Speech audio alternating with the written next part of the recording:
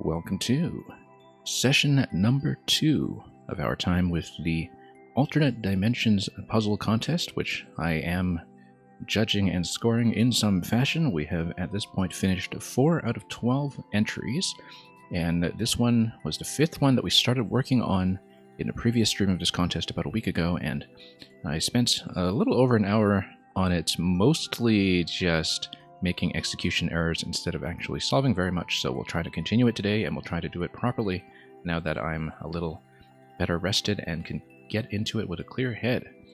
For those of you already here, like B Minutes, who's busily emoting at us in the chat, and very colorfully so at that, the codes for the puzzles in this contest, as well as the specifications and rules, are located in links that I've just posted in the chat. The point of the Alternate Dimensions Puzzle Contest, or ADP, as they call it here in the hashtag, is to show off puzzles that have 2 or more nearly identical spaces that have some significant difference that creates the logic of the puzzle. So, in the case of this level, it's very much a color swap that's very easy to visualize. One half of the level is green, one half of the level is red. And I only noticed now that if you look at the thumbnail image, that the word green is in red, and the word red is in green, which reminds me of a particular cognitive experiment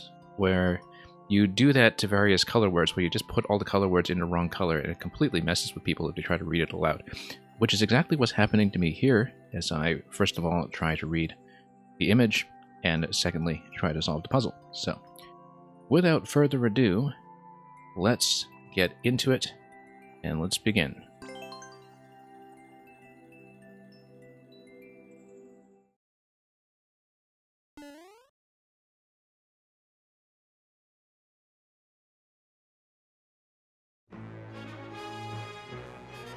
Okay, one moment actually. I had one little bit of business to take care of, which is actually notifying the contest participants that I'm streaming. But with that out of the way, let's get back into the puzzles. So, this is the first half of the puzzle. This is the green side, and there's a checkpoint flag above that we did manage to obtain in the previous attempt. And it didn't seem to get me very much apart from quick access to the boot. It is, in fact, very easy to lose your progress even after checkpoint, but we'll try to avoid that this time. Anyway, let's just flow through it and reestablish what we've done so far. Welcome in, Mario. So we know that we need a mushroom to bust through this in order to get over to the Goomba shoe, unless, of course, we have a faster way to get up to the snake blocks first. If we get through here to get to the Goomba shoe, then the Goomba shoe would take us up to the snake blocks and then up to the checkpoint flag. But we're not doing that yet. We're going to go through the door.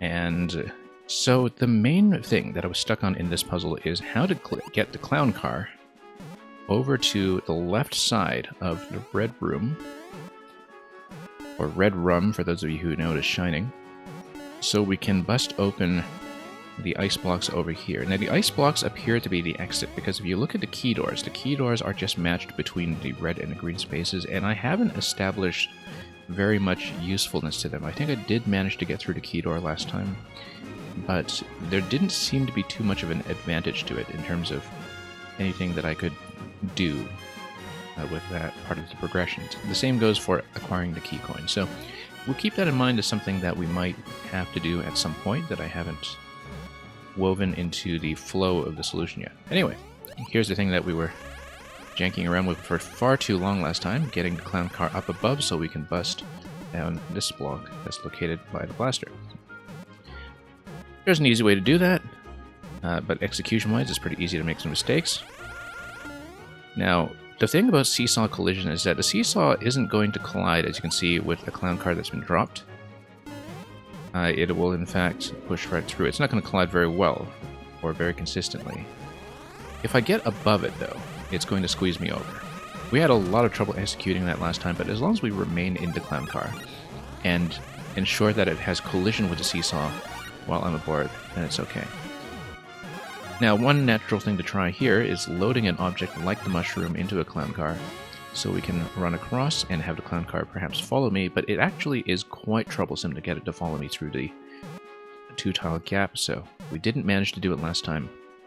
But that's what we'll be thinking about as we progress through the solution. Also notice that while I can take damage to get over to the POW, that would require me to have some way to get back upstairs after we take damage, which I will not have, as you can see here. So I mess this up. We're kind of back to start with this, except of course for having busted down the block that is covering and obstructing the blaster. So now if we go back, we should have fairly easy access to the mushroom and therefore the POW. Let's get back up here and let's demonstrate how that looks. So we're going to leave the clown car in place this time so I can get back up as necessary. Then we're going to take damage and take the POW. Now we actually don't want to take the mushroom at this point, and the reason is that we would need to lose it anyway in the other room. The other reason is that if we drop the POW rather disadvantageously, like here or somewhere, and we got the mushroom, we would actually have a lot of trouble getting out of here because we'd be locked. Notice that if we weigh down the seesaw, the blaster gets pushed into position over to this one-way panel. Let's remember not to take the mushroom for a moment. And let's take this POW across so we have a way to go back and forth between rooms once we remove this POW. So this is all material that we established last time that we trade the POWs over. And then that allows me to grab a mushroom here this time. Or moreover, it allows me to take the POW back to the other room and then think about opening up that passage over to the boot. So let's do that. Let's drop this POW here first. Let's remember that the POW we've taken here is the one we do have to take back with us. Let's grab the mushroom this time. And we'll take this back and I'll show you how that flow is going to work. Notice that at that point we could have access to both POWs as well by grabbing the red room POW in the same manner that we did earlier. So there was an alternate way to progress there. We're not going to show that off just yet. So as you notice, we took away the POW, so I'm able to get over here and knock this out. Which then gives me the boot. Which then gives me access to two things. A, it gives me access to the spring. B, it gives me access to the checkpoint flag. However, we would need to crouch out of that.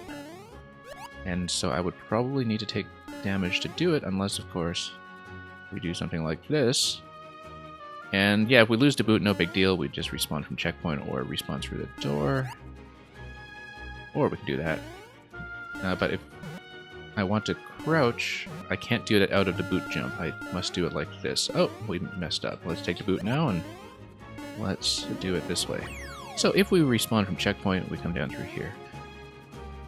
Notice the commitment to the red and green theme, that in the green room you get 1-up mushrooms rather than the red mushroom, and since the 1-up mushrooms have already been seen, we don't get any more of those. Notice also that if we get the pink coin on the other side, then we can unlock the key door. For what reason, I do not yet know. So we have two ways to progress here. Either we go through the door in the boot, or we go through the door with the spring. I'm going to choose the spring because we want objects to weigh down the seesaws on the other side, and of course with 100 seconds left, we're likely to lose time anyway. And the other thing is that when we eventually open up the ice blocks in the other room, we want a setup like this, with the POW on top of the spring, because that is ultimately what will get me through the red pipe once we've opened it up. So, trampoline looks correct here. I don't see what we would need a boot for on this side that I couldn't do with the trampoline instead. And while we're here, we might as well grab the pink coin just to show that we can. I bet with the donut block we could actually crouch and jump up to the seesaw, but we're going to do an awful job of demonstrating that. And as you can see, that doesn't really get me anything right now. However, if we lift the POW off of the lower seesaw, we should have access to both seesaws somewhat readily. So, we have 70 seconds. We're not going to finish it on this attempt, but we'll grab this. Let's stay away from the mushroom for just a moment here while we try to figure some things out. And yeah, so I think the idea is that we do want to weigh down the seesaw and then push the clown car across. This was where I got stuck last time, was we didn't know how to get the clown car over to the left side. Try as I might. But after looking at this, I think I might have a potential method that we may or may not be able to do in 30 seconds. Which is that I was thinking too much about using a collision that... Whoops. Yeah, we'll take that. Sure. Oh, no, except the POW is weighing it down now. Let's put the POW over here. I was thinking too much about trying to use the seesaw to push the clown car, when actually we should be thinking about this a little differently. Now, notice that if I'm big, I actually can't really fit the clown car over the seesaw. I do have to crouch, I think, to be small again, or take damage, perhaps. And we're going to run out of time anyway, so let's get back to the boot. Now, I've got to be fairly careful here, because you'll notice that, as we discovered last time, even if you get the boot right away, it doesn't really help you in this puzzle, I think, except, of course, for maybe giving you a shortcut over to the spring. But notice that if we mess up and spawn through these rooms again, that we need to open this up all over again for boot access. Because if we come back here without something like the spring, we can't really make it up top. Oh, maybe that's what the key coin is for, in fact. Because if you take the key door, then it should maybe give you access to the top through a drop on a donut block, like we demonstrated on the previous attempt in the red room with this seesaw. So maybe that's what I was missing about the key door, is that it does give you a shortcut here to resolve some of the issues that we were running into over there. So let's think about this for a moment. I think what we want to do is take the spring back with us, and apart from not having opened this up, we should be back on course to what we were doing just before. So let's do it. And once again, I kind of wonder if I can weigh this down immediately. I don't think I can. Oh, yes. No, we do have to do the block again to open up the mushroom. But thankfully, now that we have the spring, we can go back up without having to go back and forth through this room. Because I think the spring does give you a sizable amount of progression. So once again, we stay in the clown car, let it push me through. And we can grab a mushroom. And we can leave the clown car up here. And in fact, if I leave the clown car up here, I think what we can do is... So previously I was thinking about loading objects into the clown car and then pushing it across with a seesaw, but I think it doesn't really work that well. What we want to do is actually have the blaster push it, because the blaster is going to go up to the one-way panel. It might be able to get the clown car into that gap, but I'm not sure. So let's move over here. At the very least, we want to raise the blaster by one slot using some seesaw weight to launch it upwards, but as we saw previously, the seesaw can push the blaster as far as the one-way panel. Anyway, let's take advantage of the fact that I have the mushroom and then take the POW and get rid of it. Oh, no. It's a little easy to overshoot that, unfortunately. Let's see if I can maybe avoid overshooting that by hitting the ceiling. There we go. We'll take that. Do we want the mushroom? Notice that if I get the blaster pinned against the one-way panel, that at that point it will no longer spawn mushrooms on the left side, and that spawning mushrooms on the right side is not going to be useful, because that will actually be a trap that I think will just lock me in. I think we want to leave the mushroom open for the time being until we've determined what to do with it, whether we need some additional seesaw weight. So yeah, we can drop the POW over here, and I think what I want to do is I want some additional seesaw weight with this guy. And if we need more weight, then we'll grab the mushroom. So what if I go like this? There we go, there we go. It doesn't quite take the clown car far enough. But the seesaw is on the correct side, at least. But it looks like it's not really going to go any further unless... Well, let's see what we can do with it. Let's go up here. Yeah, because it's not going to have collision for any additional pushes. Let's say I take the POW and maybe try to nudge this somehow. Like that. Okay, that actually does work. I don't think it works at a spring. I think it only works at a POW because the trampoline doesn't actually have sideways collision with a lot of objects, but I wasn't sure this would work. I'm glad it does, because now we're in business. I think we actually have the exit right away now without even spending the key, so we will take this. Notice that we need to get through here, and we actually do have both objects that we need, so we'll just dump the clown car right now and hope there aren't any unpleasant surprises. Oh, okay. Notice that I might have some trouble taking the power across with me unless I weigh down a seesaw by now. Oh, no, that works. Okay.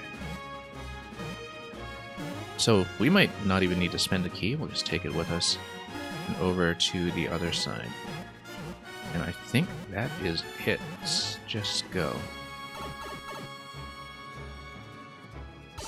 Okay, that does it. Spent way too long on this last time, but this time around we managed to get it. Anyway, that's a big congrats. I don't think there's much else here except smashing up Luigi's face, or what's left of it. Notice that we have 160 seconds left, so let's not dawdle too long here. But we might as well smash up everything we can just to make a point. And to see if there's anything buried in here, I guess. Oh, okay. This is a problem. I am big. I can't get through the pipe. I think I locked myself just by coming down here in the bonus room. Which is not good, because I can't even die here. Okay, that's unfortunate. Well, rather than waiting 120 seconds, I think we will actually just restart. That's very unfortunate, actually, that the bonus room was not tested against coming through here with the mushroom intact. And it would have this. It wouldn't have the same problem on the other side because you can do a crouch jump on top of the red on Mario's hat. But I unfortunately did blow it once again, so let's start over, and then it's currently about a 2-minute 48 record on this. I bet if we did this cleanly, we could probably beat that. It's just that the room for execution mistakes is pretty considerable. We might not even need to get the spring right away, in fact. Let me see if I can demonstrate an alternative. Okay, let's try to get up here. Nope. So we'll take a few attempts, so don't envy anyone actively trying to chase a world record on this. Although perhaps the current one just isn't going to be very tight, given that there are relatively few clears, so... Oh! Nearly got locked by that mushroom. Anyway, we blew up the block, so... Spencer 2B, welcome. And, yeah, Spencer 2B, we did manage to finish yours on the previous broadcast. I can't recall if you were here for that. I know you were here for part of it. I don't know if you stayed long enough to see it. But regardless, I do have the VOD if you want to consult that. Anyway, we just need to go back. We solved this already, and I just got soft-locked on the bonus screen after the goal, which was very unfortunate. But let's try to flow through it again, and let's try to get the POW going, so... Anyway, let's not let the mushrooms weigh down the seesaws excessively. And then we'll do the POW swap on the other side.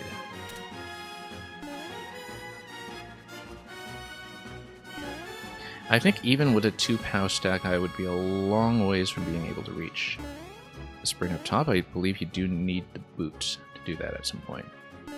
There might be a fast way to get up to green, though. I'm not sure. I mean, you can't really do it like this, but I kind of suspect there might be a way to mess around with that. Regardless.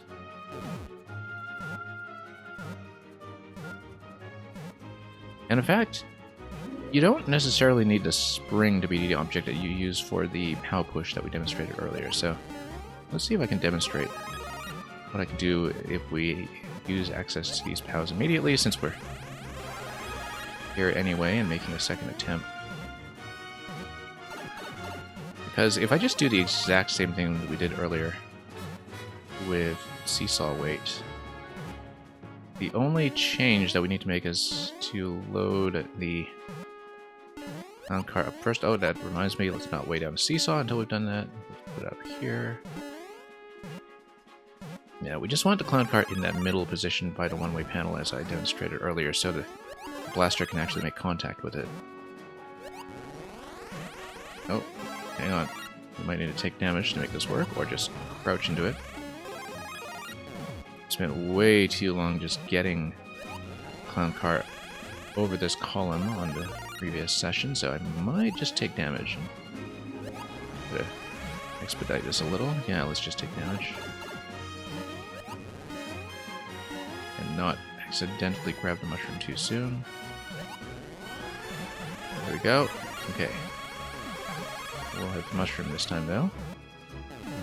Let's raise the clown car up here. Alright, great. Now let's go like this. And then I should be able to come up here and weigh all of this down and push. Oh, great. That's a great shot. Now, I don't even remember which POW is which at this point, but shouldn't matter too much until we make it over to the other side, because all we need to do now is grab the spring on the other side, and I believe we will need the... Oh, no, we don't. We just come through here, in fact. I don't even need to get the boot, I think, given that we've already broken things open on this side. So, yeah, I'm correct. We don't need the boot at all. Skip it entirely as long as I take damage here. Oops. Yeah, we can skip the boot and the checkpoint. And I don't know if I'm doing this quickly enough to actually hit that record. It was 2 minutes something. Yeah, we won't make the record, but we'll do a fine job of presenting an alternate solution to what I was doing earlier. Once we take the POW and take it across. So let's take it down here, and over we go.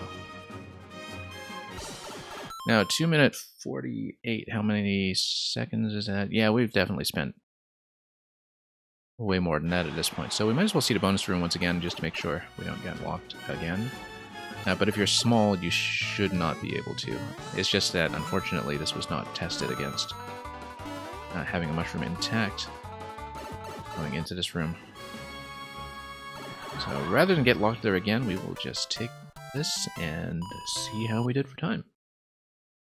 So managed to do that in one segment and just circumvented the boot and the flag entirely, which I don't know if that was intentional, but I suppose the key door actually provided an alternate path there that we otherwise wouldn't have had. And that's entirely because we did the clown car interaction first with the double POW before doing anything else, whereas previously we had done the whole cycle with the boot and then the spring and then the checkpoint in order to get everything moving. So anyway, that does it for our 5th completion out of 12. It's Red Green Trinket Puzzle by Notavan. Yeah, a lot of little polishing considerations with this one, I think, in terms of places where it's very easy to get locked or very easy to get hold up with some execution mistakes, as we saw in the previous stream. But ultimately, the solution with launching the clown car is actually That is satisfying. The whole trick, I think, was to think about the clown car collision with the seesaw. And once we ruled that out, instead of just trying it repeatedly, then it was pretty clear that the blaster push was the thing that was needed. I don't think you can just do a POW push with it all the way across the bottom row. I think there's too much ceiling space for that to happen.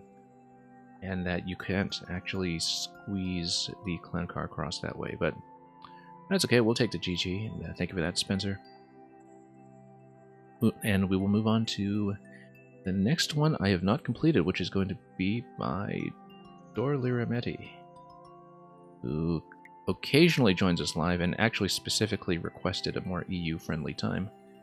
But maybe Dorlir will be able to come in partway through when we load up that code. So just give me one moment while we fire that up.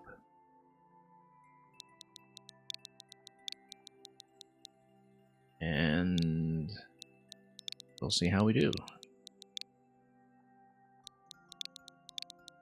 Once again, all the codes are on the spreadsheet I linked to earlier in the chat, and if anybody needs to see it, I can just link it again. But anyway, Castle's Gravity. You have to steal the coins from castles built by Bowser on Earth and Moon, so we can expect some low gravity shenanigans here, I'm sure. Gurkowski, having judged this previously, still holding the world record for the completion. Let's see how it goes.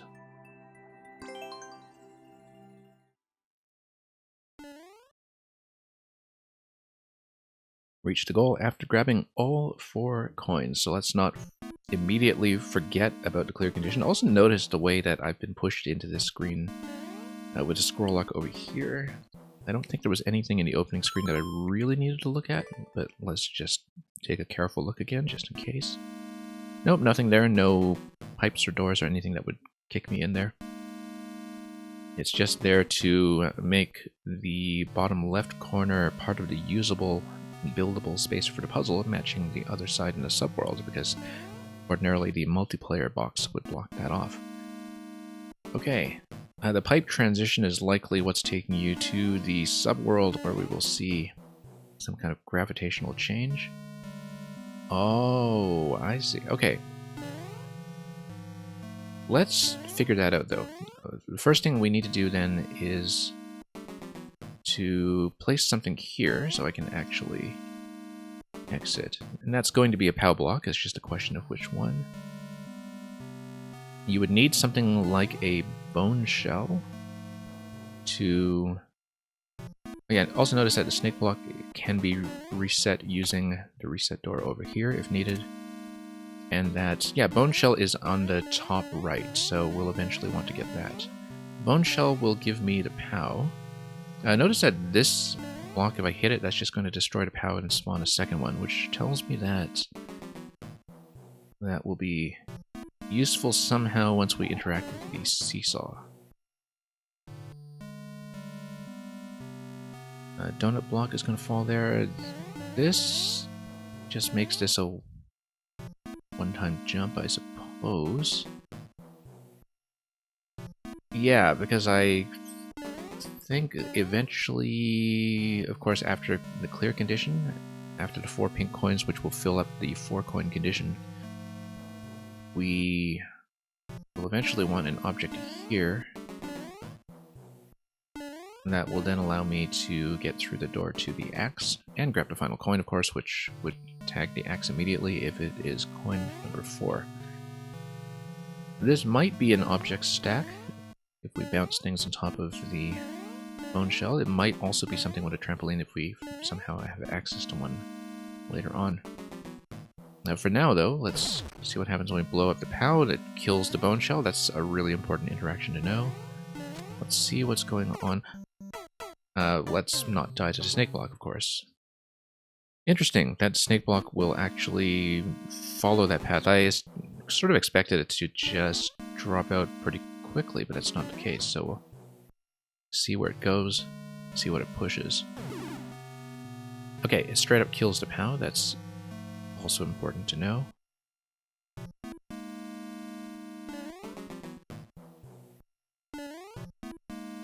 one thing that it might potentially be doing then is, if I'm standing here, I think it should be able to push me through the seesaw, and then I can tuck in next to the POW block. We would need to destroy the POW first to do that, though. So let's do that, because the idea is that we destroy one POW and then we grab a second one after I don't know about that, because the second one's going to spawn right away. So Snake Block is going to push... It would normally push me right above the POW. That's not really what I want, although maybe the seesaw could affect things accordingly.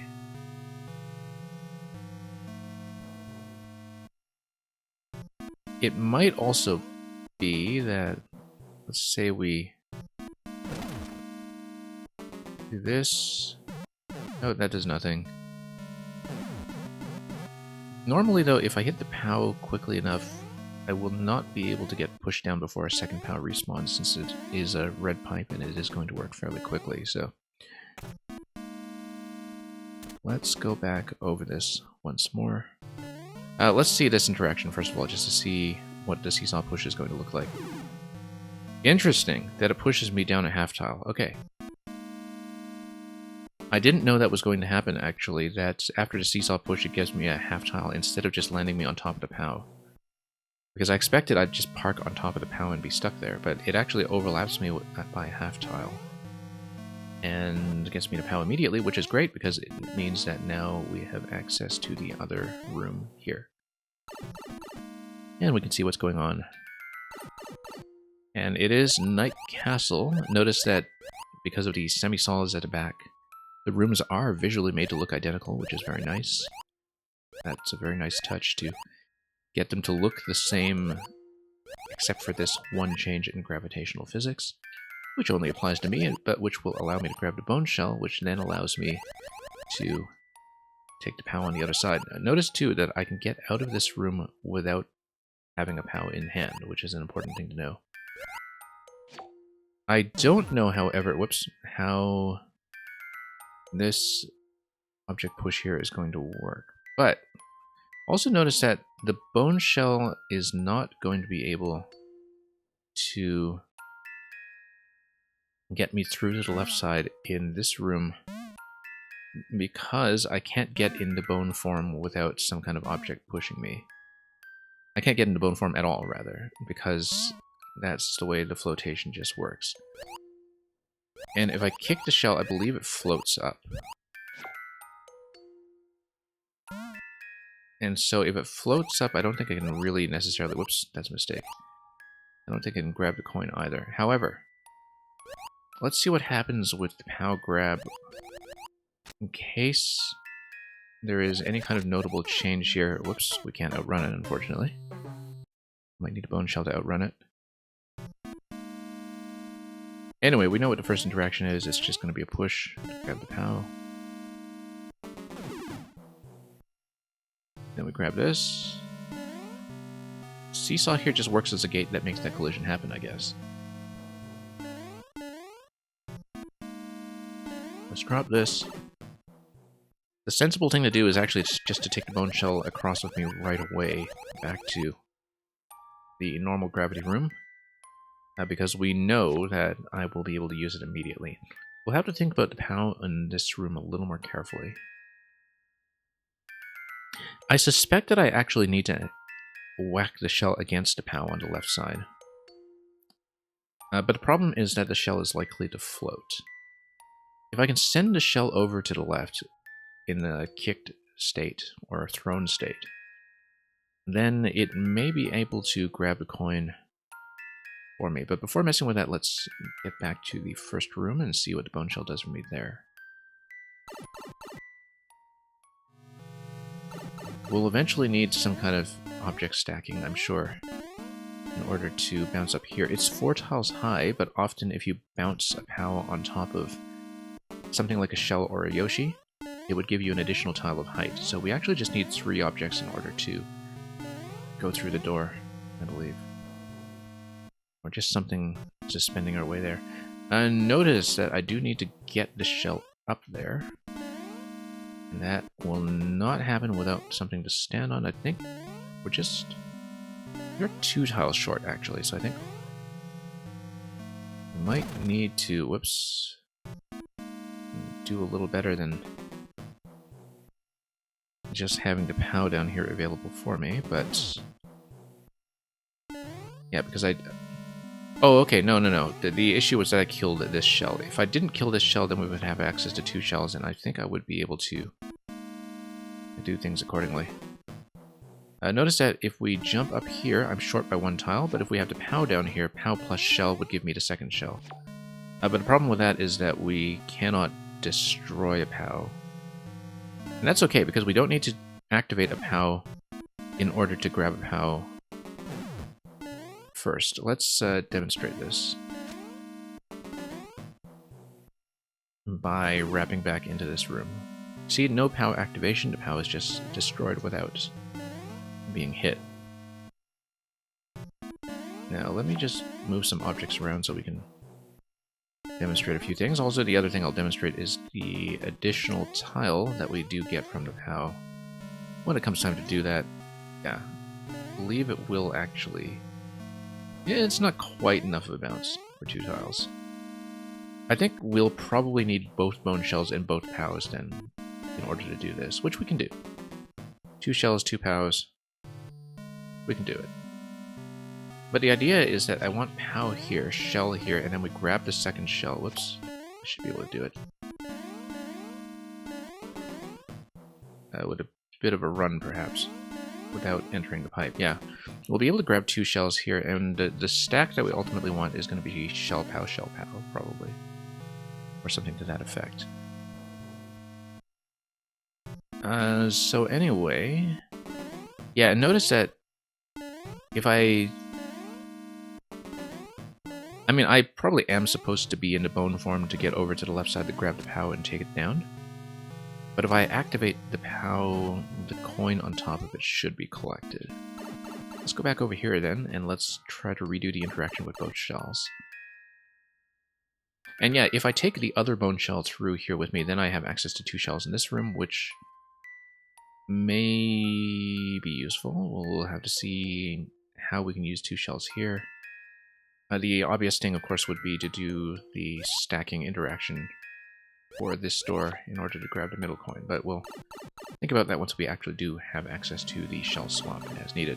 So once again, we do not want to activate a POW by mistake, so we don't want to waddle over with the bone shell just yet. We want to be pushed down here instead. And that's going to give me a POW. And then we use this to grab the shell in the normal gravity room without accidentally exiting the pipe. We want to drop down here without accidentally losing shell. That's something we have to do fairly carefully. Notice too that as soon as you ride the shell, I believe you do drop objects. So we need to be pretty careful about that. Notice too that we can block the pipe here from spawning additional POWs for some reason. I don't know why we would do that. But that if we manage to take a shell and place it by creating something like a bone shell and POW stack, then we might be in business. Let's move this shell over here first. Let's try not to destroy anything. Oh, it's going to bounce like that. That's not great.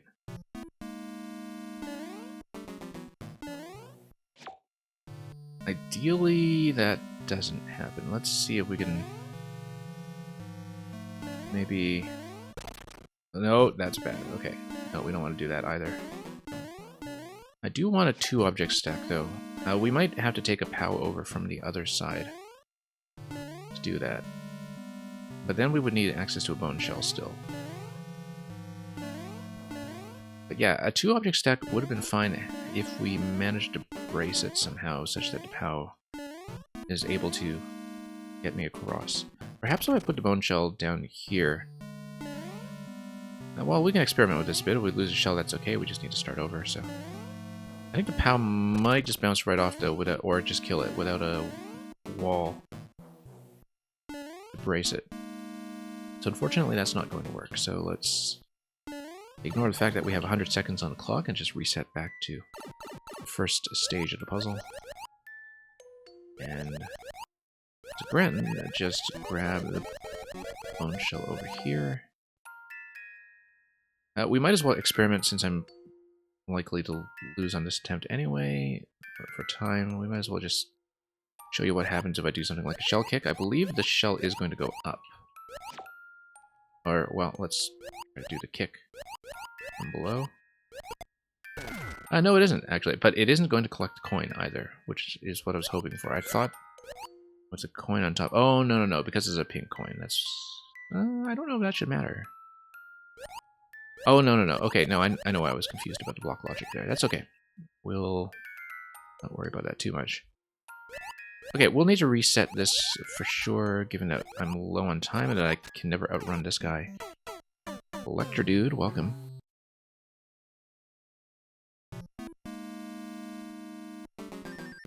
And alright, let's try it again. So we know so far how to get to the POW. We know how to get to the shell, rather. We've established a couple of things. The object stack that gets me up to the top might require 2 POWs, and not sure if we can make that happen just yet. 2 POW stack, unless we find some way to trade with the other room. But we will get back to where we were. Yeah, if I brought a POW from this room over, then that would be fine, except I wouldn't have access to the shell. That's the fighting issue here. Anyway, having the shell is going to be useful. I kind of feel like we need something to push me across, that I remain on a conveyor belt and have an object behind me that would push me through the bumper. Unless the bumper colliding with me first is going to cause some issues. We also might just need to fire the shell accurately, like with a throw. Whoops, I messed that up. Let's reset. Also notice that the swim with the shell might be able to get me across the bottom in the low gravity room without activating the POW. And even if we do activate the POW, that shouldn't matter in that room. But let's just go back and let's try things again. Just to demonstrate. Okay. So yeah, since I can swim with the shell now, we can do this. Get across without activating the POW. Now we do need to go quickly if we activate this guy. I need to... Oh, even that actually is a little bit too slow. I think I might need to hold the shell to have maximum swimming speed in order to get ahead of it. Or we just use it to crush the POW for some reason. Or we get into bone shell form somehow, which we can't do, unfortunately, on the water side. Or on the swimming side, rather. Well, let's just get back to this and grab the POW again.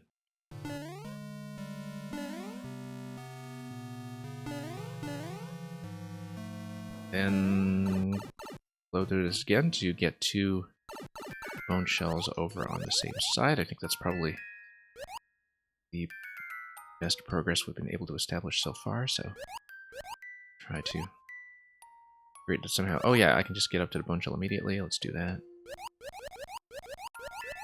So yeah, activating the snake block here, not a good idea.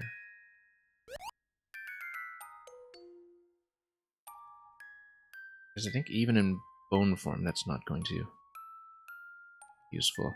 So the top left coin in this room, I don't really know what to do with it yet.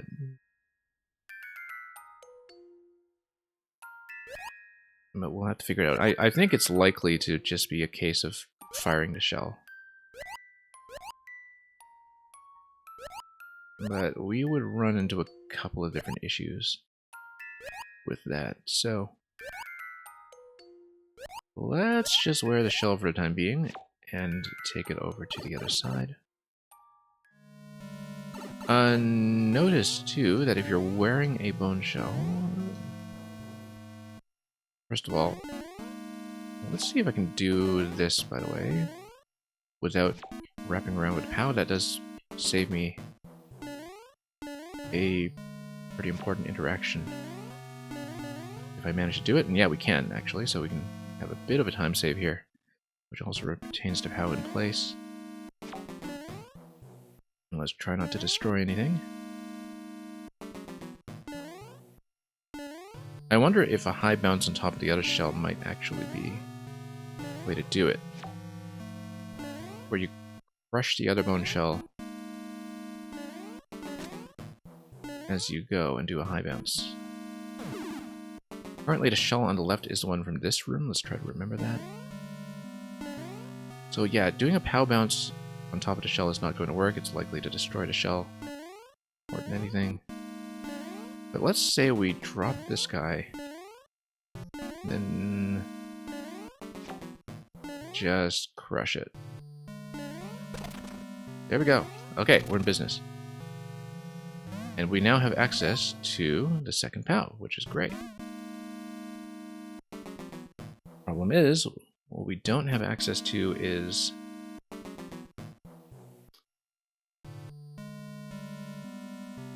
the idea of a shell POW stack, because we destroyed a shell in order to do this.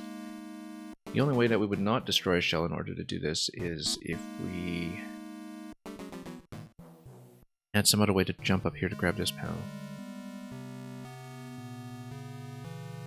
Let's think about that for a moment. I think maybe using the reset door while holding this POW might be part of the solution. But regardless, this allows me to take a POW over to the other room. It doesn't really matter which one, I don't think. But we'll place one under the pipe. And we'll just take the other one with me, and then we'll have two POWs on the other side. I think I will not be able to take the bone shell, since I can't carry objects. So we'll just leave it here for the moment, and attempt to progress by taking one POW across, which is going to be something new. So now we have access to shell and POW on this side as well.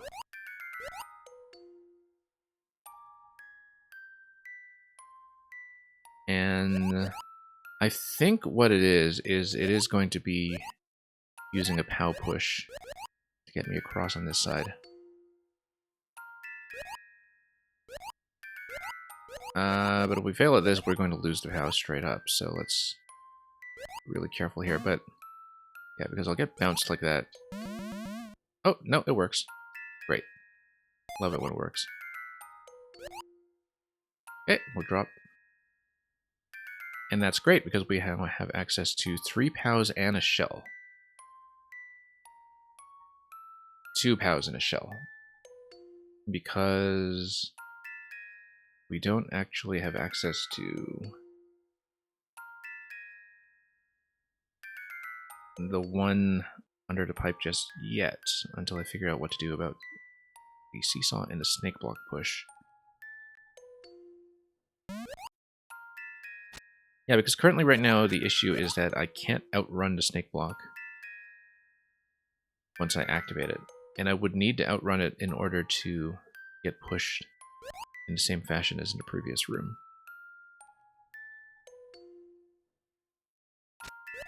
So that is an open problem. Other than that, though, we have access to this POW all of a sudden. And then we would have access to 2 POWs over on the other side, which is good, except for the fact that I can't take both a POW and a shell through with me at the same time. Which it makes me think, am I able to get 3 POWs and a shell on the other side? I would need to access the top right shell in the other room in order to do that, and I'm not convinced I can do it yet.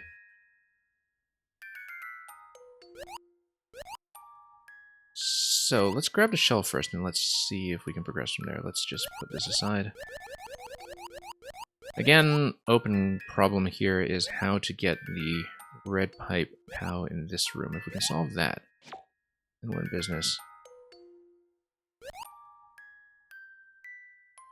But touching the snake block at all is currently a bit of an issue. Snake block would crush any POW that's placed on top of it in this location, so we don't want to mess with that just yet. I wonder...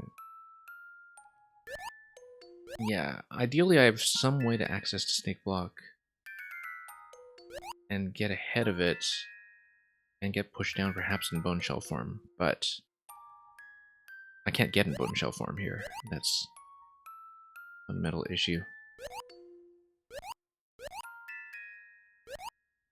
So let's think about this for a moment.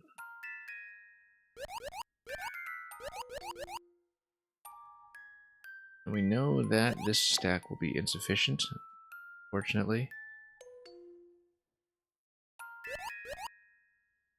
I mean, we can always try it, but it's pretty clear to me at this point that we're not going to get a full additional tile from it. Or any kind of door entry.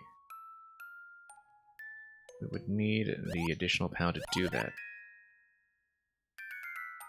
So let's take this POW across, though, because that seems to be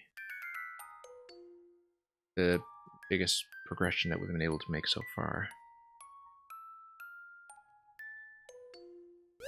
Yeah, a bit of a problem that we can't take two objects with me. And, oh, we destroyed that one. That's okay, we'll get this POW across, because that will be something new. I've not yet tried. I picked the wrong POW. I accidentally took the one that was in this room. Okay. Never mind it. Time up, anyway. Luca, welcome. Okay, well, let's redo the interactions that we've seen thus far. Notice that we were at 2 coins out of 4 previously, and it was the 2 coins over the flag that we have not yet gotten. So the main task at this point is to figure out how to build a 4 stack. And we just need to flow through this again. It's too bad we had to destroy that bone shell. I think if you manage to do a POW shell POW stack here, then you manage to, in the other room, do what needs to be done. But at this point I'm still determining whether or not it's possible for me to get pushed through. It seems like I can swim fastest if I'm holding a shell. So, whoops, we do need to hold it. Let's see if I can get ahead of it. Nope, can't really do it. Yeah, much as I try, I think it's designed in such a fashion that I just can't turn corners on the swimming side. And so we still have that problem, how to get to the red pipe POW over there. Wait, let's try it again. Oh, whoops, oh, messed it up. Let's just start over. Or, of course, we could have taken a reset door, but, you know, who wants to do that? Let's through here instead.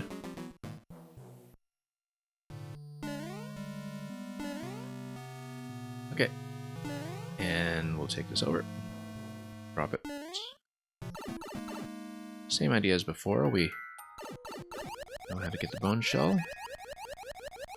We know at this point how to get both of the top left coins in either room.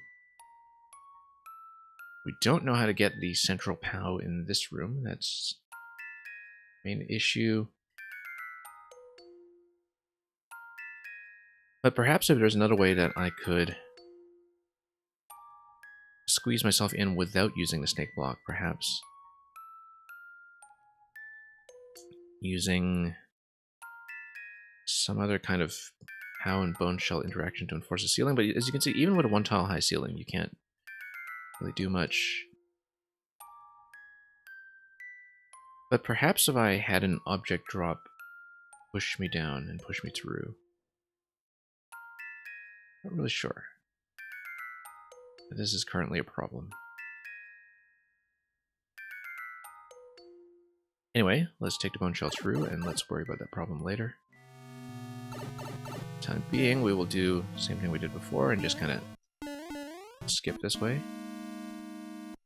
Skip this way without destroying anything. We'll take both shells across. We'll grab this POW first.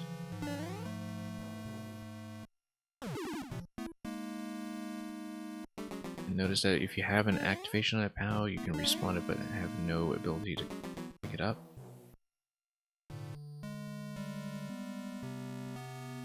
Notice too that perhaps we can do a running jump off of this position and just get up there with the other bone shell. Actually, that's probably better, because then you ensure that you don't destroy anything. And that would get you a third coin directly, I think, if you manage to make this jump. That's a lot better, actually. That's a lot more sensible if we can make it. Yeah, we can. That way we don't destroy the shell. Okay, that trivially solves the problem that I was talking about earlier. Let's drop this POW through so we can stack everything and then make it through the door for coin 4, so. It solves this coin. We do still need the other side, and this also completes my route over to the axe for when we need it. So of course, ideally we do all of that as a final interaction after having done something else in the other room first, but I just want to demonstrate first that we can do this. And whoops, I said I want to demonstrate first that we can do this. Let's put the shell a little off to the side here, so we can get the bounce to behave. Let's try not to destroy anything too sensitive. Then we'll grab this coin. That's 3 coins, but no axe. But this will, as I said, be the final axe interaction that we want in the long run. It says 2 out of 4, but I'm saying 3 coins because we know from previous demonstration how to get the top left coin in the other room. So you can just imagine in your head that we've done that already. So yeah, we'll do this one last, but we know how to do it now. And so we just have 1 coin remaining to figure out, which will require me to build the 4 stack in this room in order to get through this door. So that's the only objective we need at this point, is how to build the 4 stack over here. We would need access to 2 POWs and 2 shells. Or 3 POWs and 1 shell. But no matter what, that seems to require that I figure out how to get this POW. And so the central problem right now is how to get to that POW, because there's no configuration that allows me to dodge that, I don't think. Unless we take advantage of the fact... no, the gravity only applies to me, so it's not going to manipulate anything else when it comes to the door entry, I don't think. Regardless, we know that by taking a POW through from the other room over to this side, that we are able to push through to the POW on this side and grab coin 3, so. And that makes sense as the second interaction, rather than doing the axe second. I mean, this will be coin 4. And yeah, we just need to build a stack again, as we did previously. And, oh, no, broke it.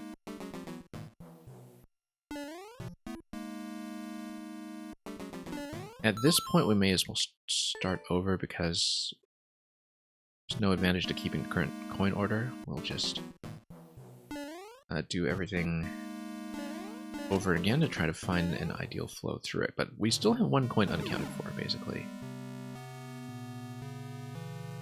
And it's going to involve figuring out how that snake block push is going to happen without killing me.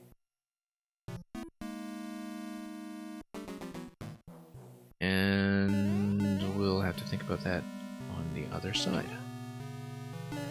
It might not be a snake block push at all. It might just be some kind of bone shell edge case collision that I haven't considered.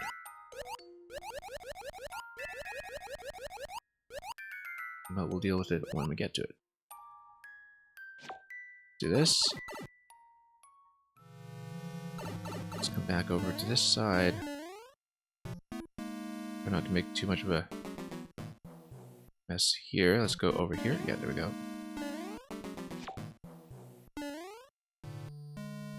And we'll use this wall to bounce the second POW to give myself a running platform. The exact same stack we'll be doing later. So all that requires is taking the shell through from the swimming room. And we have access to this POW all of a sudden, which then allows me to take a POW over to the other room, as we demonstrated before.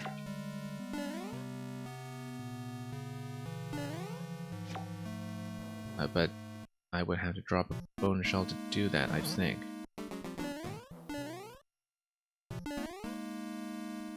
So let's just move both POWs.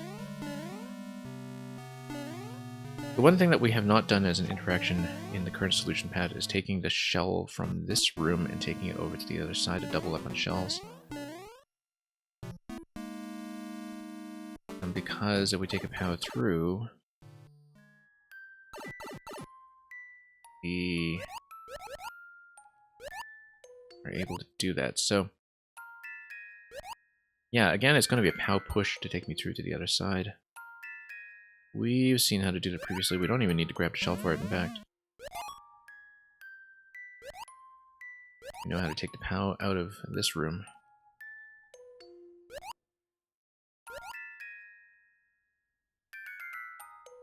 And I wonder if perhaps there's a way to activate the snake block and delay it somehow, or get into position ahead of it.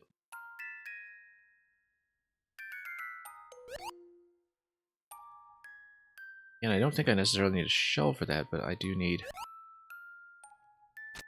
perhaps to swim my way across.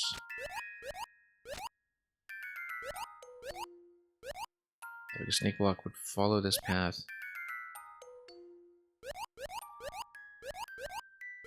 Perhaps there is a way to just push myself down without using the snake block.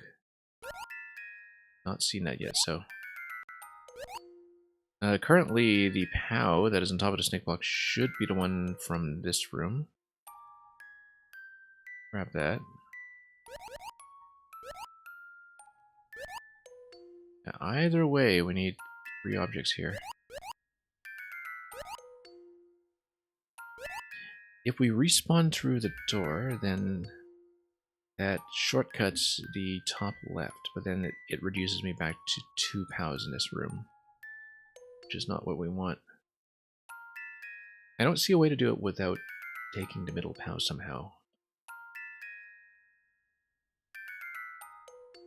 Because if we come into this room with 2 shells, that's going to be one of the starting POWs regardless.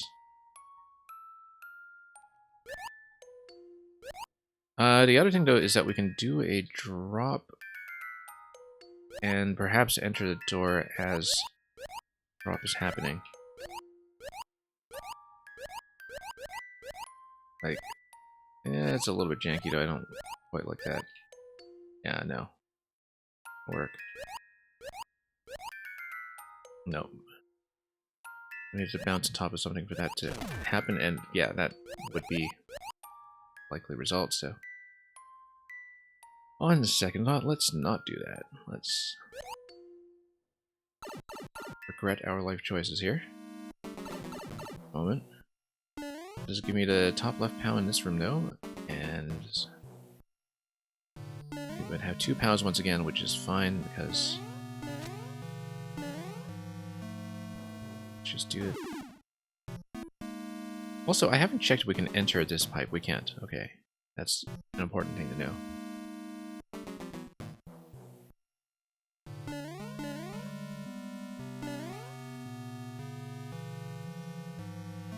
Well, we take either POW across, and that would give me 3 POWs and a shell on that side, but that's still not quite what I need.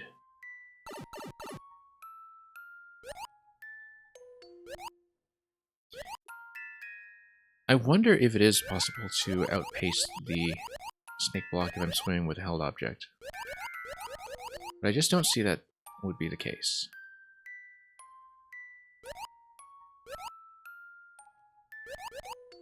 And regardless, we would need to do it without activating a POW, because activating a POW would destroy the shell that is necessary for the 4-stack.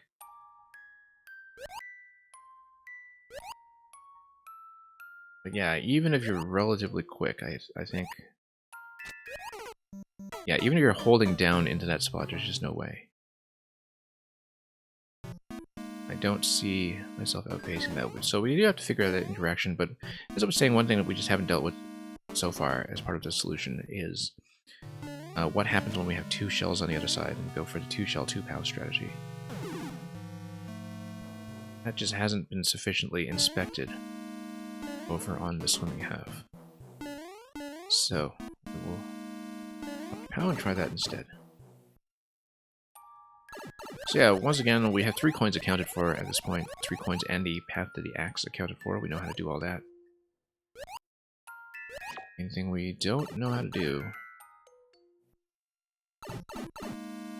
is grab the middle coin, swimming room, and we'll figure that out carefully. Okay, so the shell I'm currently riding is the one that I want to take out with me. The other one doesn't really matter. We're just going to work on the unaccounted coin right away and just ignore the other ones for now, so we can focus on solving that one first. Oops. Oops, come on. Let's drop this over here. I said let's drop this over here. I said let's drop this over here. Then we will go 2 shells on this side, which might be interesting, or might not. I think if you get the shell to float up to a point, you know what? This might be interesting. You get it to float up to a halfway point, then you bounce a POW on top of it. Except it's not floating. Okay, never mind.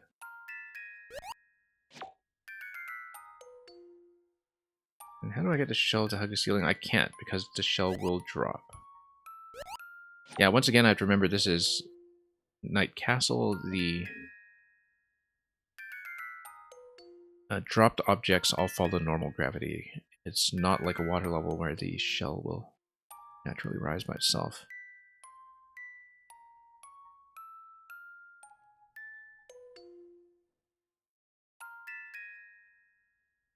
I could always maybe... no, I need the 4-stack. There's just no way around it.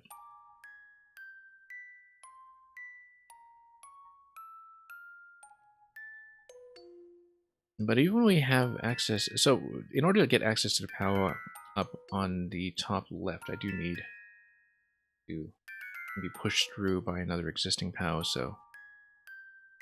We don't even have access to 2 POWs at this point. The only way we would have access to 2 POWs, or 3 POWs, is to bring a POW in with me.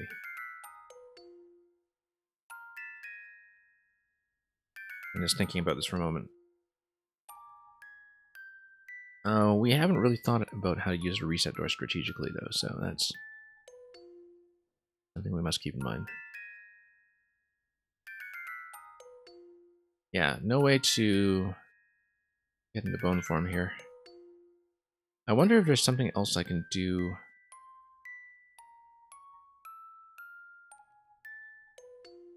With the snake block when it comes to... Can I get out of the way, but still maybe eject the POW upward somehow? So for example, if I have some kind of POW bounce...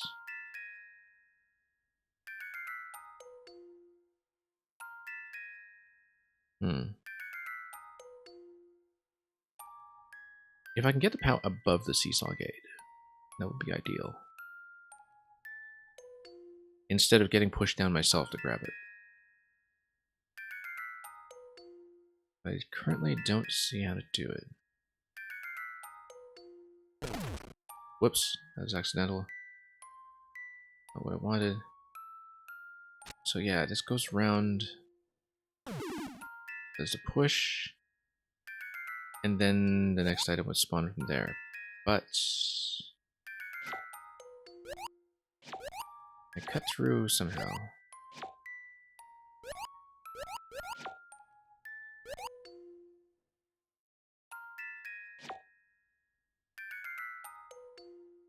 Yeah, this is still the missing piece. And of course, all this time I'm considering alternatives too.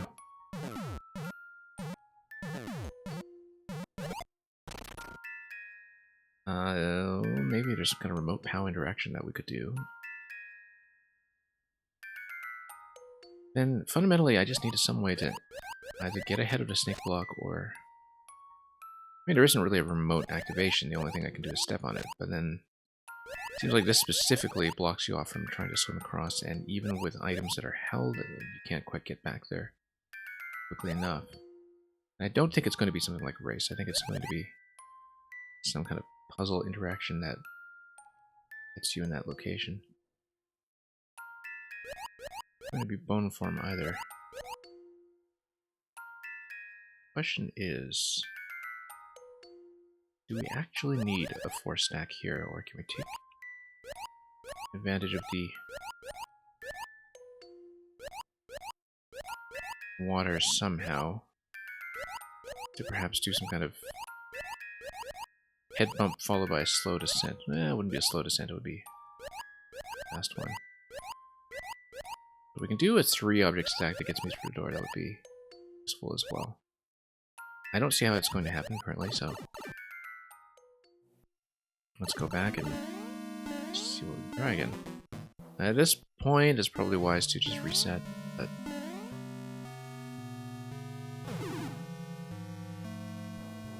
I mean, the thing is, if I'm wearing the shell on the other side, no, I do have a slow swimming speed. Not going to work.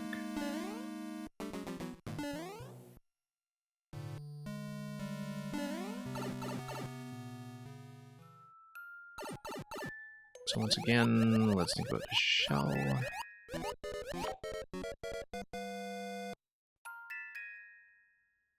Yeah. I really don't think this can be outrun. Seems too tightly tuned for that. I think, in fact, the whole purpose of these obstacles is to prevent that from happening. Is there something else that would allow me to blow this up or screw down here? Much in the same way as before. Look like it. Yeah, because I just can't get around that corner. No matter what I do, I won't be fast enough. Whereas I can get ahead of it when I run normally. Don't think it's possible to swim ahead of it. If it is possible, then that's just a solution, but it does not look like it's the case. The fact that you can destroy POWs here as you go is something that we haven't interacted with yet either. I think this is going to be key.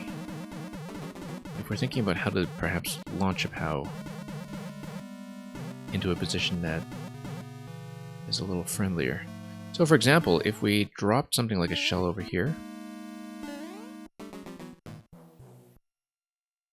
No matter what, you're going to have objects get crushed by the snake block. So you're not just, because the snake block does cut all the way through the seesaw down, so.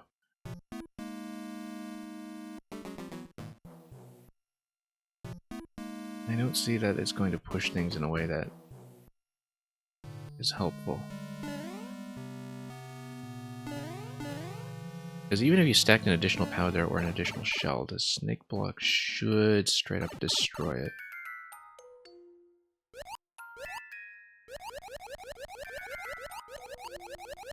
But yeah, the fact that we can get rid of the POW is interesting. It may just be there to act as a lock on the water side such that you can't ride across without activating the POW. It might also allow me to do a remote activation of the POW with something like a shell hitting it from underneath. I have to think about this carefully. So assuming that we can't outrun a snake block, what are the options? We can... Oh, first of all, you can totally swim through this. You just need to be really careful on a down diagonal.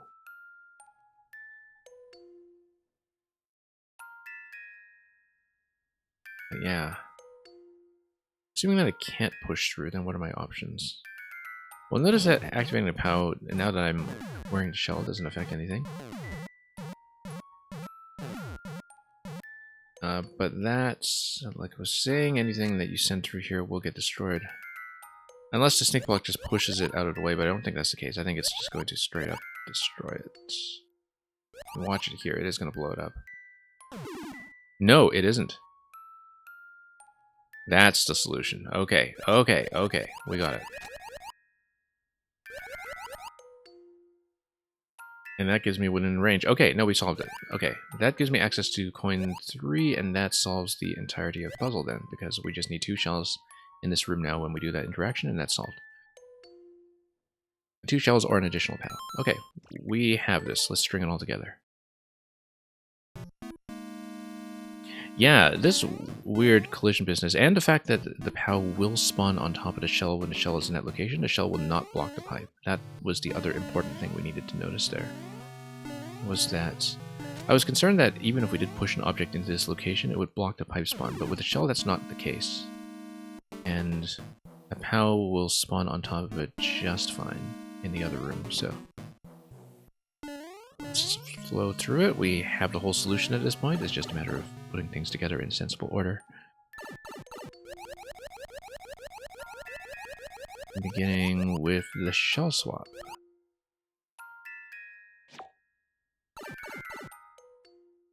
And yeah, we'll just do this.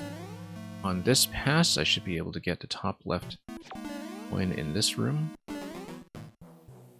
Just need to drop things out accordingly. Ride the shell over the other side. Notice that the shell on the left right now is the one from this room, so that's the one I'll need to take across with me, so let's be careful not to destroy it.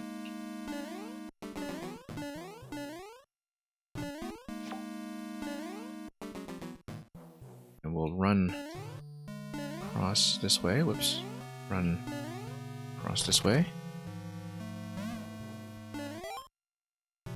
We should take the POW across, actually. That we don't need to take the shell across at all. We just take the POW across to grab 2 more coins. I think that will do it.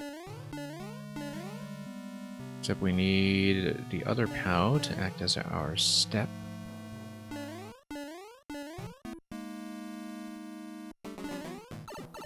And then the POW is going to give me the top left, and then the bone shell here will give me access to the middle POW to complete the stack. So let's get pushed across.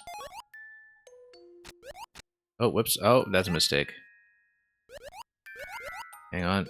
We can just get pushed across again. Oh, okay. That's fine. I actually just need to grab this POW on the left to get back into position in this room, because we can just reset through the door and that will be perfectly fine.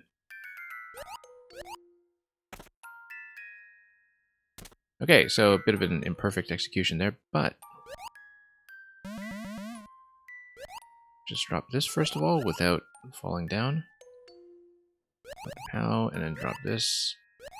And we'll stack as many objects as we can ahead of time before I grab the POW with the shell. Because we could do probably POW, POW, shell, POW, and that'll work just fine. As we keep track of which POW is which. The one in the bottom of the stack right now, I believe, is the one we took in from the other room. And regardless, the thing we want to take back into the other room with me is a shell or a POW? Let me think about that. Well, a shell, I think. Okay, so we drop the shell, and then we use the snake block to push that, instead of pushing myself.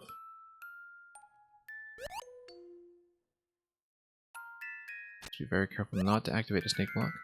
Yeah, very finely tuned, this thing here, that it is made in such a way that I'm not able to get over myself.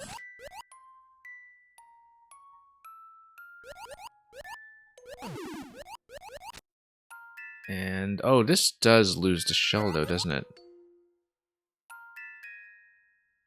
So we don't quite have everything I need. I hadn't accounted for the fact that it loses the shell. But that's okay, because taking the middle POW with me...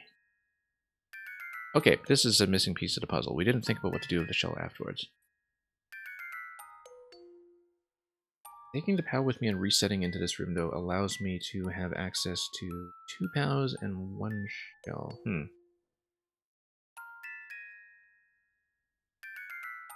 And we don't have the object bounce here.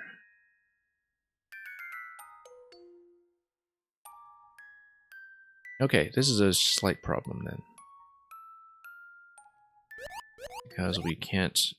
I mean, hitting this from underneath will just destroy it, right? No, it won't. It'll kick it. Okay, no, that's the solution. It just kicks it. I should have remembered that, in fact. And that's why that block is there. Among other reasons. Okay, drop everything this way, and then that gives me access to the missing coin, and we know the rest of the solution already, so... just make sure we can do it in the allotted time. Anything I can take with me? I guess we'll take the shell. And having 2 shells on the other side will give me everything I need. So we'll wrap around over here. We'll wrap around a little more successfully.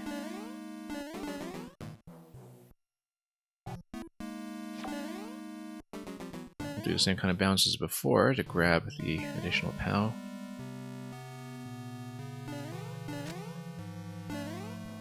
And then we'll do the 4 object stack, and that will complete the puzzle. Yeah, very neat little interaction here with the seesaw. That's really the core of this level design. The central mechanic on either side of the puzzle in both rooms that really makes the whole thing come together. So rather elegant the way it's done. Also rather elegant the way the rooms are made to look identical, just with the use of the semi-solids disguising the change in theme. Anyway, drop.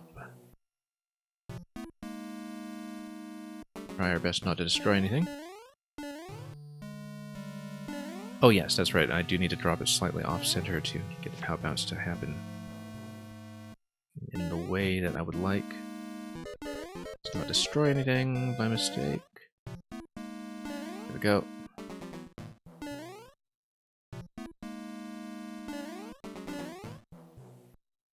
Now we drop and drop. That's a clear.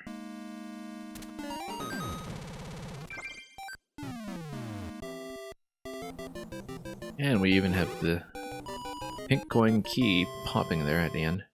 It's pink coins instead of regular coins for the obvious reason that you don't want the POW to destroy any of the coins permanently. And that works out pretty well. Nowhere near the Grikowski record on this, of course, because we flubbed the execution partway through.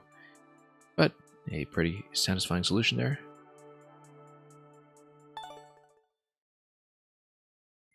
And overall, a fairly elegant design, so quite happy with that one. And we will move on to another code. So let me check here. It looks like we don't really have enough people here for a co-op crew just yet, but speaking of which, if people do have their games open or available and do want to join in a co-op session, we have as yet been unable to do the co-op puzzle that is in this set because it requires a minimum of 3 players. So if people want to join in at some point, I know the viewership is a little bit low today, do let me know and we'll try to schedule that in. If we can't get that done right away, we will move on with the other remaining 5 puzzles. Beginning with Pollock. Yeah, Natcat says you're in, but it'll have to be pretty soon. So somebody else will have to speak up, and speak up now if you want in on co-op.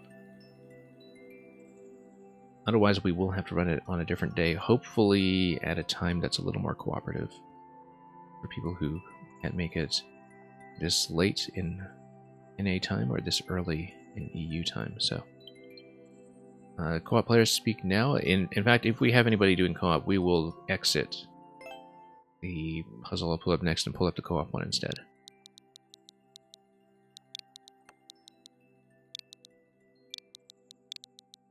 And we'll likely have to run multiple sessions of the co-op puzzle anyway, so I can see and record video footage of any asymmetric information that might be in there. In the meantime, we'll do the remaining single-player puzzles, as many as we can. So, this Japanese maker, I believe their name is Mipolek. I'm not sure if I'm pronouncing that correctly, but that's what it is in the spreadsheet and in the Discord chat. But it is a larger than one screen AD puzzle. In the same room with scroll versus no scroll, which is a difference between rooms that we haven't really seen yet. And we'll see how that's going to go. And yeah, after that we have 4 more of the single player puzzles and 1 more of the multiplayer ones. And we'll see how many we get through today. Larger than one screen AD puzzle.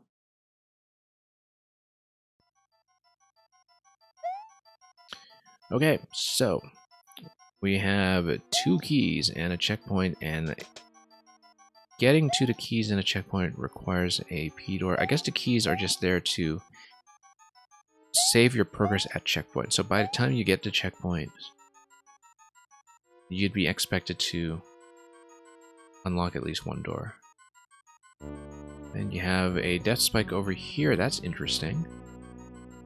I guess that's if you respawn from checkpoint and you want to, yeah, force a restart from checkpoint for some reason. Especially if you hit checkpoint, spawn at the flag, and forget to grab the keys on your way out or something like that. Anyway, we're currently in the on state. It looks like a mechanism that forces the on state whenever you come into the opening room, so let's see how this looks. Oh wow, pretty serious about having these rooms be identical. Okay, so there's a checkpoint swap here, and that's a total of 4 keys. Notice too that there's that fake signpost on the other side as well. Both of these rooms seem to force the on state so far. We are in the subworld at this point. Subworld looks like it's the non-scrolling one. It is screen locked, as you can see. There's no boundary on either side, so given that we're in the subworld, I assume that it is built using a vertical scroll lock. If you look at the ceiling on top, that looks like that's what is being done, that the vertical scroll plus the scroll stop would constrain the camera such that it is not going to move back and forth on the x-axis.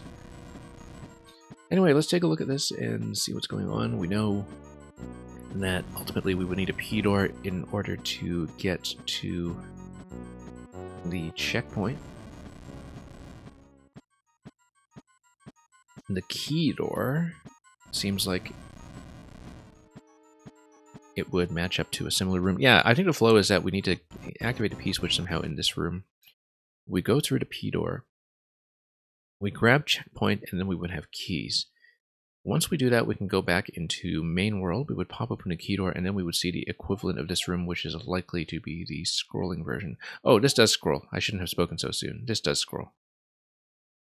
So never mind. It is not scroll locked. I didn't even think to take a look at that before speaking. So, surprise, it's not scroll locked.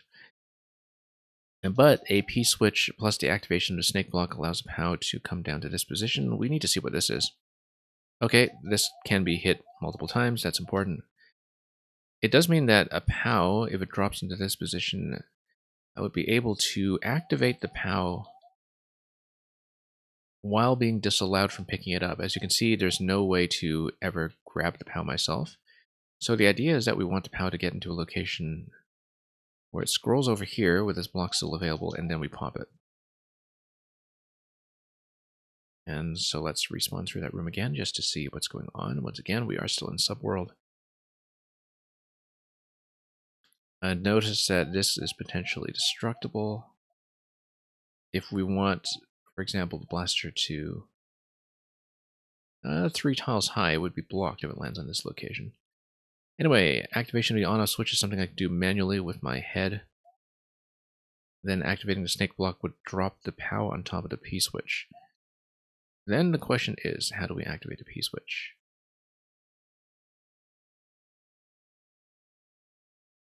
The P-switch would need to be activated. Oh, there are 2 P-switches. That's important.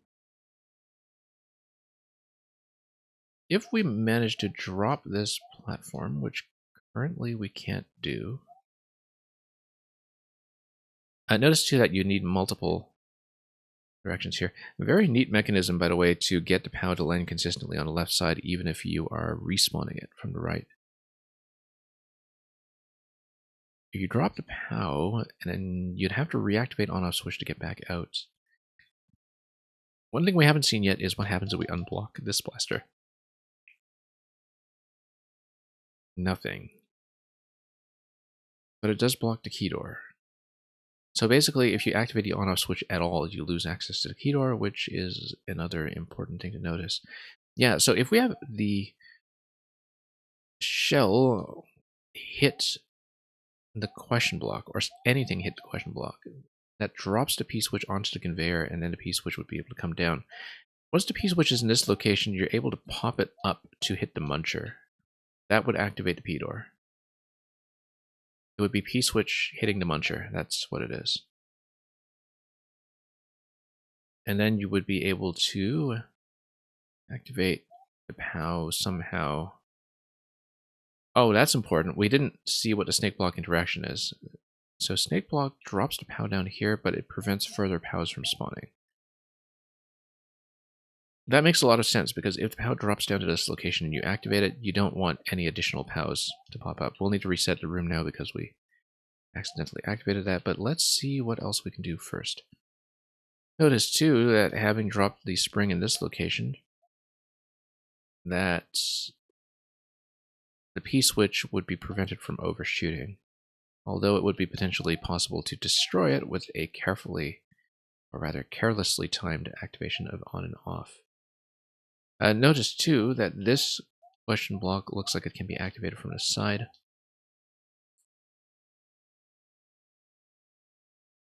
And that will probably wind up being important, as will the P-switch and conveyor belt that we see here. Let's pause this for a moment.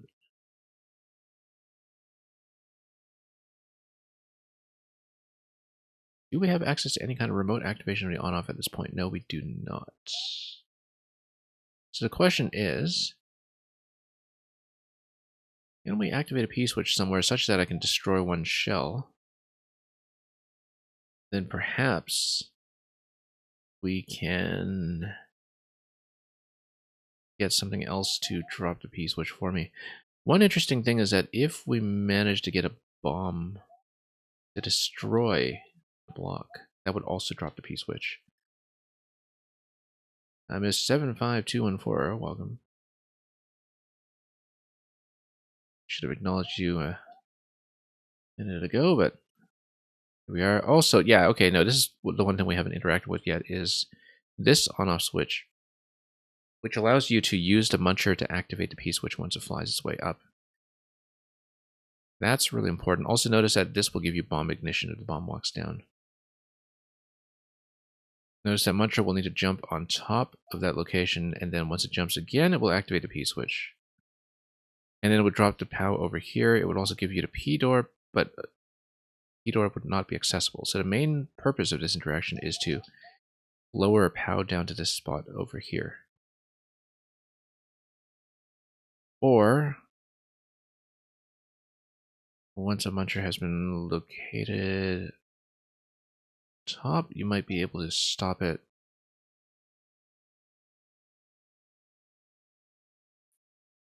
Using the on-off switch on the left side. No, it'll be out of view though. You can't really see what's going on there.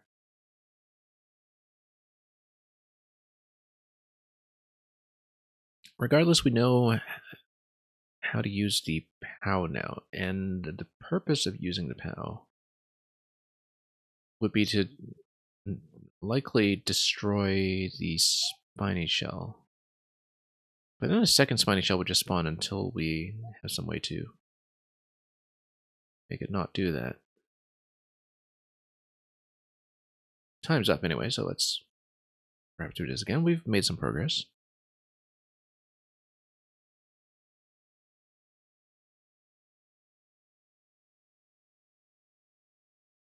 Okay, let's get through here.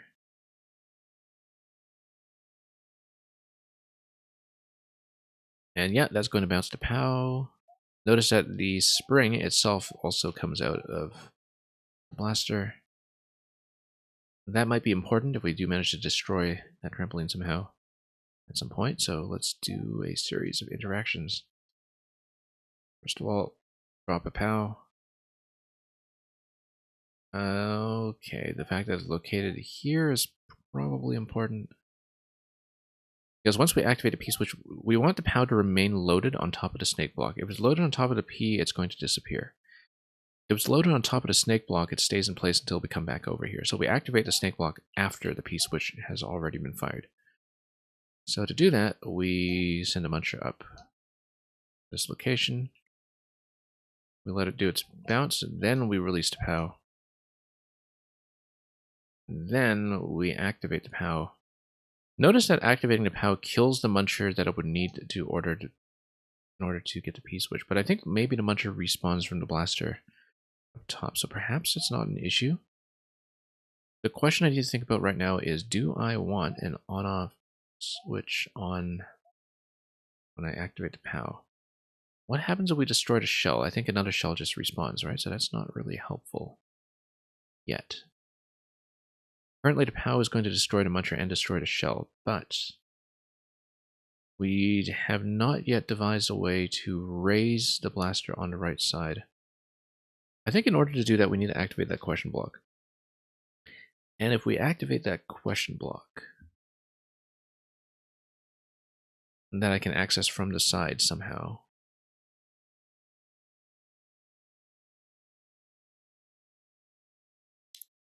Then that would maybe create something that will raise the blaster, the red blaster, and then that would allow the P switch to drop.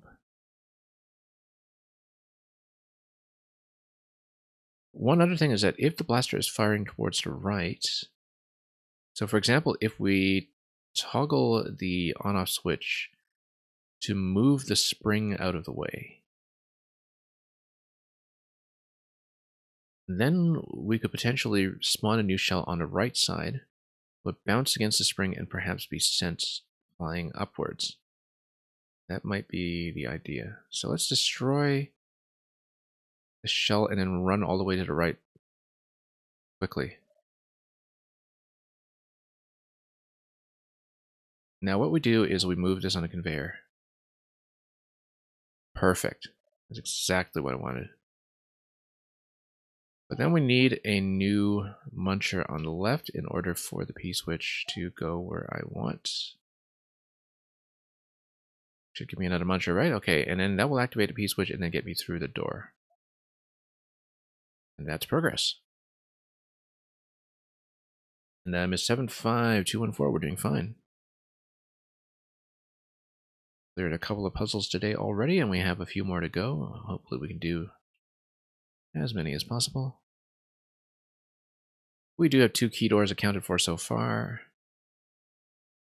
But likely don't want to do the one in this room just yet. I don't think that currently that top room is even accessible for me, so I think that key door is likely to be an exit rather than an entrance. Or perhaps something that is just there to match something that's going on this side. So let's see what the alternate dimension is going to look like, the other room here. So yeah, this is scroll locked. Interestingly, this is in the main world, but a scroll does bleed through on either side, and yeah, and it might be a custom scroll that is vertically locked, even if it's built in a horizontal layout of the main world. As you can see with the row over the top, it might be the case. I don't know if it's identically built past the boundaries. If it is identically built past the boundaries, then that would be interesting. But notice how, because you're not scrolling, then certain things that would despawn or go off screen in the other room are not at issue here. And we could still potentially play with things like the how the same way, using our visual memory of the other room, since they are within 3 tiles off screen, and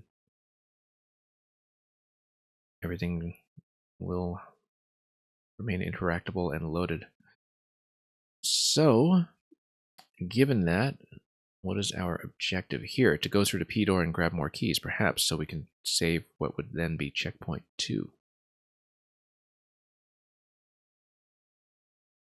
But of course, all the while, I'm wondering if there is a way for us to get up to the other key door. We haven't really thought about what the ultimate exit will be yet either.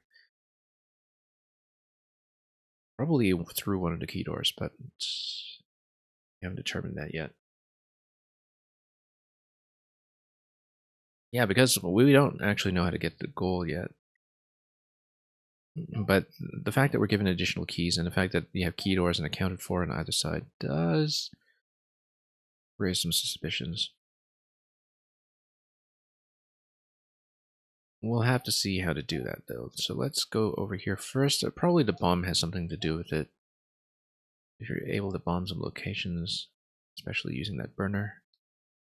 Anyway, let's lower that POW on the other side. And if we manage to lower the P switch as well, then we're in business. Yeah, we just kind of need to use our visual memory again to... Oh no, we can't scroll that far. That's right. That's a very good point. But then without a P switch active, we can't lower the POW on the left side far enough. So, and in that case, what do we do? Well, let's just try lowering it anyway to see what happens. I think without a P switch activation, this is unlikely to be successful, though. Oh yeah, that also happens. That's important.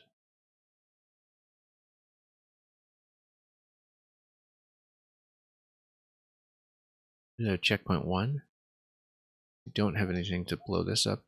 Notice that if the bomb destroys this question block, which might be a question block because it would contain a vine that would allow me to go forward, then you can actually lower the blaster to open the gate, and then I can personally walk up onto top level, which is important because that answers the question of how we reach the key door personally.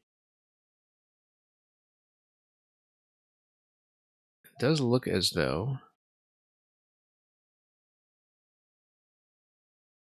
You know what? If we stop that, then we get the P door, and we actually get checkpoint 2 right away. That's not what will matter, though. What we actually want to do with the P activation is drop the POW so we can kill the shell the way we did previously, and we can do that. We know how to do it. But first, I think we do need a P activation coming into this room so the POW can get bounced. Or, oh no, that works too. Okay, in that case, let's do some on-off switching. Lower the POW. Notice that this time around, I will need to drop the POW in advance because otherwise I will be locked out of being able to access this snake block. So the POW should be in position over at P block, but time's up. That's okay. We'll respawn from checkpoint. And we should be fine. Okay, so same idea as before. We're going to use an on-off switch once we get in a position over here to Get something to spawn to knock the POW over to the other side, then come back over here, lower the POW block, reactivate. Feel like I just killed something. Oh yeah, I just killed the Muncher on the right side. That's bad. We do not want to kill that Muncher. We do need it to do a P-switch activation. So let's redo this. Yeah, the Flying Muncher. No, that's okay actually, because we can always get more Flying Munchers from the blaster that is facing left. I hadn't thought about that since we didn't see in the previous room that the red blaster in the bottom right is actually a spawner for Flying Munchers. So that's okay. We will have that down. Let's lower POW first of all. Then we activate this, and then we time things to use the conveyor, get the P-switch activation going. That will drop the POW and allow me then to once again get a shell moving to drop the other P-switch. But why would we want to do that? We already know how to get to P-door, so why would we want a second P-switch at this point? I'm not convinced that we do, in fact. I think we want to kill the Muncher and have it stay dead. We want to get rid of the P-switch mostly to open up a passage for me to walk that side. And I also still don't know how to kill the bomb. That would require POW activation, in fact. A POW activation would kill the Muncher underneath the bomb. That would allow the bomb to walk. Once the bomb walks, then if it walks to the right, it will be activated by a burner. If it walks to the left, it could get crushed by a Muncher, which would be good because then it would blow up that block. So let's do the P-switch activation then.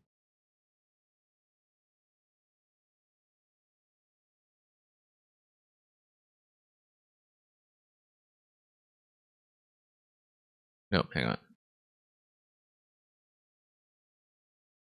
We need the Muncher to sit on top of that position. Now we go. There we go. And then once the conveyor belt gets going again, the POW should remain available for me on the bottom left. We want to time the POW such that the bomb walks left and gets crushed by the Flying Muncher. The Flying Muncher must be active. And we want to dash to the right immediately because of the same spiny shell interaction as before. So we... oh, no, too late there. That's okay. We don't need it. We do need it. Because if the Muncher, or rather if the Spiny is in that position, then it doesn't die. No, yes it does, because we can lower the blaster, and once we lower the blaster, the Spiny shell should be dispensed. But the problem is that we don't have a way to drop the P.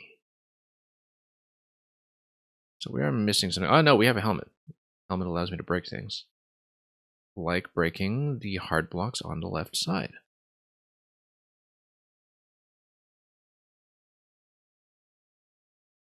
Okay, great. That works quite well, in fact. Let's break stuff. And we can break stuff in the other room, too. Taking this back to the other room to break things might actually be right. Because then we can open up the on-off switch using a similar passage. And we can even have a P-switch active initially, but I don't know why we would want to do that. But regardless, if we can get into the top position, which we can kill the Muncher with a Spiny Hat right now, so we don't even need to do this.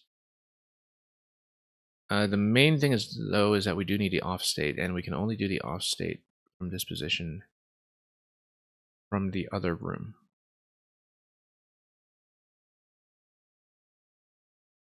Notice, too, that we weren't able to stop a shell in such a fashion that I would be able to pick it up. So I think we need to take a Spiny Hat back to the first room. I think that's going to be the way to progress. Because we don't really have a way to walk over at the moment. And we would need to go back to the on-off interactions in the first room to do that. Anyway, 191 seconds here. Timeout might happen since we've been talking a lot and solving a lot along with that.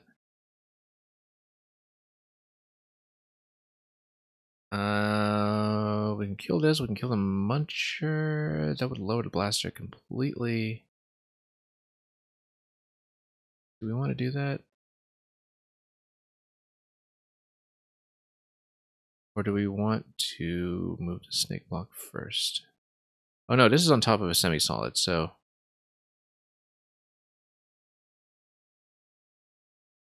we have to be extra careful here. But if it's on top of the semi-solid, snake block will kill the blaster, I think. Or just displace me here, which we should have done after getting rid of everything else. That's okay, snake block will do its job. Knocking everything out.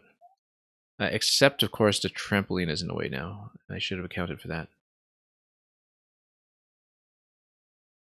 We might have to reset this now, but we do have an on-off switch on the right side, which... this is what we want to do. We want to do remote activation of the on-off using the POW or some other way to kill that Muncher. No, we want the bomb to be released on the right side.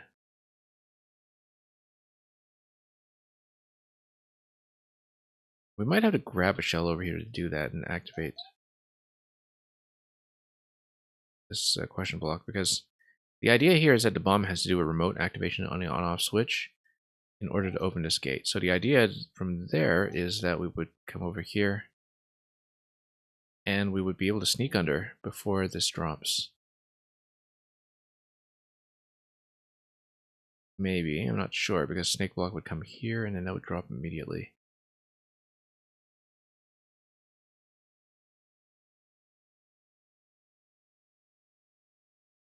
But regardless, we will need a remote activation of the on-off, because that's the only way that I can get over here in the off state, and then we would probably weave our way in the right side at that point, if we need to.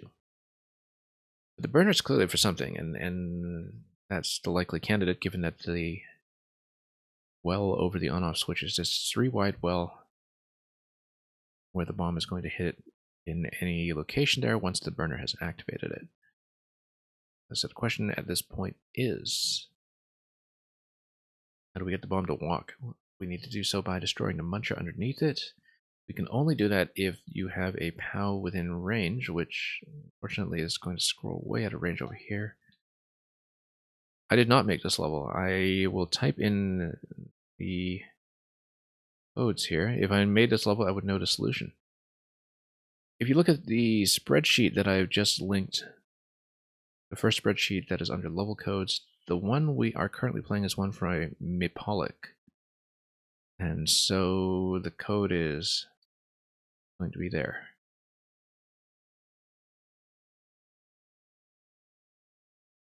Anyway, let's get back to the spiny shell. We know how to do that from checkpoint. We know how to do that fairly easily, in fact. So we'll lower the POW first of all. Oh, let's make sure we get a Muncher spawning. Let's then make sure we've lowered this guy. And then let's get... Oh, I made a bit of a mistake over there, I think. We got stuck. I did, in fact, break this. But that's okay, we can reset through the door. In fact, I wonder what happens if we use the conveyor to push the P switch and the Muncher even further. Nope, Muncher will just bring it to a dead stop. Okay, we broke this. Let's redo this room.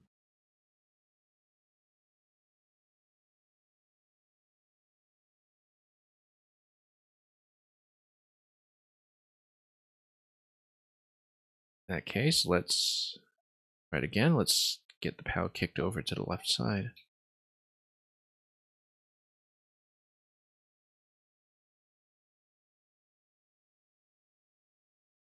All right, let's activate this guy. Snake block on the left. And once the Muncher bounces, nope, made the same mistake. I wanted the Muncher's flight to activate the P-switch, which is how it worked previously. N1K Jet, welcome. Alright, let's reset this room and let's try to get the P-switch timing fixed up. It was not that finicky earlier, but over enough plays, perhaps some of the cracks begin to show.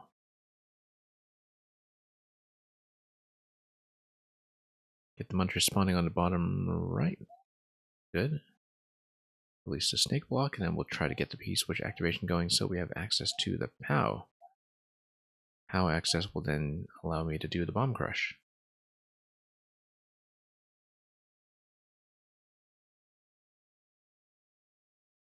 Nope, hang on, let's try it again.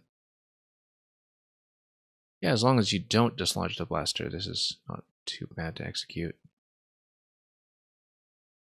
A little slow there.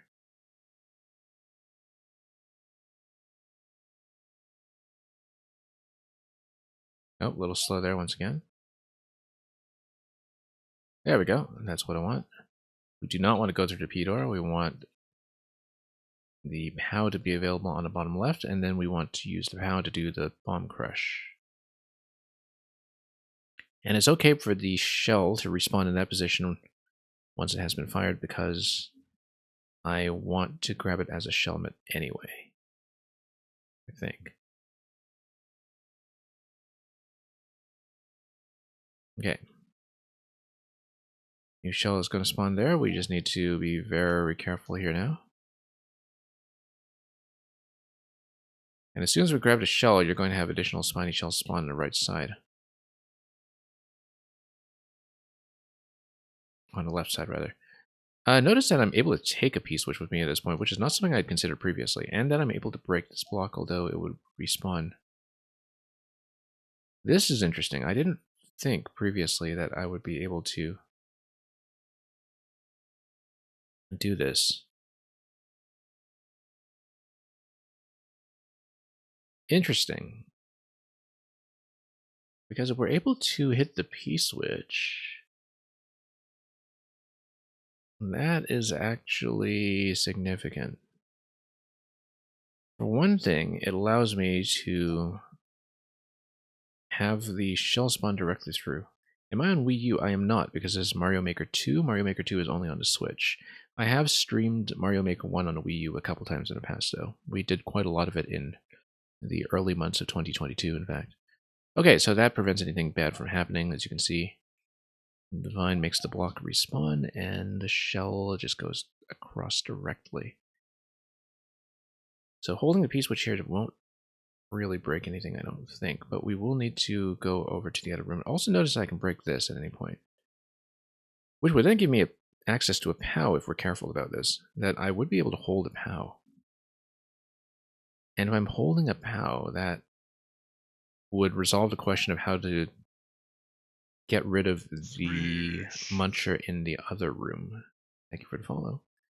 Is the Switch the later version of the Wii U? Yes, it's a different game entirely, actually. Not entirely, but Mario Maker 2 has not only a lot more items to work with in Mario Maker, but also many changes to the rule set and the engine.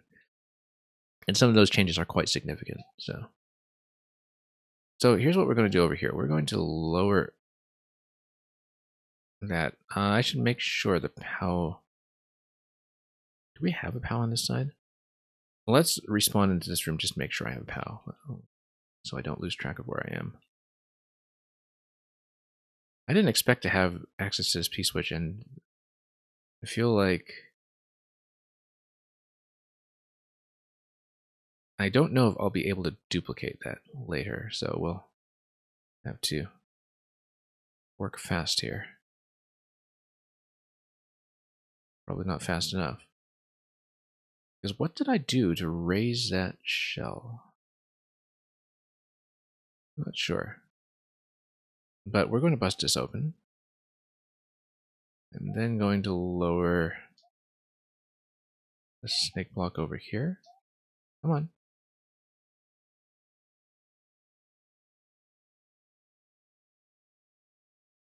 One tile gap, can't be that hard to jump into. There we go.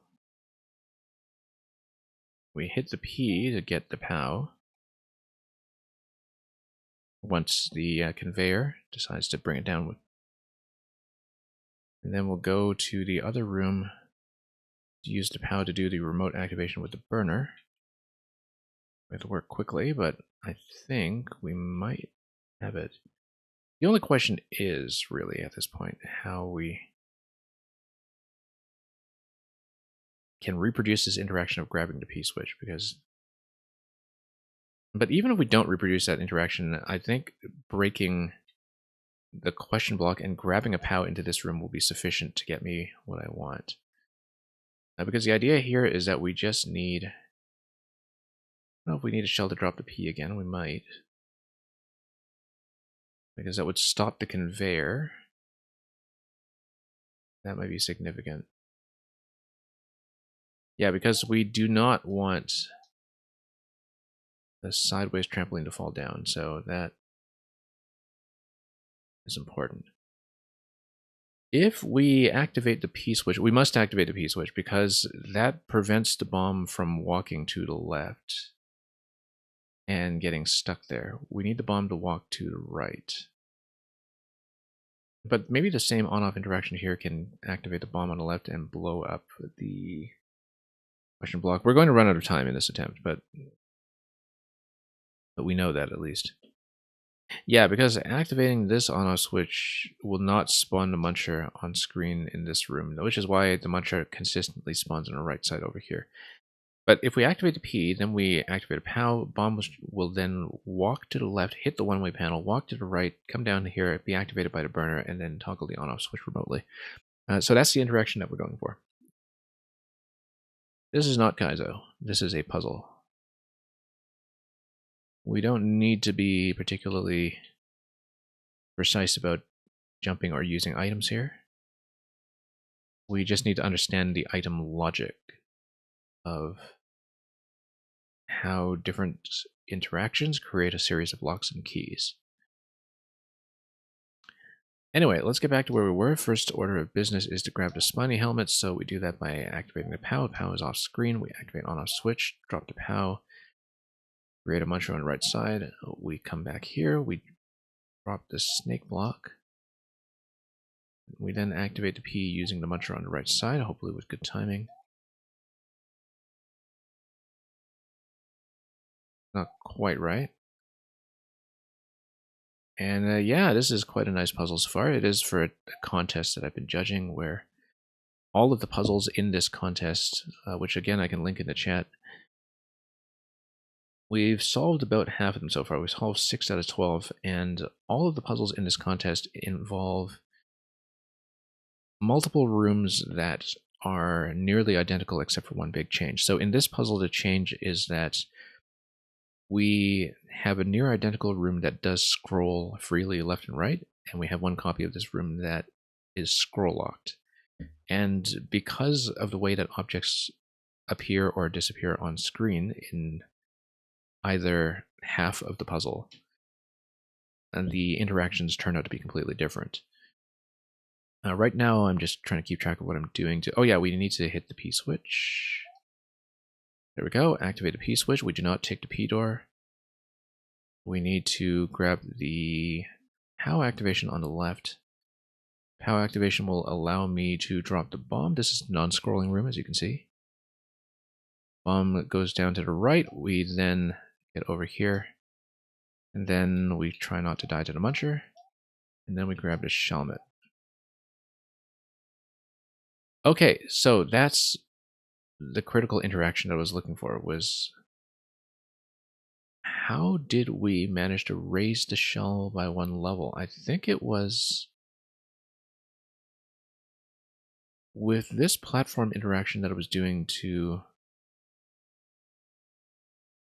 lower the blaster, something about that managed to raise the Shelmet up the slope or up one tile at a time. That's really important. We need to reproduce that as much as I can. And currently we don't know how. Notice that on-off switch will not let me out afterwards. Let's go back out. And AJ752, welcome. Okay, we've already activated POW once in this room, so we need to respawn to POW by going back into this room with the P-switch intact.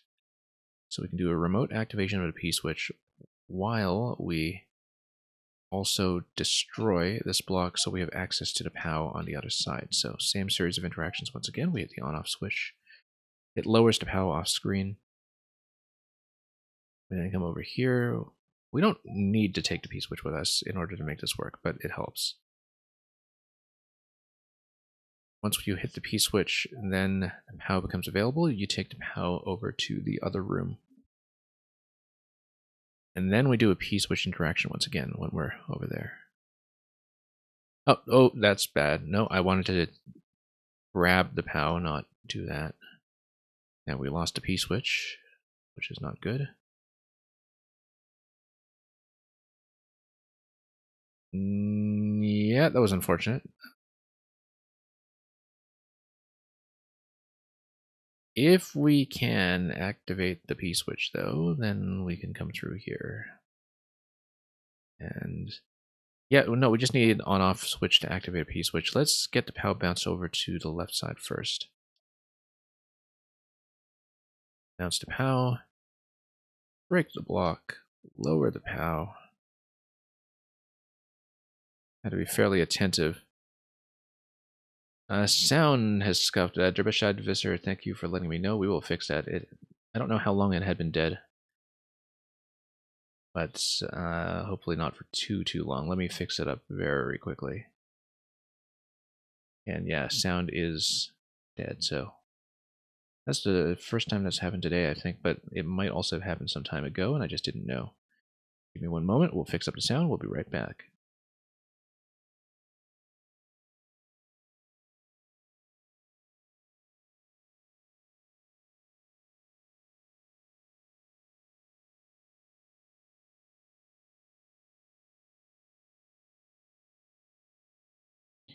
And Dodata, or Dodata, we are not running an open queue today. Yeah, the sound, I think, just suddenly died.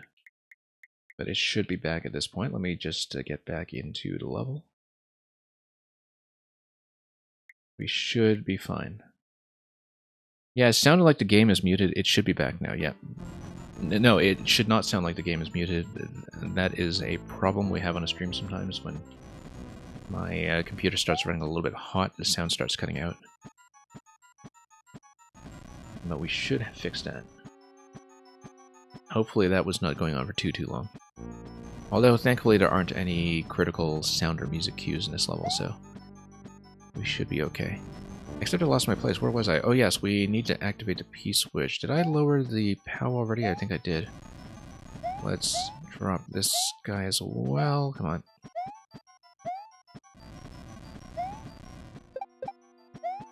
On-off switch will do a P activation for me.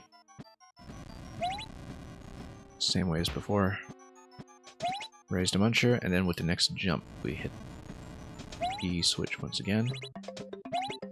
That should get me the POW, which will then carry over to the other side. So yeah, Dodata, if you want to add a level, I will be doing viewer levels around the same time slot tomorrow. And we'll run an open queue then. Anyway, we want to take the POW over to the other side, and we'll do the burner interaction in the other room.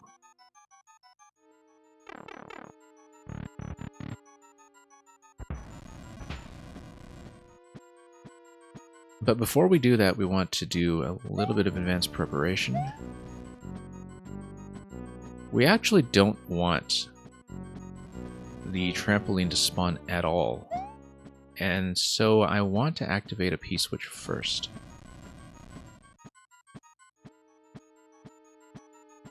So we just block the trampoline from spawning entirely before we ever go to the left side. But then why would that be relevant to the on-off switch? Well, yeah, we don't want to activate a POW until we have a very clear idea of what it is we want to do. We can open up this question block on this side too, and we'll eventually have to, I think, in order to walk over. Or do we? Yes, because remote activation of the on-off switch will just clear the passage entirely for me. So we don't interact with the left side at all then, maybe. No, that doesn't make sense. I think, no, because if the bomb blows this up, we need the bomb to still do the on-off interaction on the right side. Okay, in that case, let's do this. Let's, over here. Yeah, we need to think about this, because POW will only drop the bomb once. And then we would need to come back here with another POW in order to... Yeah, no, because this almost certainly contains a vine, we shouldn't be destroying it. We should activate a P-switch now.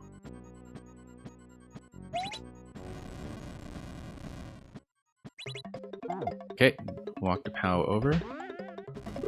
That will give me off state from this position. Which is good, I think, because...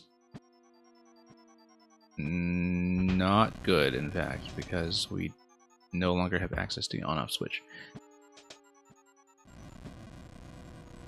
The thing I was trying to get at with that was that I want a P-switch to be active when we blow things up on the left side. Yeah, the P-switch must still be active. That's okay. If the P-switch is active over here, then as the bomb is running over to do its thing, we run over... That might despawn the bomb, though, I think. No, it shouldn't. It shouldn't. It should be remaining in position. Because the main thing that we want to do is we want to avoid this outcome. We're almost out of time, so I'll just demonstrate it now. We want to avoid the outcome where this spring drops and blocks me. If it doesn't drop and block me... So, for example, if the P-switch is active and the conveyor is stopped, then I'm able to run through, and then I'm able to reach the key door, and that's the exit. Where did I buy my Switch? I bought it day one of release back in 2017, just at a local video game shop. Bought it in person on day one. And yeah, the day one Switches, because of some changes in the hardware and firmware, are actually quite valuable now, I understand, because they are hackable in ways that later releases of the Switch are not. Okay, what's going on? Let's once again do the whole POW interaction, lower the POW, and let's get back to the Shelmet.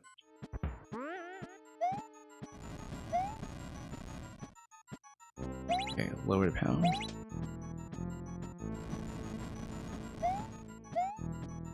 Then we drop this. And then we activate the P-switch to gain access to it. So you get Flying Muncher to dock on top of the red block. Then you push again. And then we wait for the POW. Yeah, Netcat, I'm unlikely to mess with homebrewing on this Switch until such time as I have a second one. I don't actually tend to mess with homebrew very much, even on my older devices like my 3DS. Okay, Bomb Crush is going to give me access to the Shelmet. That's what we want. Let's be very careful not to touch the Muncher. And let me see if I remember... Yeah, so we don't need to drop the P-switch. That's optional. I see. If the shell is moving left or right, then it hits the spring that is off-screen on the conveyor, and then it drops the P, and then that's good. That actually makes some things easier. So if it's heading left or right, then we have the P-switch, and we can take the P-switch over here for an easy interaction with the second POW. Anything cool you can do with homebrew and Switch? Yeah, I've seen some people do some hacked versions of certain games like Super Mario Odyssey. There's also the piracy factor, of course, but, you know, we don't necessarily condone that. Okay, let's bust this open. Let us then...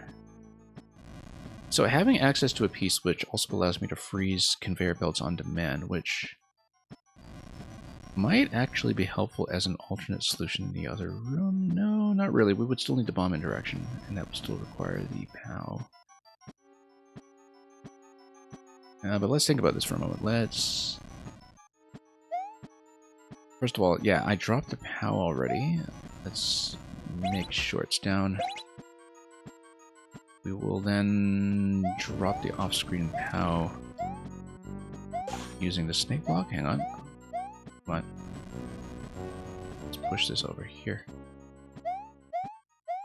We will then use the P-switch to drop the off-screen POW. Come on.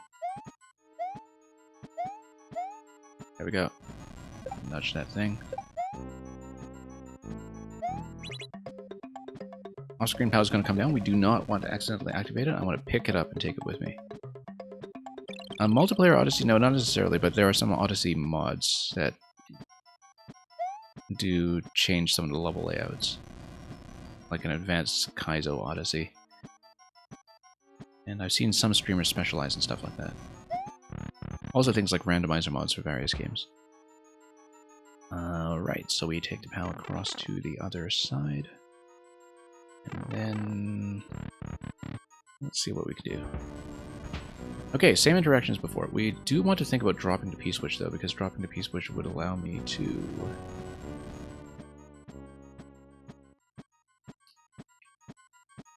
no, because I don't think we're ever really going to want to blow up this block, will we? We can. But that would require me to have an on-off interaction that would raise a muncher on the left side. No, I don't think we can actually kill this bomb and blow up this block. That's something for the other side only. The only thing the bomb will do for me here is the muncher. And if we have a remote activation on the bomb, then at that point, I need access to an additional P-switch. Or we just... Notice that usually I can't come through here with an off state. What we can do is actually use the... We can go back to the other room and grab the P-switch from there and then come back with it. And I think that would actually work. Because once the bomb has activated the on-off switch, that's the only time that we'll be out here in this section of the level with an off state. I like that idea. I think what we're going to do is take this patiently, rather than trying to do it as a timing exercise. We will do a remote activation on a bomb, and then we will switch rooms.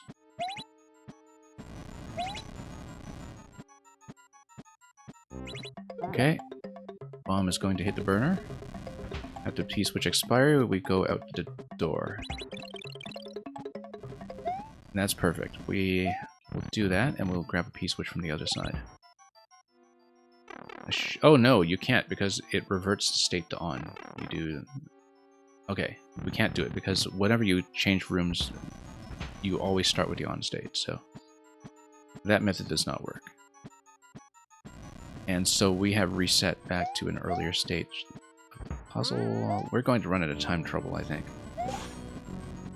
So it might not be worthwhile to run through this. But it does mean that you can only take the P-switches through with you once. Yeah, we're going to run out of time for sure, I think. We'll try to flow through it and see if we can get back to where we were in the other room. I'm almost certain this will be a timeout, though, on this attempt. Very difficult for it not to be a timeout. How many games do I have for Switch? Way too many. I can't remember off the top of my head, but I probably have 40 or 50 at this point. I mean, I've owned it for 5 years. It's probably a lot more than that, actually. That's undershooting it quite a bit. Probably closer to, I don't know, 60 or so. Which, considering how much time I tend to spend per game, is quite a lot. Yeah, we blew it. Let's just take to death on this attempt. This will not give me enough time to finish. So yeah, I forgot about the on-off state reset. That's a critical piece here. So it looks like we will need to do something timed with the P-switch on the other side. And we'll need to prepare for that accordingly. That's okay.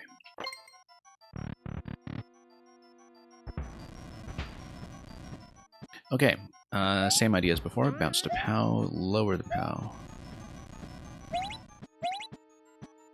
And hopefully not create too many fiascos with the P-switch activation.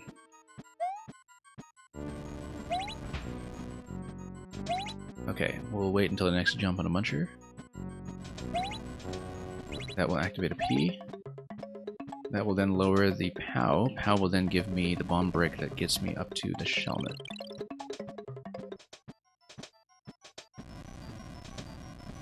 So the muncher needs to be jumping.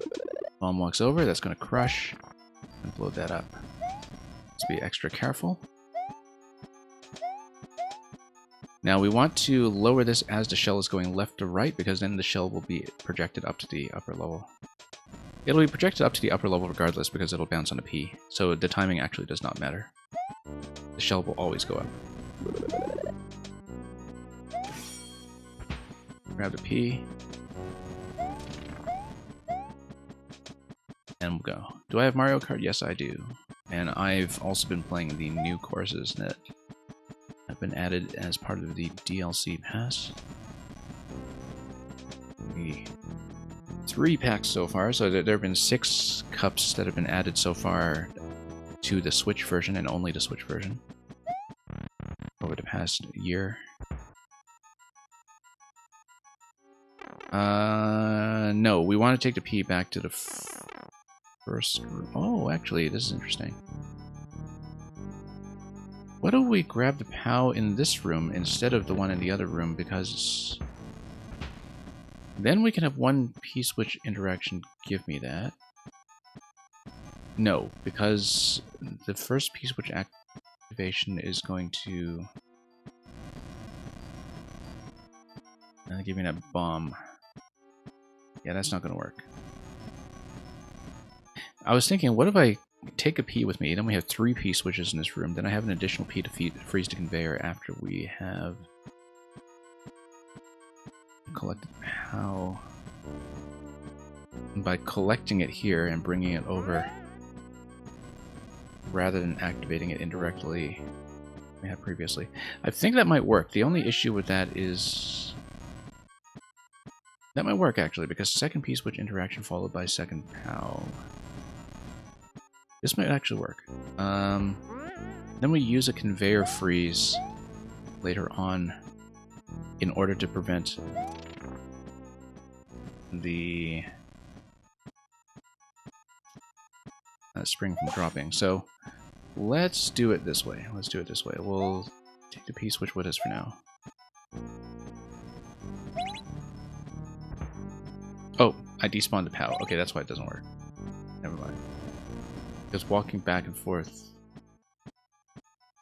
only despawns the POW if you do not have it loaded on the snake block. So we can load it on the snake block, and we can do it. Zypher, welcome. Do I have any Xboxes? I actually do not. I have always usually been able to cover Xbox games on PC instead. So I have never really been an Xbox owner. Although I do hear good things about having the lower end model, the Series S, I think, with Game Pass nowadays for people who like to sample lots and lots of indie games. Which I used to do before I started playing Mario Maker instead. Okay, so what do we want to do? We want to break this, and then we want to do the same kind of P-switch interaction as before. P-switch on the right side, run over here, grab the POW. We can do that. We can do that. We need a muncher, though, on this side. It's going to go up. That's going to hit. And then we lower the POW. I said we lower the POW. Come on. There we go. Nope, too late. Too slow. You hatch the Shiny Sprigatito today, and you clipped a reaction too. Okay, well. Glad to hear. Was it Scarlet or Violet you were playing? But one of the two has been treating you well.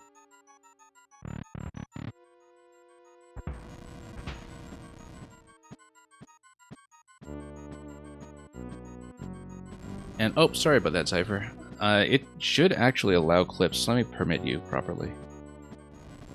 I thought I'd set it up to permit things from Twitch clips, but... yeah, feel free to share that. I won't be able to look at it myself right now, but I trust you.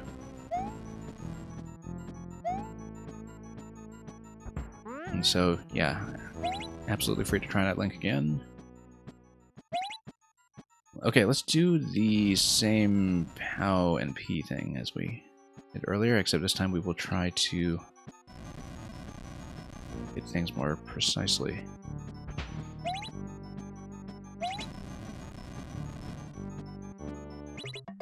Okay. Go, and that should drop it. And let's remember to hit this. I'd actually completely forgotten. Now we can use the POW in conjunction with the P activation in order to activate the bomb. I can do it with my remote P. But keep in mind that once we have an on-off switch activation,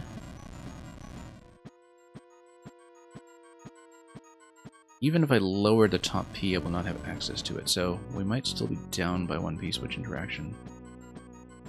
Previously, I was using the other P-switch to get access to the P-door. That's not going to be material here.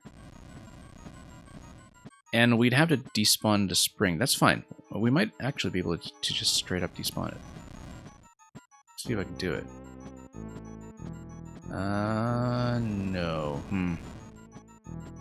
It's already dropped at this point, so... this might not work. Hang on. What if I take both of these with me? Just momentarily. Try not to despawn anything. Yet. And no, we can't get the spring off screen, unfortunately.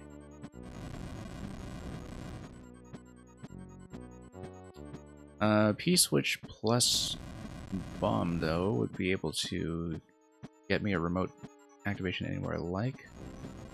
Main issue is that I can't get past a spring right now. We're down to 64 seconds. I think we'll have to reset this attempt because I have a POW and a P, but I made a critical error here in that once you activate the snake block, you have to deal with the spring. So I do need to reload into this room. And I think I need to take the POW into this room to do the remote activation. I can't take POW and P then. We just need to do the P-switch interaction quickly, if I understand it. And, well, and to do it on a run when no P-switch has spawned in this position. Yeah, because then you kill the blaster first before a P-switch ever spawns. You want a P-switch, and then you want to hit this thing here. So you'd have to do it on a separate run from when you pick up the POW, because if you're picking up the POW at all, that means that this has already spawned. So let's just time out and let's do it again properly. Do I have any of the Donkey Kong games? Yes, I do. Tropical Freeze is in fact a game I know very, very well. And of course all of the classic Donkey Kong Country trilogy is available on Nintendo Switch Online.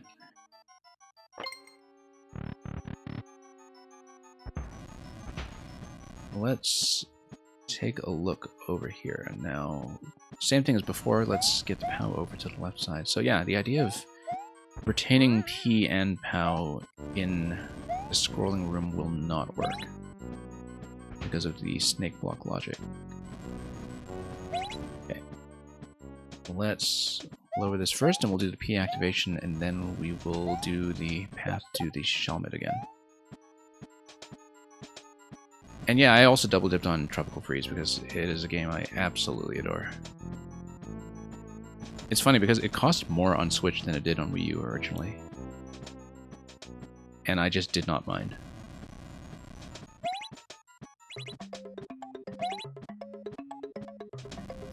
I should actually go back to it sometime to chase some of the leaderboard medals. Some of the speed medals. Because that's the one thing I never really did know. I did everything else. I did the 200% and all that stuff. I absolutely love the hard mode in that game. Because it's when you drop out of checkpoints that the level design in Tropical Freeze truly sings. You can see how majestically those levels are stitched together as one very cohesive unit. Okay, let's do this. Let's make sure that drops before we have to grab the helmet, then we grab the P-switch, and then we want to take a POW over to the other side. I think I actually do want to take this POW over to the other side then, rather than taking the P. I think that's the right idea. In that case, we're taking the P and then we're respawning into this room. I've tried this approach a couple of attempts ago, but we tried it both ways in terms of which POW we're taking. Because the idea is that I just never want to deal with the spring in the scrolling room. So we're going to break this. We're going to lower POW. We're going to take this. And we'll just activate this P. We could always activate the other one too, but I don't see the point, given that we are going to be taking the POW out with us in this room.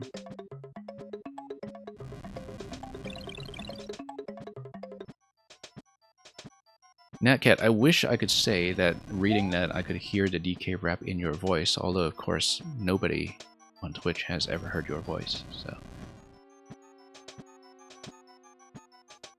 that would not be logically valid.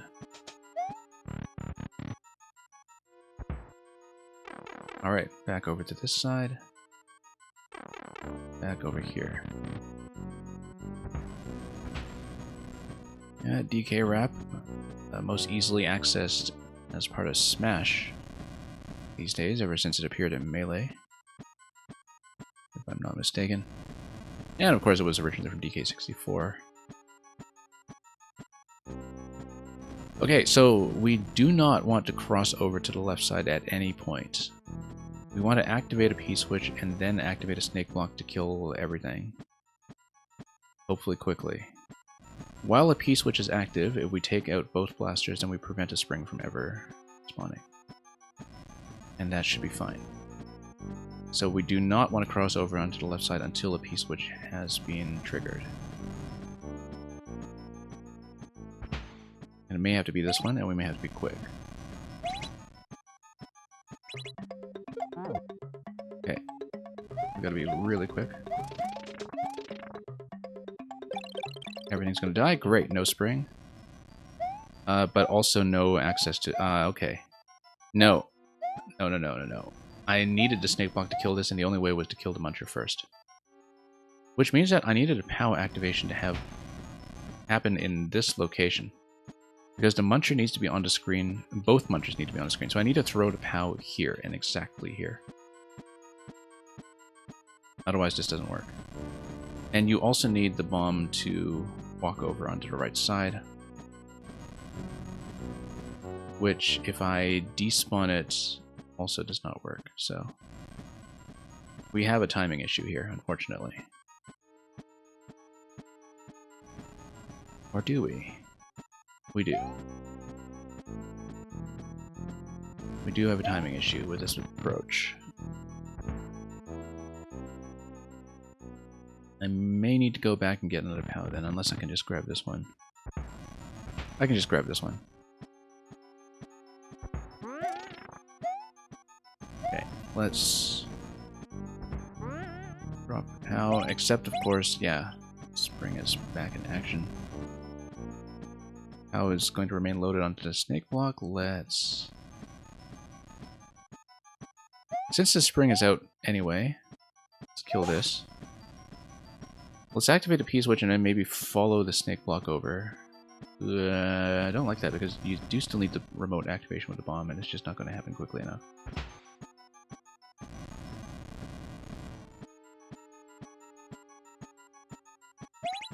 Well, let's do it. Jump up.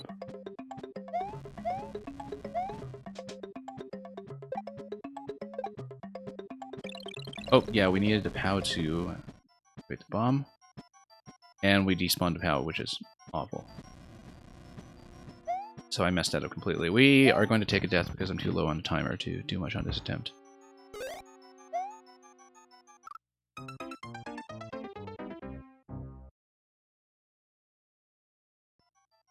Yeah, I know what the interaction is supposed to look like. We just don't have quite the right item spacing to make it happen. But I think the activation of the POW in a central section and taking out both munchers at once is going to be the critical piece. But it does still introduce the problem of allowing the bomb to remain on screen long enough to activate the on-off switch.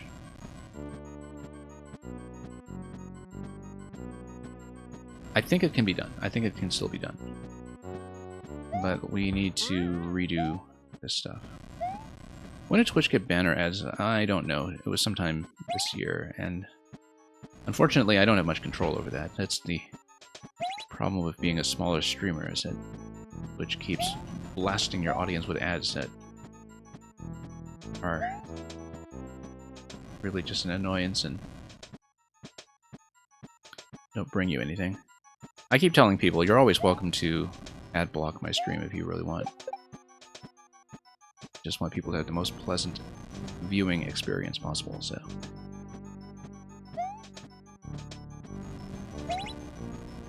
Okay, no, we gotta fix the timing here. Let's do it again. That should do it. That should get me the... Oh.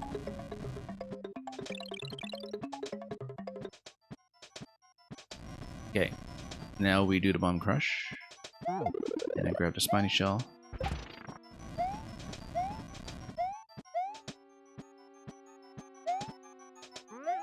Very careful here. Oh, that was not careful. That's the first time I missed there, actually. I'm usually able to grab that 100% of the time. But yeah, Cypher can also sub, but I don't want people to feel pressured to do that.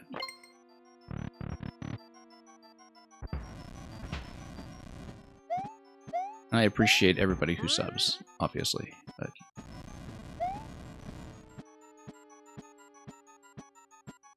Let's see what you can do over here. Let's... Okay, yeah, same interaction up to the spiny hat, except this time without mistakes. We'll... This, we'll hit this. Go back. Then we'll spawn a muncher. We'll raise the muncher by a tile. Activate a P-switch and go back.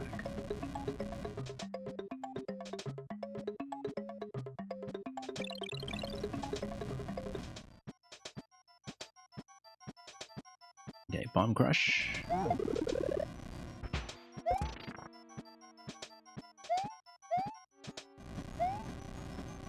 Okay, this time we will not die to my friend the helmet.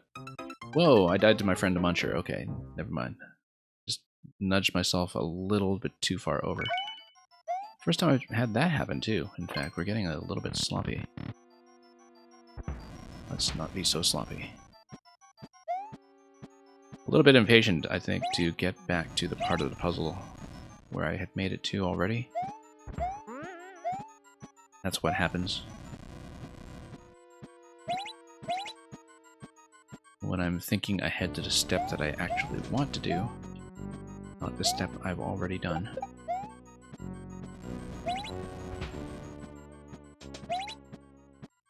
Okay, let's do the muncher bounce once again.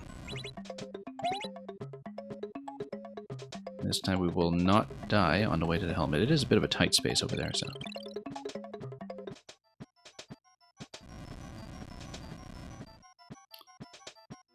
Okay, let's...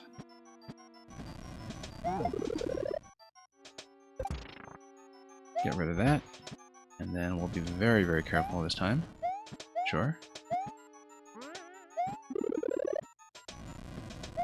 There we go. Then back we go.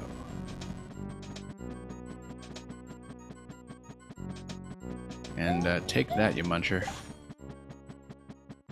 Oh, you could get in my way. We will spawn through here again to grab the POW. Do I want to take the P over, or do I want to take the POW? I want to take the POW. Because once again, spawning POW on the other side requires me to spawn the trampoline first, and we don't want that.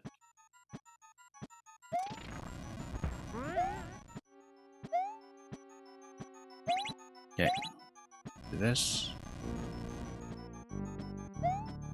Is there any reason why I might want to use the P doors? So I enter the other room with the P switch active. If I enter the rooms with the P switch active, that might actually solve some problems immediately. Because then you can do the bomb activation ahead of time. Yeah, I don't like that because you would still need access to another key and on-off switch. No, I don't like that. Let's... I didn't even explain my idea very coherently, but we'll stick to the plan. I was thinking, why don't I take the P doors, and then if I take the P doors, I should actually be able to have the P switch active upon entry into the other rooms, and then that might solve some problems. I don't know yet if that'll solve problems, but we'll consider it if we want to try something new later on in the puzzle. Whether I want to use the P doors for something other than just getting checkpoints. Whether we can actually use them as part of the flow of the solution. Yeah, you forgot how intricate these puzzle levels can get? Yeah, considering that conceptually it's very simple and elegant design. The interactions between the scrolling and the non-scrolling rooms differ completely, and I think that is something that is in a very polished state here. So, quite happy with it. Okay, once again, we do not want to cross over to the left at all. We do want to have both munchers visible when I fire the POW. So we want a P switch to be active, then we fire the POW. We need the bomb to walk over onto the right side, but then we also need... Yeah, we need the bomb to walk over to the right side, but then I also need to get rid of both blasters before I get blocked once again. Either that, or we just need a second P-switch interaction. Like with the spiny shell up top. And actually killing the spiny shell up top with the POW was how we previously did that, by spawning a second one. But that doesn't jive with the remote activation of the on-off using the bomb, so I think we're going to do it this way. What if I hit the P-switch first? If I hit the P-switch first, then I drop this P. I drop this P, then I walk the bomb over for the other on-off switch. Oh, I like this better. Let's do it this way. We're going to hit the first P-switch now. We're not going to destroy the bomb yet. We're going to then, while the P-switch is active, destroy the blasters on either side there. Then we're going to do the remote bomb thing with the second P-switch that we drop using this shell. But in order to do that, we need to destroy the shell with the POW. And no, that doesn't work, because destroying the shell with the POW... This is an argument for coming in with a P-switch already active. In fact, except no, if you do come in with a P-switch already active, then you're stuck here because you get dropped into the center position. And that does not work. Okay, never mind. This idea does not work. Yeah, we need to just do things the fast way with both munchers on screen. So let's get into a position in the center here. Okay. And then, did I get the bomb walking? No, I didn't. The bomb was not on screen. We need to be in exactly this position. Exactly this position. Drop both munchers. Let the bomb walk. Then we come over here and hit this. Wait, no we don't. Hard blocks stay destroyed. Hard blocks never respawn. We can save ourselves some grief by breaking that in advance. And then... Notice how I can just grab the other POW at this point, in fact, if I just hit an on-off switch through a remote activation, for instance. And we can also despawn it completely. Never mind. We will likely time out again because I messed up. Yeah, no. Let's time out again and then redo it. I feel like the method of destroying both munchers from the center position while on a P-switch timer is maybe a little too finicky to be the actual solution. I feel like the actual solution must be something more patient and more elegant than it. But so there might be some nuance to that final interaction that we're missing here. Because right now the trampoline on the top left getting in my way is the main thing that we're trying to deal with, which I have not managed to resolve just yet. Let's try to buy as much time as possible and do this stuff quickly. Whoops, we didn't because I forgot about this thing here. Drop it. Drop this, then we go for P-switch.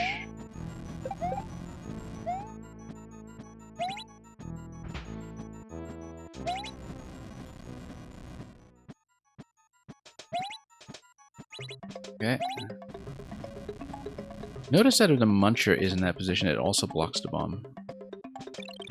If we want to block the bomb. But again, we won't see much use for that because of the way that the on-off switch always resets between rooms.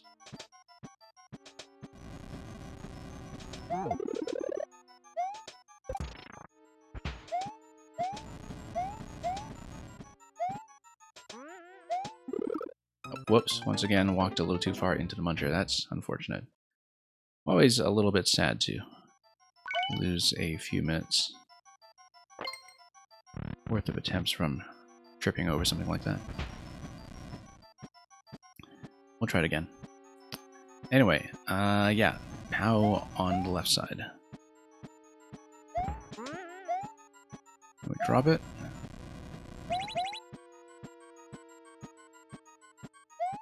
Hope I didn't double tap that too quickly. To kill the POW or anything. We'll spawn.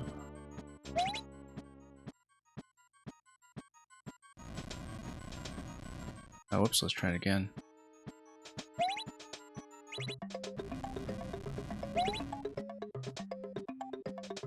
That should drop the POW. POW then gives me the bomb crush, then we get up to the shell. Should be able to do it quickly.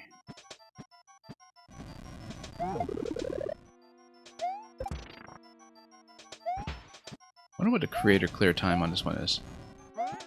Because it's so elaborate. I mean, we're doing this while starting past checkpoint, and it's already taken me much of the clock to do anything.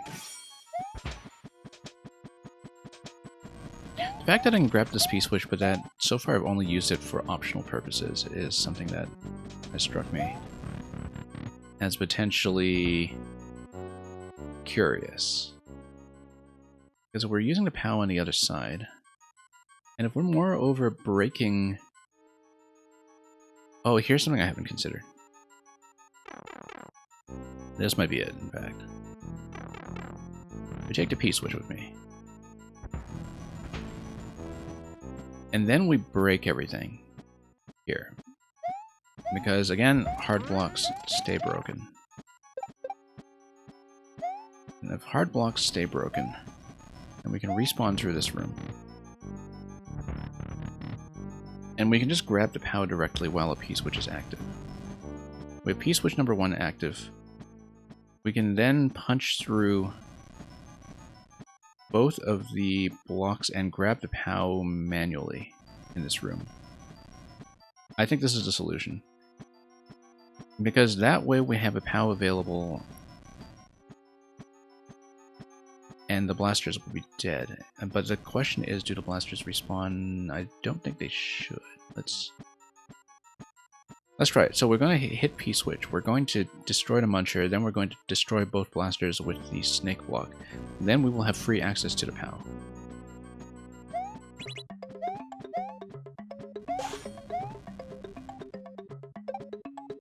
Yeah, I forgot that I can just come up here and grab the POW. That's actually really, really important. And then as soon as we have a remote on-off activation using the bomb, then we are set. And so at this point, I think I've solved it as long as we don't have a respawning problem when we go back and forth like this. And we don't. So I think that was actually the only adjustment I needed to make. Bomb is going to go down there. Oh, no, we needed to activate. We're on this side. Good. And then it is going to fire a Muncher at me here, but we have this spiny helmet, so we can just punch through that, and we are done. That was the only adjustment.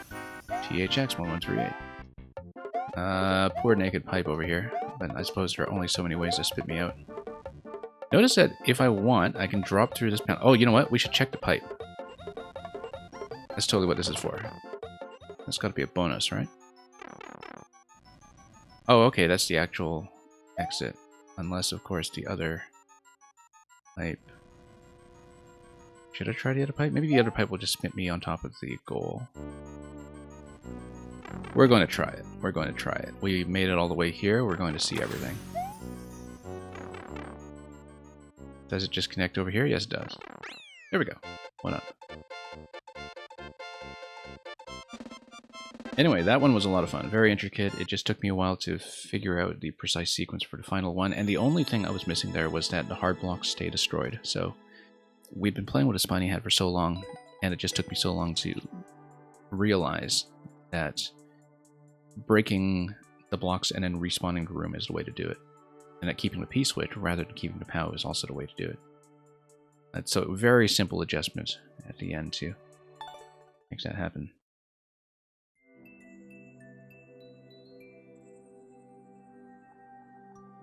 Okay, we have 4 more of the single-player ones left and 1 more of the multiplayer ones left. I'd like to do a few more of the singles if I'm able. So we'll continue going through the list in reverse order and probably bring up Itchy Knee next. So just give me one moment here. Once again, for any latecomers, I'll just post a code spreadsheet again in case you want to play any of these. They've generally been pretty good so far. Everything that we've seen in this contest. But yeah, it looks like we'll do Itchy Knee. And we'll continue. Like I said, there is a multiplayer puzzle, 3 to 4 player, but I think we'll need to bump it again to another more cooperative day, when we know that everybody can stay on much longer. But here's the Golden Pipe of Time puzzle. Travel in time beyond the Ice Age to use the corpse of Pokey to solve. Let's see about it.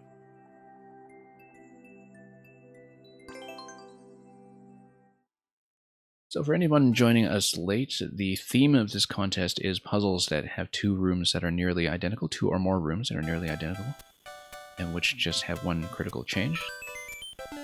It was the scrolling in the last one, and as for this one, I guess we will see. It says Golden Pipe of Time, so... We have a Pokey over here, where after an on-off state switch it will be crushed by the blaster up above. We have a pipe swap and a door swap. Door swap. Well, the pipe is the Pipe of Time, so I think the pipe will get you between locations. Okay, we've got a different location over here. Looks like we would need to come through here and dump something under the door to re-enter and exit. Skull platform, we need to see where this goes. Looks like the skull platform would allow passage over those one-way panels. For example, if we're able to take damage or if we're able to break the icicle, then we can go over to the snow pokey on the other side. This is important. Mushroom attached to the checkpoint flag. If we refresh checkpoints, then we're consistently able to get additional mushrooms by cycling through. Notice that we hit the skull platform first. If we went over the skull platform, then got the mushroom, then went over the skull platform, then we would be able to break our way through the icicle and get through to the other side. Currently, we're able to go through the icicle with a damage boost anyway, and then hit the POW. What is in here? Nothing.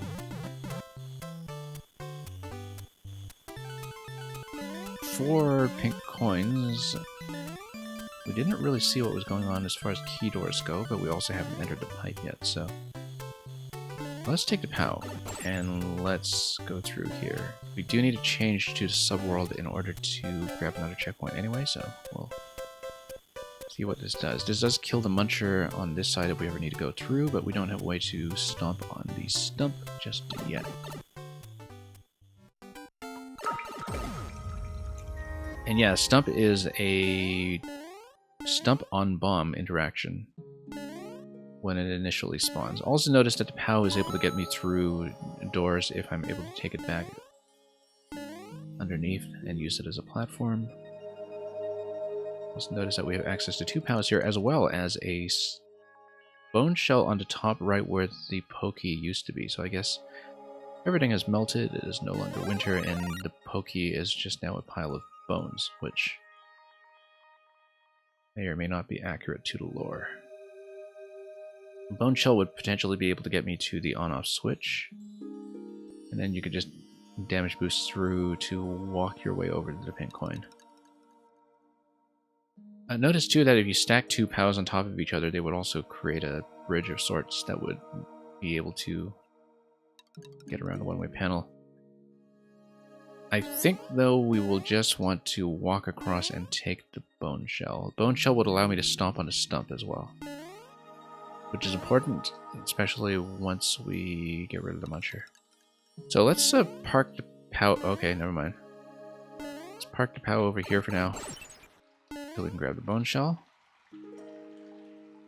We can go for the on-off switch first,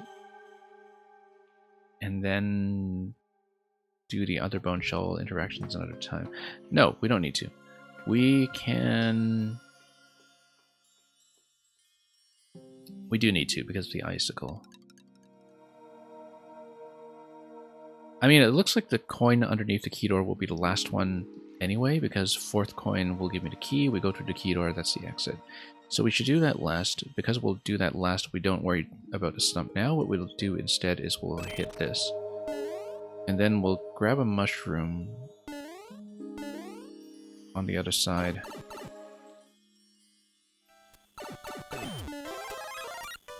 To come through here. Oh yeah, no. The bomb and stump reactivate the on-off switch when you change rooms, so you can't actually do that. What you can do is potentially kill the pokey using a soft drop in the POW, which would then create a snowball, and this snowball allows you to toggle the on-off switch in this room. And that would still require me to take damage, though, I think. But if you dislodge a snowball or the bone shell beside the on-off switch and then bump it with your head, you'll be able to remotely activate it from below. Like, you walk over from below and then you hit it, but you would still need a mushroom to do it. So let's think about this. Bone shell will also allow you to take an additional point of damage if you're riding it across an icicle.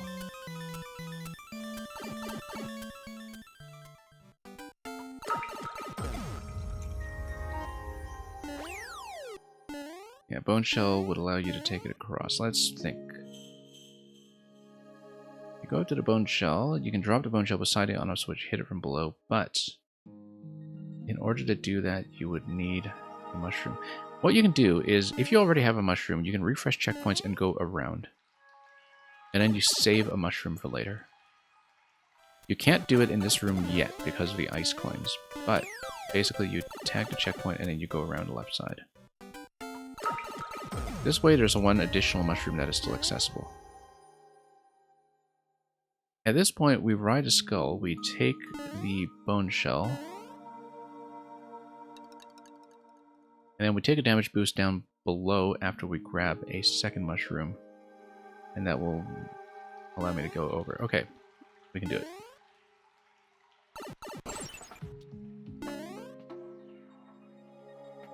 So the idea is that instead of hitting the on-off switch now... you know what? We can still hit the on-off switch now. We don't need to be fancy. We can just do it now. Then we just bounce our way over. Right.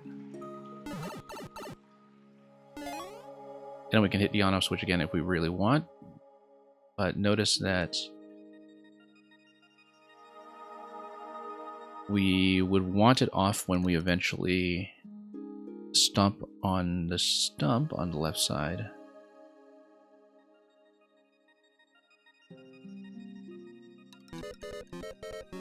And yeah, do another activation. So let's also take advantage of the fact that we'll be checkpointed. We'll not restart the level, we'll just time out if need be and do the remaining coins.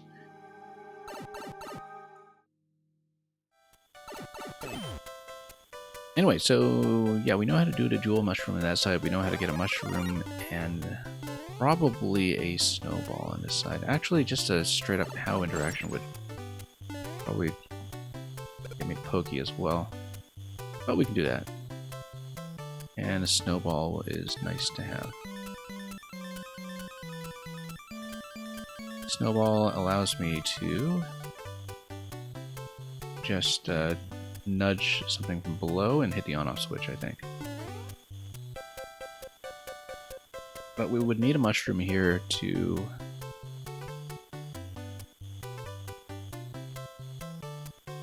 yeah, we would need a mushroom here. And we can't take the snowball between rooms, I think, because it just dies on the pipe. So we can take it below. Yeah, we need to take a POW then. We can also see what this will do. It doesn't get me through the icicle, unfortunately, which is the main problem. I probably need to take a bone shell with me to this room, so I can take an additional point of damage. I think that's the way to do it. So let's preserve the existing coins, timeout, and continue.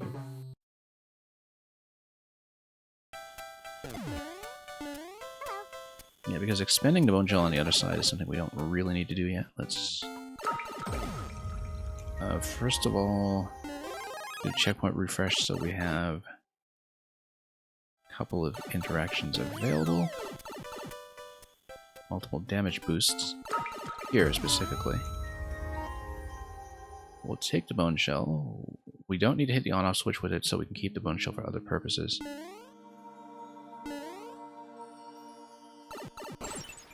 Such as grabbing a coin on the other side. We can take a mushroom and then we would have access to... well, I mean, we must in order to go down to the pipe, so let's do that.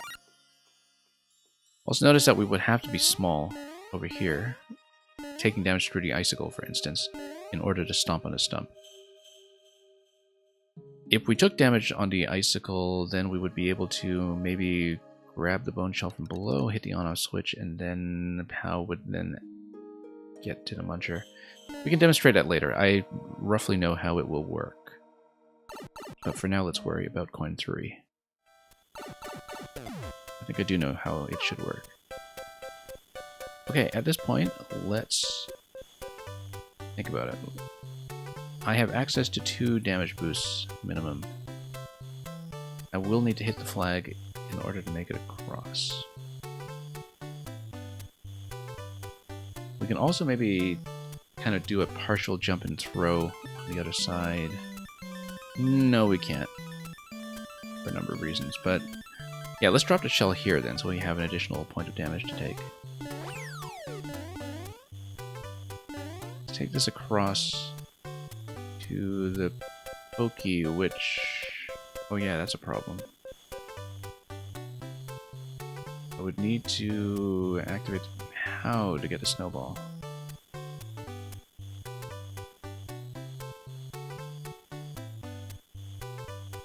And I would need to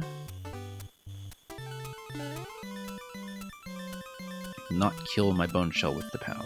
That's important too.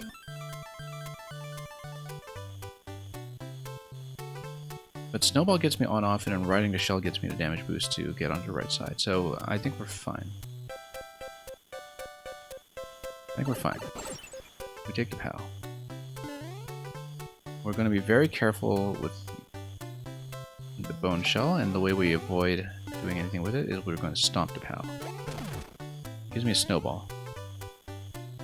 I am unfortunately still down to one available point of damage. So that doesn't work. We need to rethink this. I can't take a shell and a POW with me. But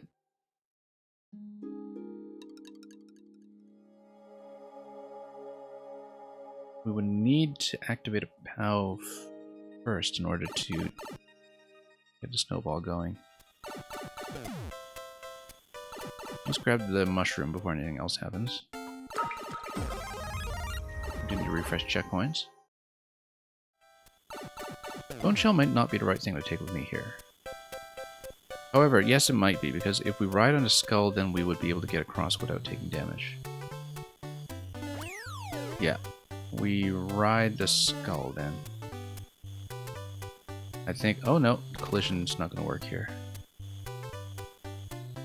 That's too bad. What if I had some kind of slide interaction with it? Or make a bridge with 2 POWs?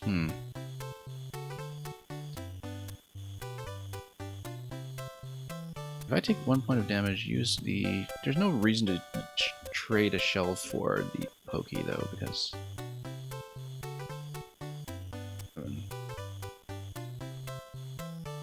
you would basically lose access to what item that you need to get the on-off switch from below. Basically, I need to take 2 points of damage here, and the only way it seems I can do that, unless we avoid 1 point of damage with the shell form. But it seems the only way I can do that is to ride the bone shell for some reason. So we would need to kill the Pokey with something else. What is that something else? Let's see.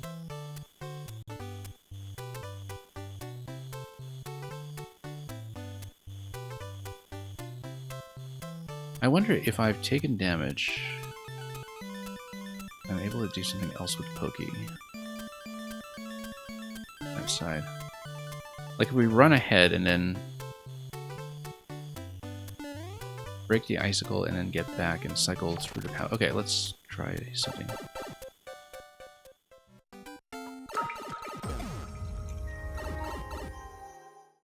We'll respawn to Skull over here. Here's how we're going to do it. We're going to break the icicle and jump. We're going to get ahead of the Skull, and while I'm still in a damaged state, we'll grab the POW and run back. Whoa, oh, too slow. I wanted to wrap around. Okay. Yeah, I wanted to fall down, grab the POW, and then go back up while the icicle is still down. That's what I intended to do. And we want the bone shell available for the second point of damage down below.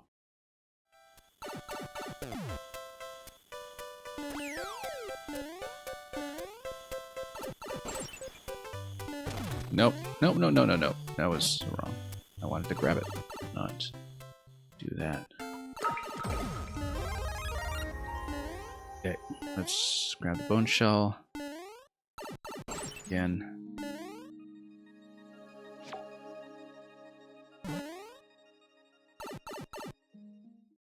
I think this is a workable approach, but we need to be much more careful about execution.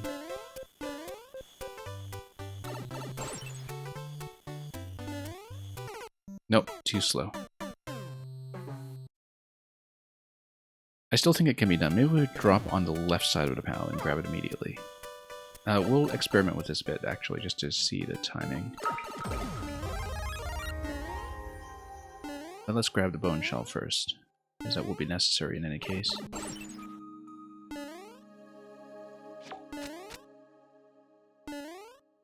I think it's doable.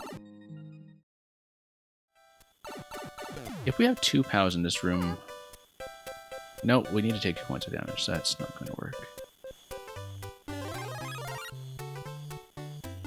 I'm just thinking about the icicle break in general. Oh, nope. Wrong.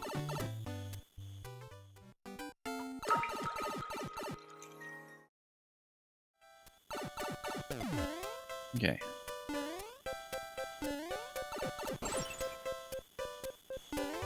Nope, too slow. It looks like it totally can be done, it's just that I need to be really quick. I just need to prioritize getting around the POW. I really do believe I can do it, but we'll check. Especially with the ice momentum, we need to manage that as well. I honestly think I can do it this way. We'll try it a few times without doing the bone shell interaction first, just to see if we can get the timing down. Nope. You see, it totally is possible. It totally is. Maybe we still have the checkpoint flag available, but then currently the ice coins are a problem because we don't have a solution for dealing with them. I might have to take the second POW across with me, but then we would not have access to the bone shell for the second point of damage. Do we need a bone shell for the second point of damage? That is a very important question. I think we do, but let's think about it once again. We'll just try to test out the timing a few times to see if it's possible to. Yeah, it's just tight enough that maybe is prevented. It's just tight enough to not work.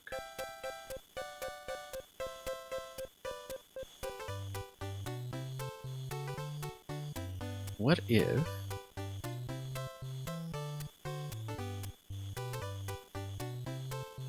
we don't want to just activate the POW. Let's redo it. I think we definitely... let's try it with bringing... yeah, no, I think we do need to bring Bone Shell, fundamentally.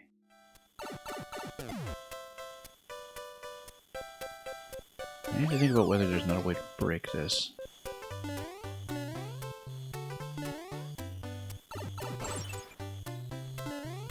Nope, yeah. It really seems like the timing is possible, though, doesn't it? Let's rethink it. Maybe even just by taking this POW with me back into this room and...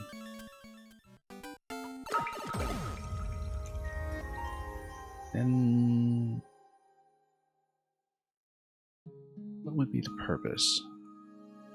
A snowball, you'd have Bone Shell giving you something additional. One thing that could be done, potentially, is wrap around the left in the other room. Let's take the Bone Shell with me again so I can just flow through the options.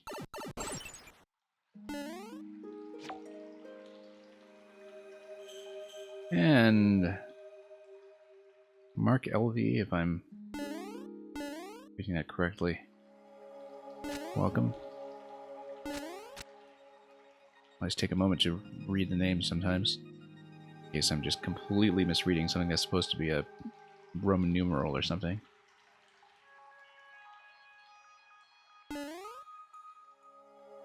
Okay, we know how to refresh this stuff here. We know how to get rid of this too.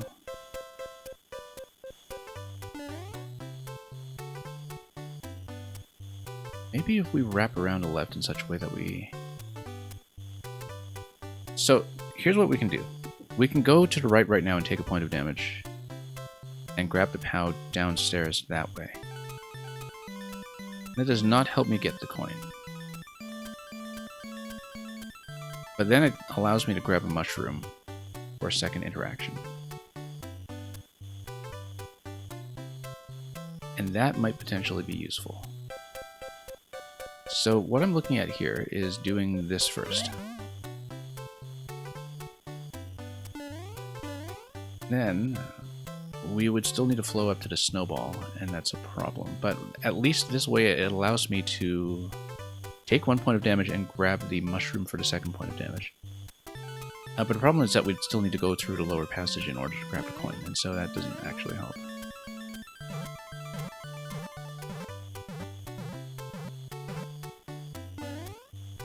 Unless we can break this somehow. Yeah, we can use that snowball, we can... the on-off switch.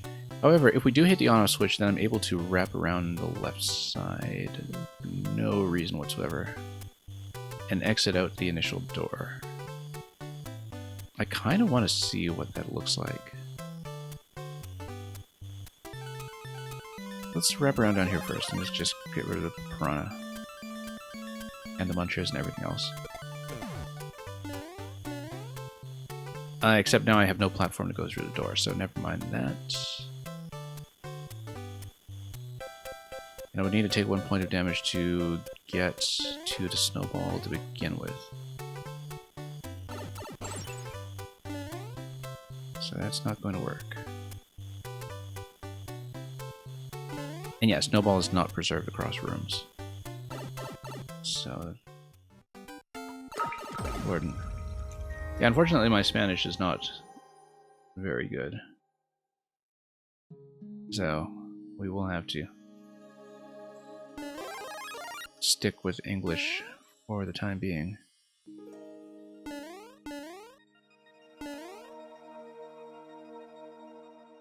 Let's see here. Ride the skull over, grab the bone shell, come down with the bone shell. Maybe it is a second POW that we need rather than the bone shell on the other side, but I just don't see it happening because we do need fundamentally those 2 points of damage. The way to do that is by using the checkpoint refresh. We need to abuse the checkpoint refresh slightly. We'll take the POW with us. And yeah, Natcat, who's the resident polyglot, you can assist with any translation, I'm sure.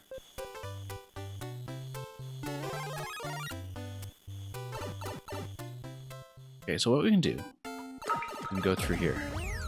And we don't need a bone shell necessarily to take that second point of damage. What we can do is come down through here. And then we can walk across. We could and then have 2 POWs, which gets me nothing here. Except perhaps a bridge.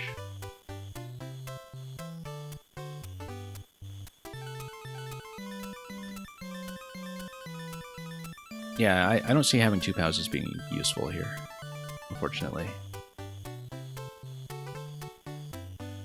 I'm able to get across. Yeah, I don't see it as being useful. It gives me the snowball, gives me the second POW. Snowball would then be in this position, we'd hit it, knock it over. Yeah, the idea I had was drop snowball in this position, and then come down, take a point of damage, come across, hit the snowball, have it come over here, and then do something over there. Alternatively, we take a point of damage with the bone shell, for instance, grab the snowball, That still requires something like a POW in advance, though. That will not work. You can read it because you studied Italian, but you can't speak. Okay, yeah. The proximity of the Romance languages should work in your favor here.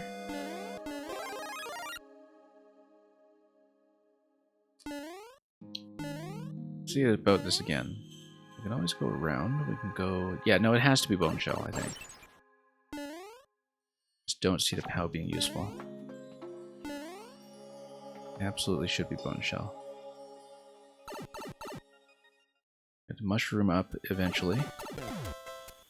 If we mushroom up in the other room, then... No, yeah, if we come in here with a mushroom and with a flag active, then we should be able to take 3 points of damage, right? So, like, we take this. For 70 seconds, we're not going to demonstrate it on this attempt.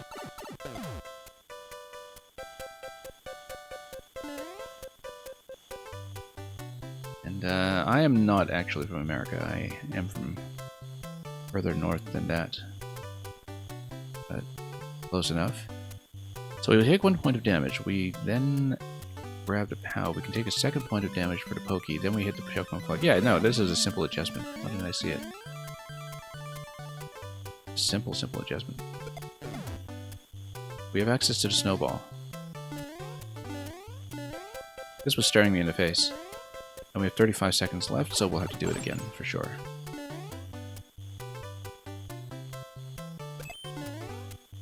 But we'll grab the checkpoint first.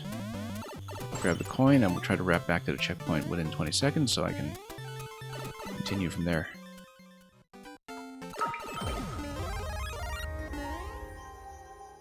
And then we finally do the Bone Shell Stomp plus POW over here, which we can do.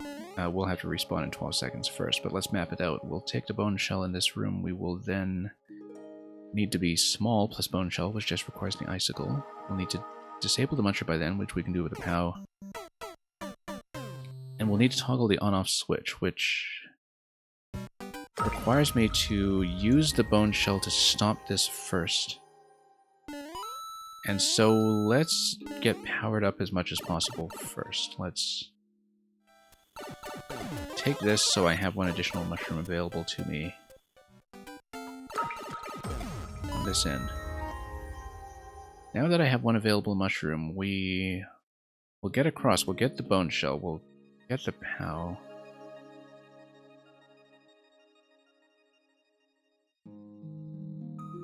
And yeah, we just need to strategically take damage. I think I can do it. Let's grab the Bone Shell first. Most necessary ingredient here. I will need to take the Bone Shell with me to hit the stump. But not before we... let's soft drop this somehow. Soft drop does require me to do a little bit of a jump here. There we go. We'll send a POW up this way. So I can go up on the side with the Bone Shell and not hit that, hopefully. Okay. Let's not take the mushroom yet. We don't want it yet. Ooh. I kind of do have to take it, don't I? And then I have to take damage with the mushroom.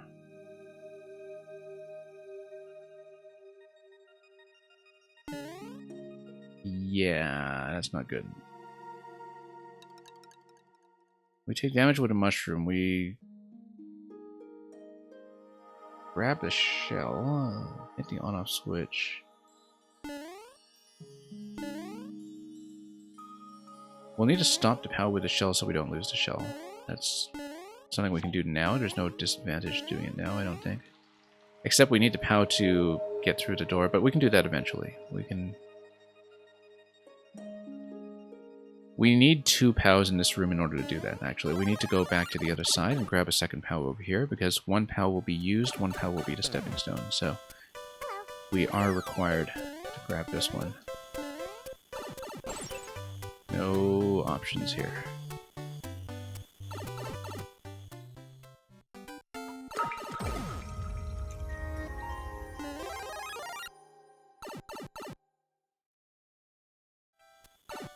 Do I like Mario Maker 2? The evidence would suggest that I do, yes. Anybody who's played Mario Maker 2 for long enough will have some things to gripe about. Some complaints, some imperfections, etc., but it is still a vital and living and breathing game that shows me new things constantly. It is actually kind of amazing how long it has remained engaging. So, we need 2 POWs, for sure. So we need POW in the other room. 1 POW will be activated, 1 POW will be... Yeah, let's not hit this yet. We can hit the Piranha Plant, but that doesn't deal with the Icicle, unfortunately. And so we have one sequence here that I don't know how to deal with yet, which is... Bone Shell will need to hit the on-off switch, but also destroy the stump. It would need to hit the stump first, and it can only hit the stump first if we are small. But then, in order to do that, we'd have to come down with the Bone Shell.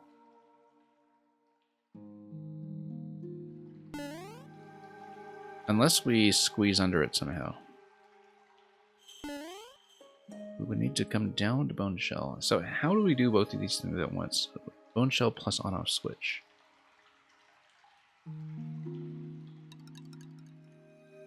I mean, stump must come first, right? Otherwise the Bone Shell blows up under the on-off switch, and that does not help.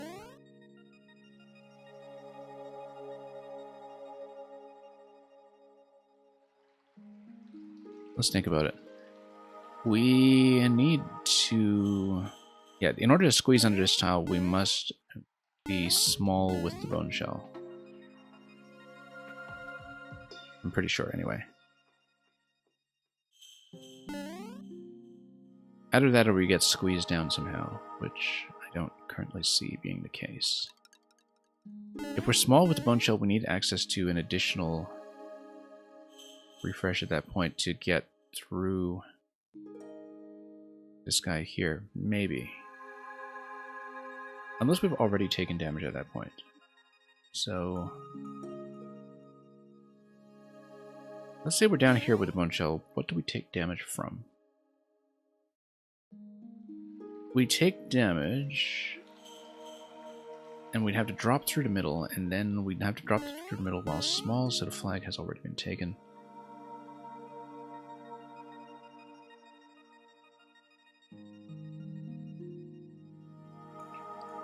But then... the...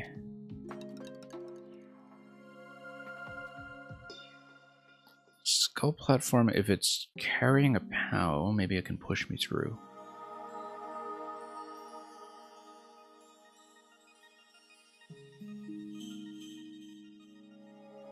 I guess there's also that slope slide. Yeah, we need to flow through this somehow, because if I pick up the Bone Shell now, and then we stomp, let's fire the POW now, I think. No, we don't want to fire the POW now because we killed the Bone Shell. Hang on, let's rethink this. 117 seconds.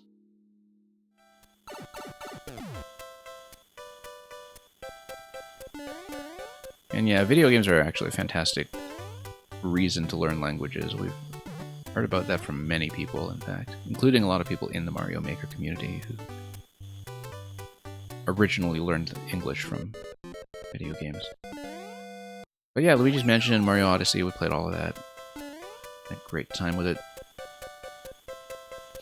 I was actually very impressed with Luigi's Mansion 3 in terms of how much more elaborate it was in some ways than 1 and 2 when it came to puzzle design.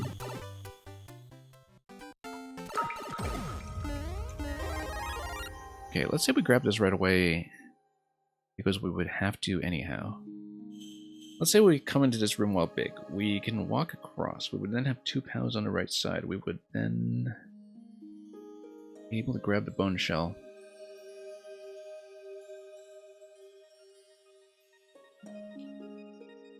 Maybe.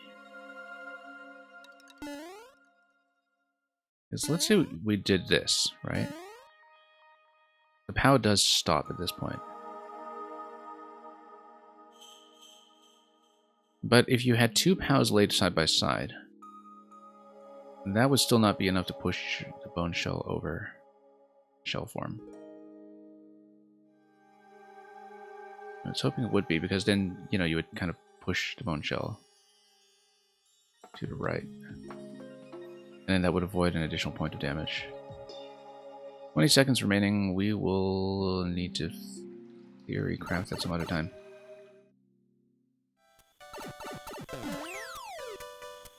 But let's say you place this thing on the edge, right? 10 seconds. And you jumped around this way. Oh, nope, accidentally picked it up. And we don't want to do it on the ice side anyway. We want to do it on the other side. So currently the sequence is this. We need to think about how, after taking the bone shells through here while small, how do I become big again? Not through this room, but through the other room. How do I become big again? And have access to hitting the on-off switch? That's currently not clear. What is fairly clear is that I should have the mushroom going into this room. And that's very kind of you to say so. And your viewership of this stream has long been valued.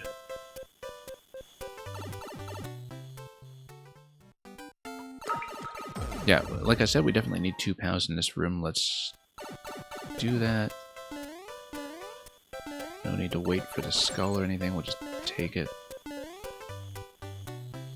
Notice too that if we go through the other room instantly, we might be able to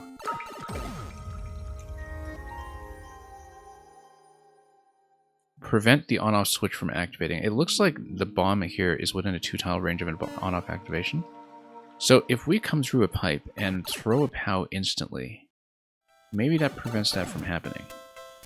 So if we're in the off state in this room, and then we go through and we throw a POW right away, then maybe we're able to preserve the on-off state and destroy the muncher and do everything that we need. So let's grab a mushroom and grab a snowball. And we will attempt something. We need a POW in this room, though, so we'll need 2 POWs. One to get rid of the snowball. Actually, no, we can keep the same POW. We can keep the same POW. And we must keep the same POW, because this POW must be the one we take with us. We soft drop on top of this guy. We'll grab this. We'll grab this. I wonder if this will work, in fact. However, we're going to be down by mushroom if we do this.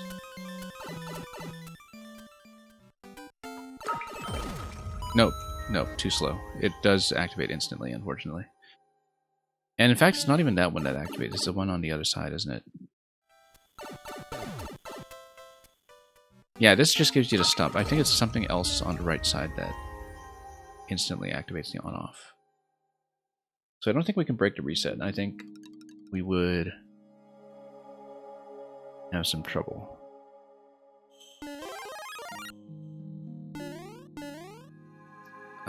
No, hang on. Let's do the snowball here first. Grab a POW.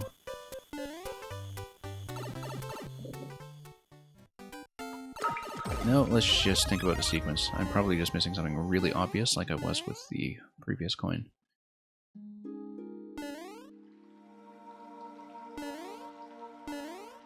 Yeah, we can always put 2 POWs beside each other, and then we would be able to do some kind of big double push.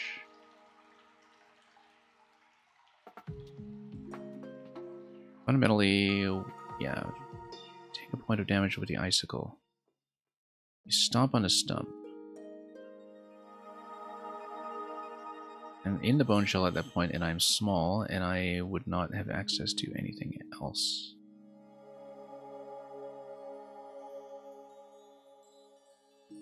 How do we then get the bone shell over?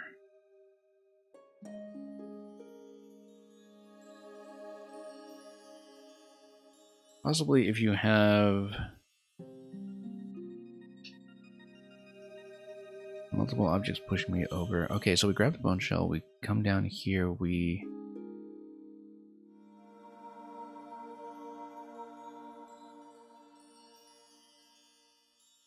then do what? Because the only way to the stump that I can currently see is if we take a point of damage like this.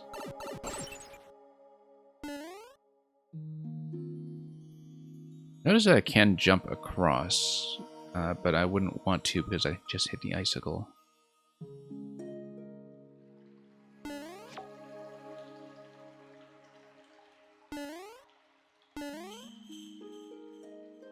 We hit the on-off switch, then we're unable to get to the stump. However, we have access to 2 POWs.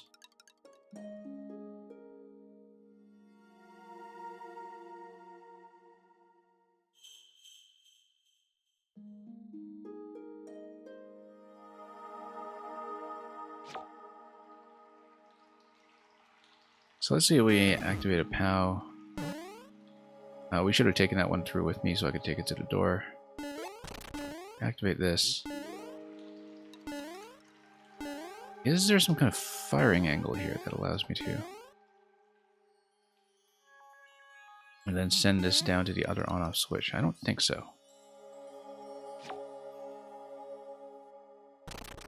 You can go shell form. What would that do? You could lose the shell. That would not be useful. And changing pipes is once again going to reset everything. So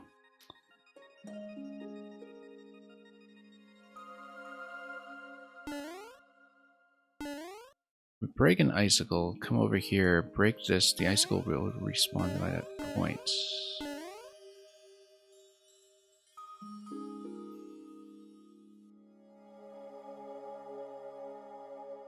Missing something.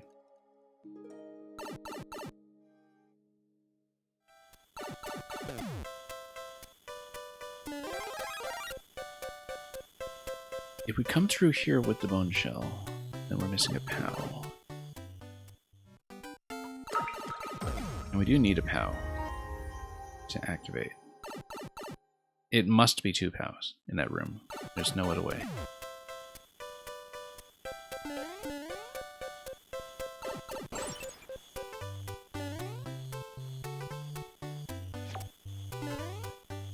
Activate the on-off switch.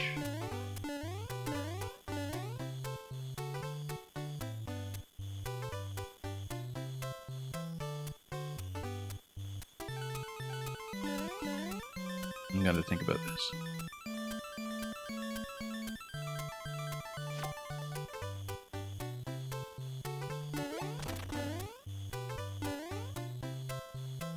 One thing I have not tried is going through the entry door back to the initial starting screen to see if maybe that would get me something interesting, because we just haven't looked at it. In order to do that, though, no, we can't do that because we must have the bone shell available to get through the stump, and we would need a second POW available here to get through the muncher and have an object to stand on over the door. So that's not possible. I think this is a one-way door.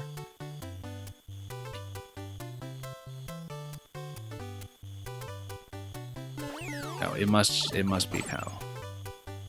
Absolutely must be POW. And we're stuck. Okay. 78 seconds. Let's just take the death on this one so we can kind of get back on track quickly.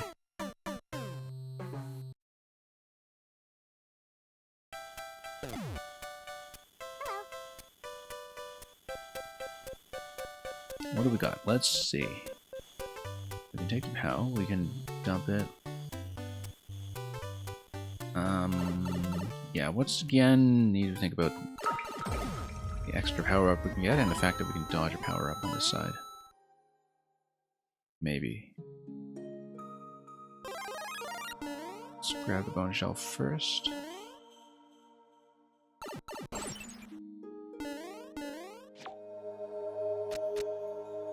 Power up as much as I can.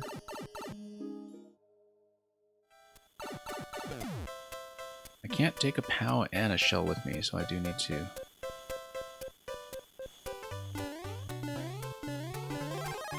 take the POW by itself.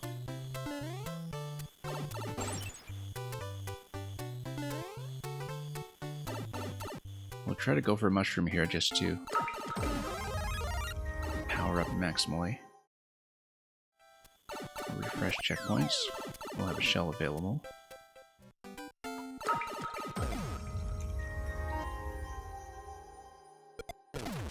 Okay, so when you throw a POW like that, it actually doesn't hit right away. It's a bit of travel time, so we're not going to be able to beat the on-off switch, I think. Let's try again.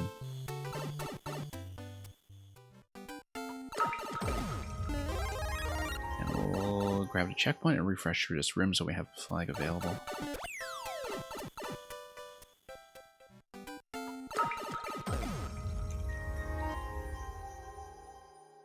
One thing that could happen... No, if you're tall, you can't get through here. That's the fundamental issue that we've been dealing with. But if I run through the right side...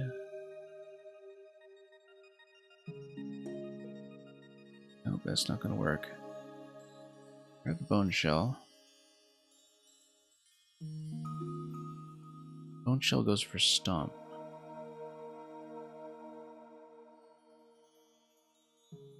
You don't wait for skull. So what happens is I'm going to do a 2 POW stack.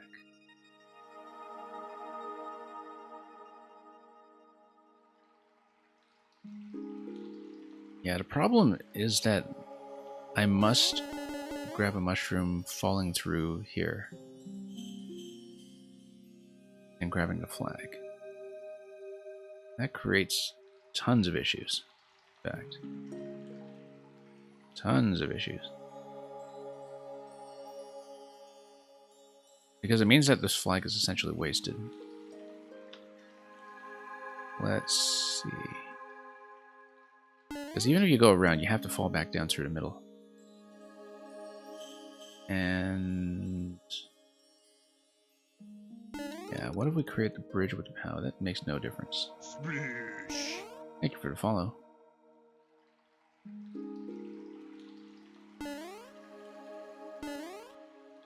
This way we trade up to the bone shell.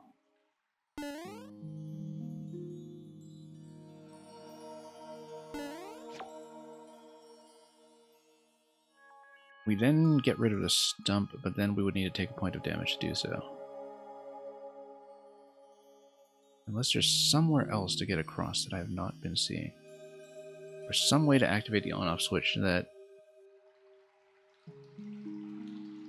doesn't require me to hit it from the side. I am required to hit it from the side. That's the problem. We drop through the middle. We take damage on the icicle. We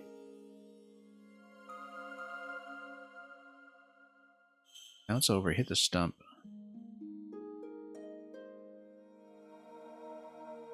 At that point, the on-off switch should already be deactivated, in fact.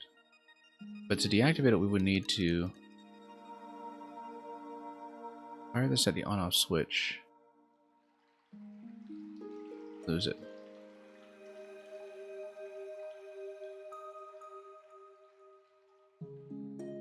Yeah, this is kind of a big problem, in fact.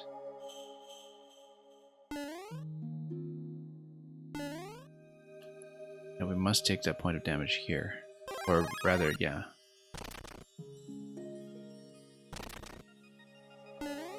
Yeah, no way to get across.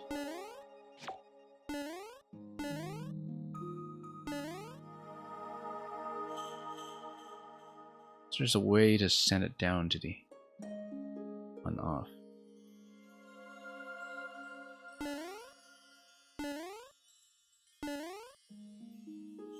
And yeah, you're quite welcome to pick up as much English as you can here. Markleby, if that's how you pronounce it. Let's see what we can do. Let's drop. That's not what I want. It's not what I wanted to do at all. Okay, we're back to start. That is not what I was going for whatsoever. Hang on. Let's actually see what the reactivation mechanism was. Let's watch the bottom right carefully. It is not the bottom right. It is actually this activation here. So maybe it is possible to get ahead of that bomb. Maybe it is. Let's try it again. Just to see what happens. To experiment a little bit.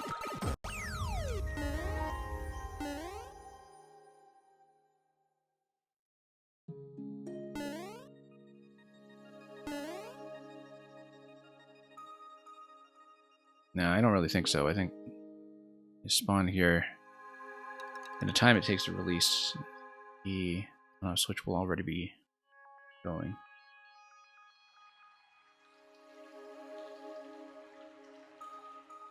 We're missing one thing. Okay.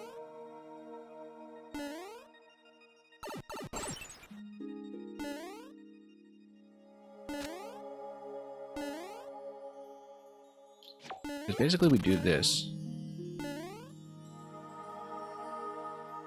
And then we need a refresh on this.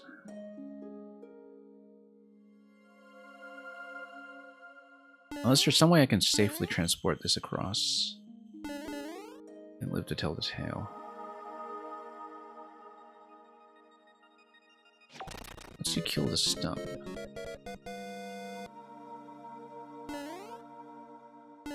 After that, there's some kind of plate that allows me to squeeze through here. Like if you just bounce something on your head for a bit and then come over. Just a question, can I come here while big? No, that would just lock me anyway, so. You do have to be here while small. Then, if you're small at this point with the flag already activated, how do you activate the on-off switch? Gotta be something.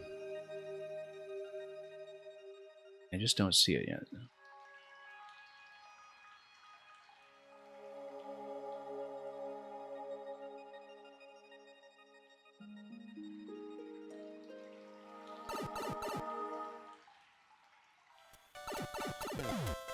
And yeah, we can certainly say hello.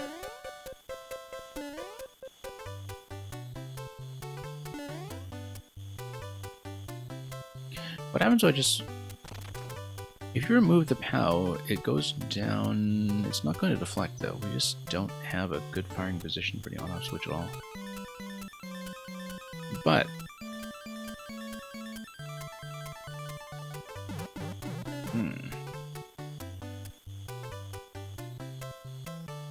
What if it's some kind of remote firing?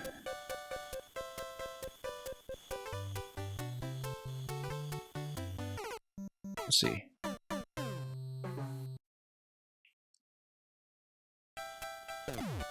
Yeah, stump falls down on a bomb. We really have to think about this. There's just one step in here somewhere. Just one step. It may also be the part of the stream where I've been on for long enough at this point that I may be missing the obvious things. That does happen. But I'm fairly certain that you do need to take a POW in with you. It has to be 2 POWs. I just don't see what else it could be. Because nothing else is going to give you the foothold for the key door. So even if you only had a single POW, that would perhaps allow you to grab the coin, but you'd still need to flow through the exact same thing to go through Red Block and Muncher in the exact same way. Let's come back over here.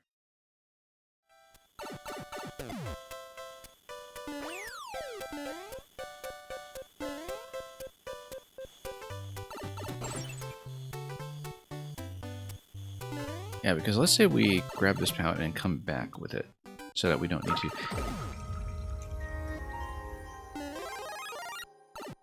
go back to grab it. And we bring this POW over here, then we don't need to go through the whole damage interaction to activate a snowball. This is the kind of loop we should be thinking about, perhaps. We can grab the snowball, and then that would be pointless because you can't take it with you, and getting the on-off switch will not be preserved as soon as the bomb hits over here. What if then we took this POW? Hang on. Let's redo it.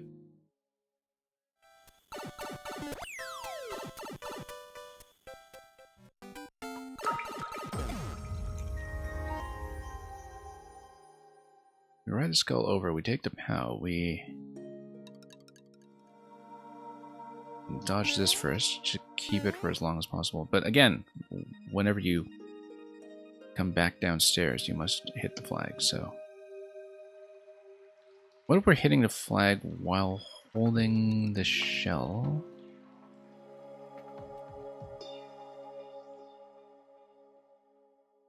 Maybe there's something else I can do with a stump. I don't think there is. I think it must be a shell.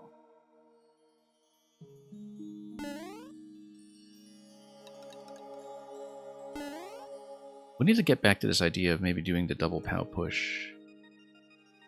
But I don't think that gets me far enough.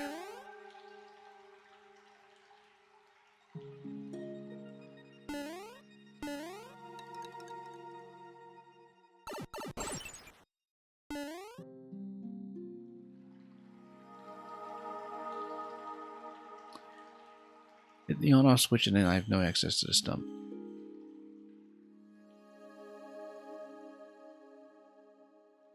But if we send the POW over, this is what we've been looking at so far.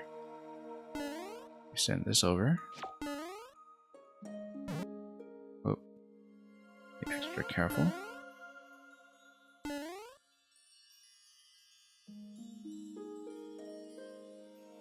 I was able to kill the Muncher. Maybe there's some way I can take damage. That...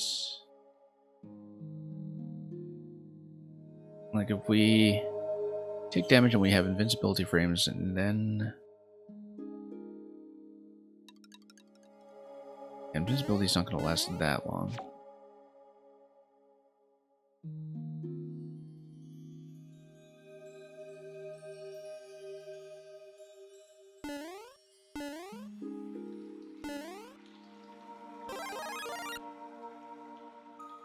Maybe something else I can do here.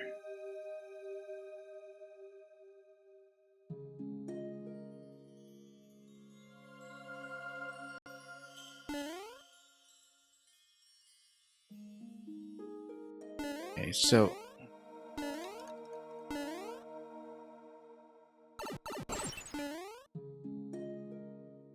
let's take damage here. We must get a stump first.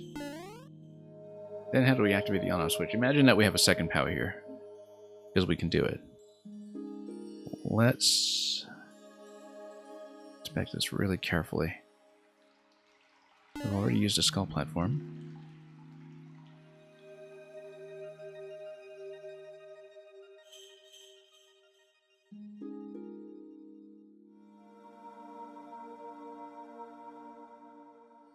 Is there a way to break the icicle?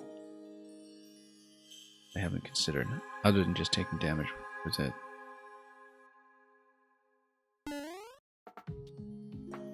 Or a way to activate on-off switch that I have not considered, other than the snowball on the other side.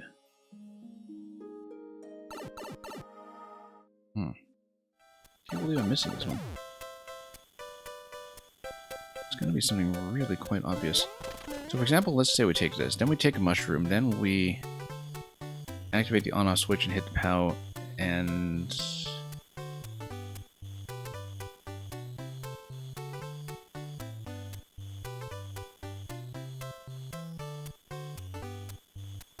then we have nothing to stand on.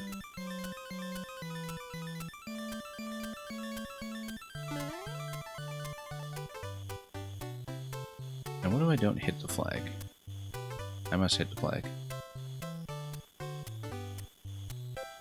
What do we come through here with the bone shell? Same problem as before, we just don't have a way to get through. Even if I do that, take the mushroom at this point, hit the on-off switch. Wait, why don't I just do that? We can do this. Let's... yeah, we need the mushroom to be available on that side. We want to take damage here, though. And unfortunately... yeah, no, because the problem is that we won't have a second POW available. So we come here with the shell and hit this immediately instead of taking the shell first. That will get me up to the coin, but it will not suffice to get me through the door, because it will spend the 1 POW that I actually do need.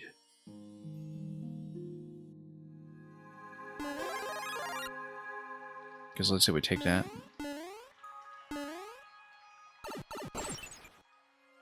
Do this, do this, do this, and we actually have to be very careful here, because if I grab the coin at all, this will be key death. And so we do not want that until we figure out how to change this flow to have a POW to stand on. Can't be this POW then. But if we take 2 POWs through, then we have the issue of not having the stump available before I hit the flag. Like, I want this to be available as a mushroom when I get the shell.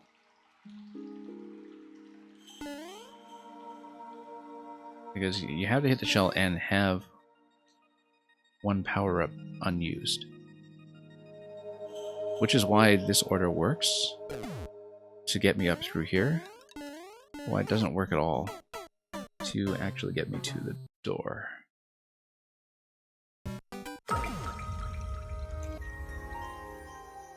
Because the shell is just locked to the wrong side.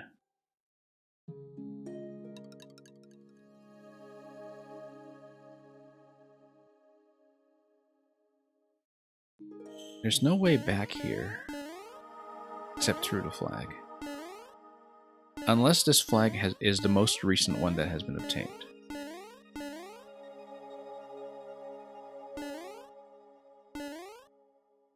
And that doesn't help either, though. Because then you wouldn't be able to... like, you'd be able to fall through, but then you wouldn't be able to power up again to... take a point of damage. Going right.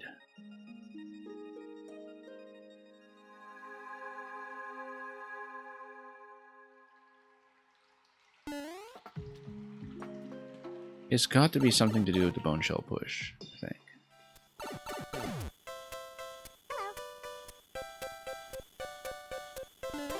In which case, we've got to take the POW and see if we can set it up.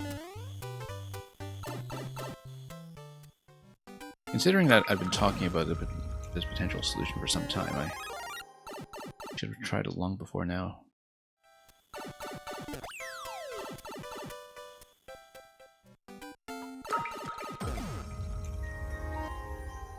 We go for the bone shell.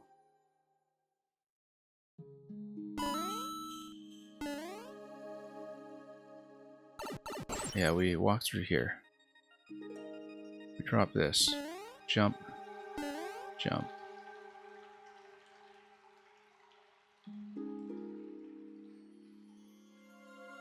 We then take both POWs across.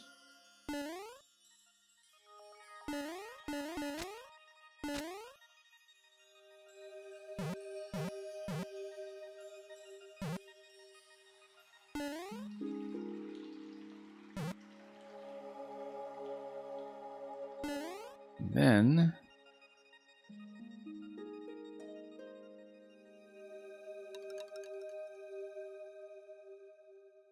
we see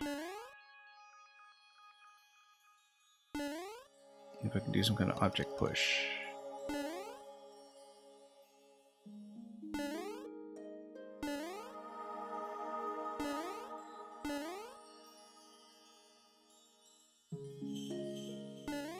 I accidentally step on this.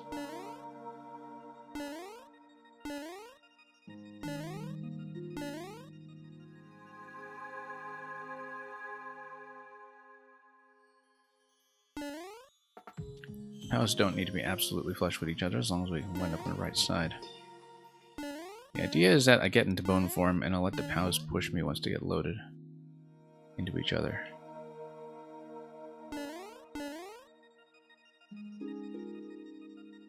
That's not a great position.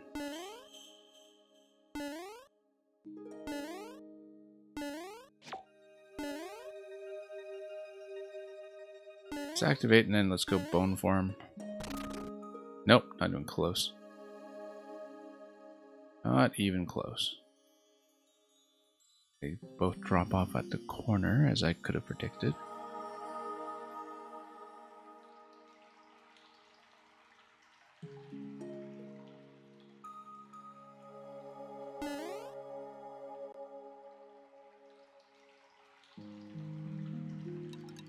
How do I take damage and then get the bone shell back?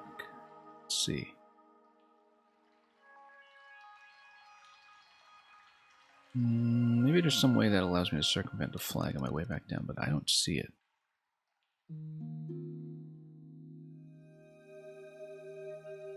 The flag is activated already. That doesn't solve my problem.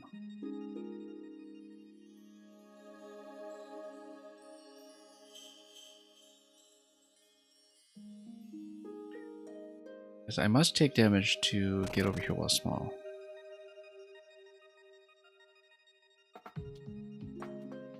I must also take damage to make it to the right side. One of these assumptions might not be true. Possibly there's a way to go to the right side without taking damage. So for example... Yeah, unfortunately, I don't think we'll be able to just slide through without taking hits somehow.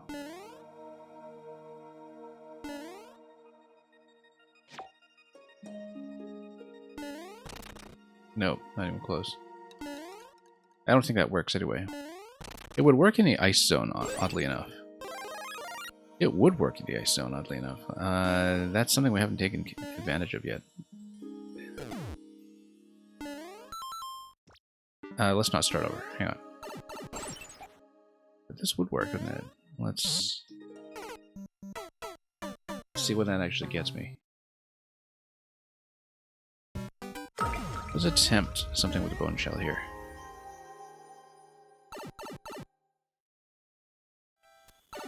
Because the fact that you can slide on ice tells me that a bone shell would be able to get across intact.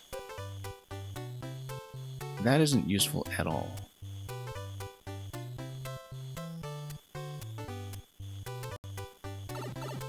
In the ice room. Is it? Well, we'll have to see.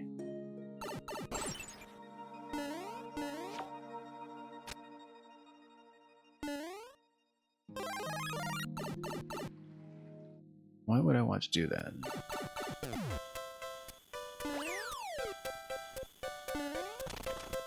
Nope, it doesn't actually, it just brings you to a dead stop.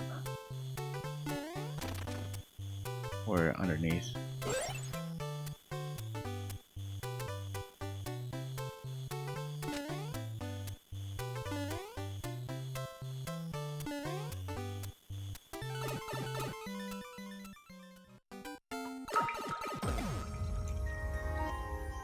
Yeah, it's got to be something obvious that I'm just missing here.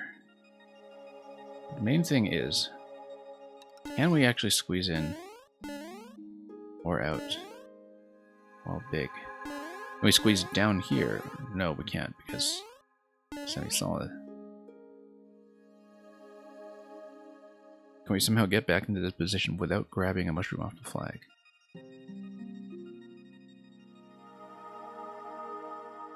Only we've already expended a mushroom from the flag. In which case we would not be able to get it back.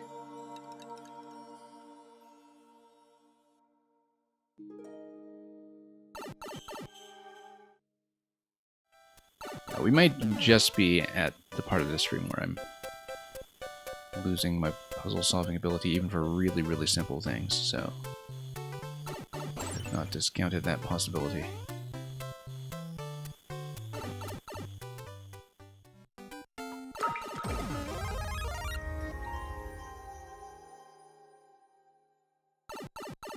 Yeah, we can grab Bone Shell. Let's make sure we have this.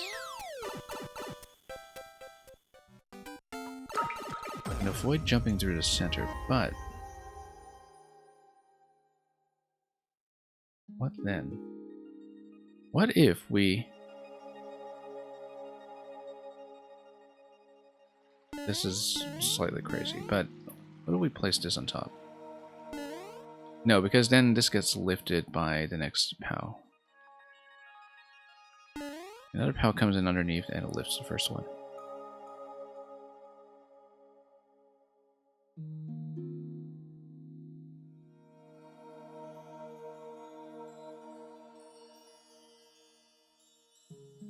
I absolutely don't see it. We've seen how to grab the coin. We haven't seen how to take an additional object through here afterwards.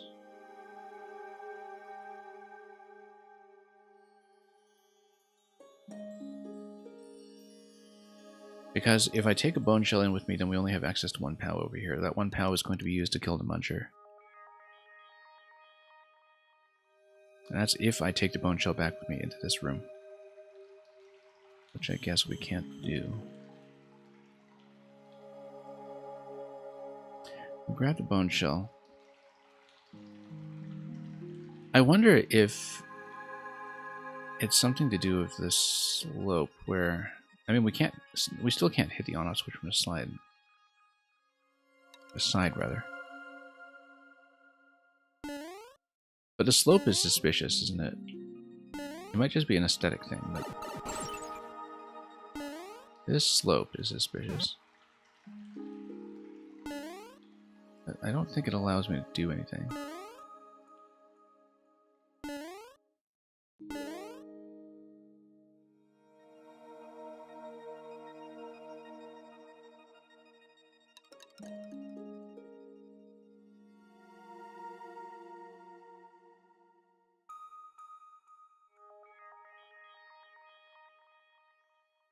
What do we use an on-off switch to destroy a POW?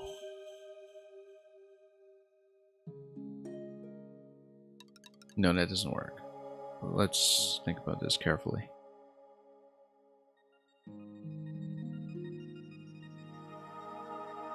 Still does not solve the stump problem.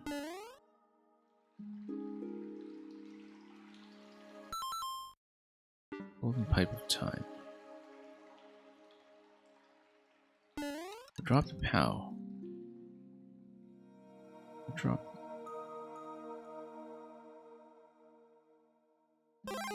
Yeah, okay, let's take this first. Let's take damage. Whoops, no, not like that. That's not what I meant. Yeah, let's just redo this from third coin.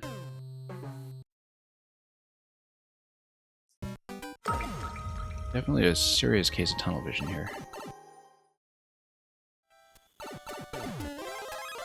Yeah, let's grab this guy.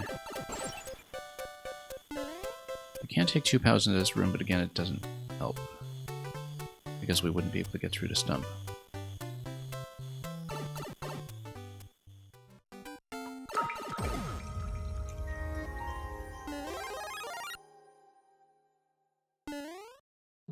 Ride this out. Grab a shell, then I'm small. Then I stomp.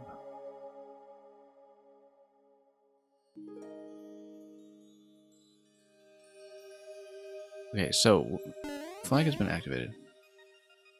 Let's go like this.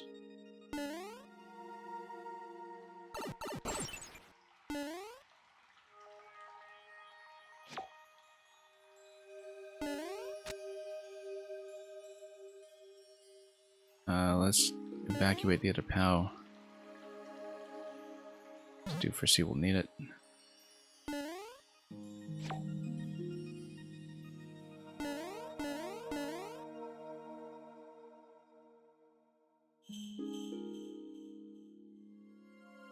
Is that icicle in the bottom middle that is creating a ton of problems?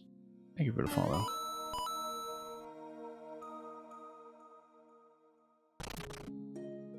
Squish. Make the shell. But the problem is, as long as I run into anything over there, I lose the shell.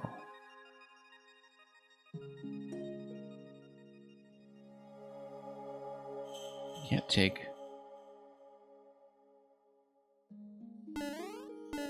anything through with me here. We can hit the auto switch, we can grab a coin. Fundamentally, we're missing something. Maybe I'm supposed to bounce something over and then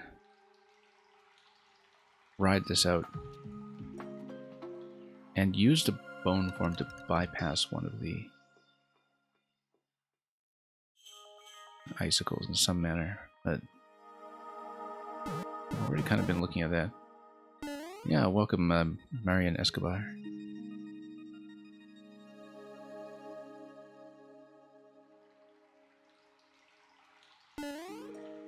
Unless we can find a way to hit the on-off switch from all the way over here, which I just don't see.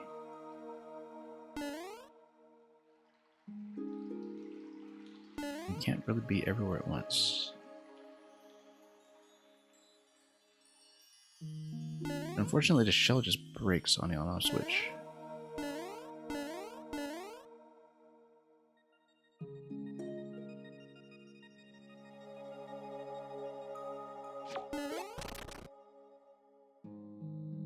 Something we're missing.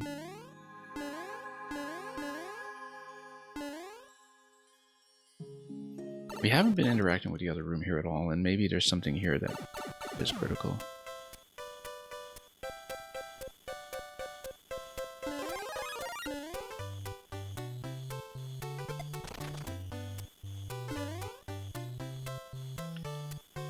Snowball can activate on-off. Snowball can hit the POWs. Snowball can't do anything about the stump.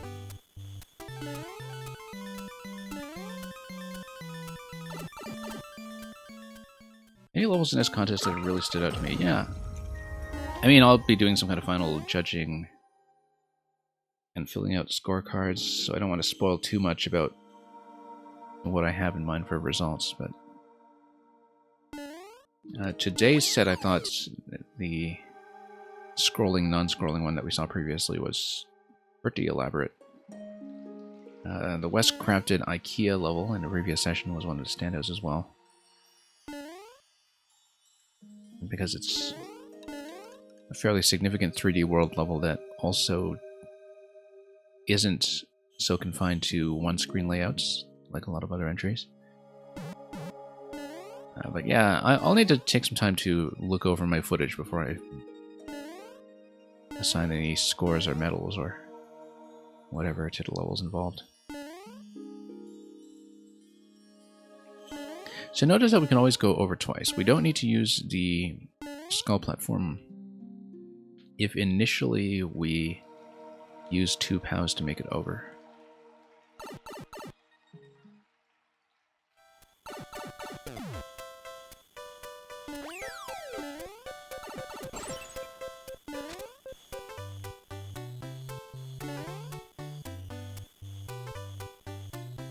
I'm beginning to think that maybe an instant interaction with the POW is actually correct. Except... no, the bomb's gonna kill too quickly.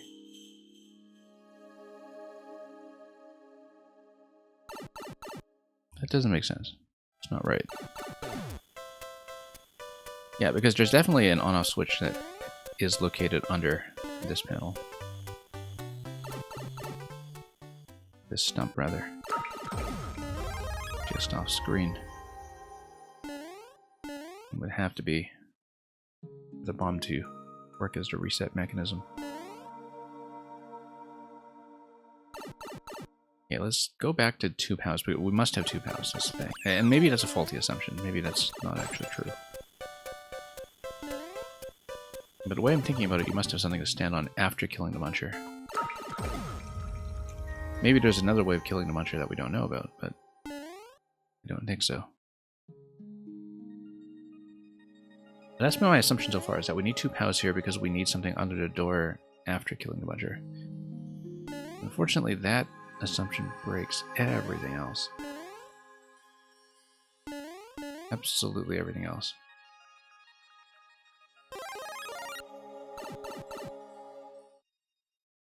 Let's leave the flag intact. Moment.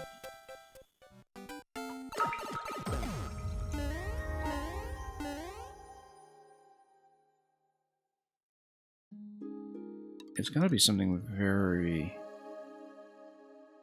clear and easy to understand, I think, because that's the way that the rest of this puzzle was going so far.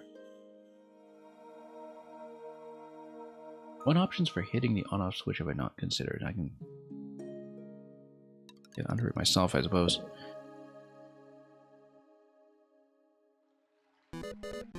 Ah. No. No, if you're coming in the on state, it stays in the on state. If you come in the off state, it toggles to the off state.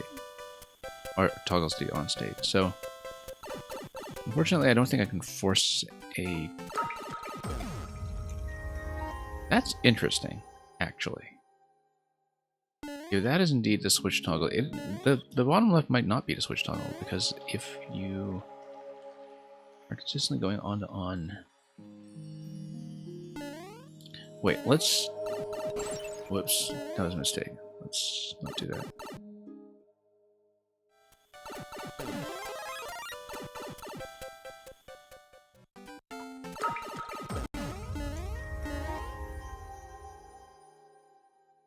If we take the skull platform across and then...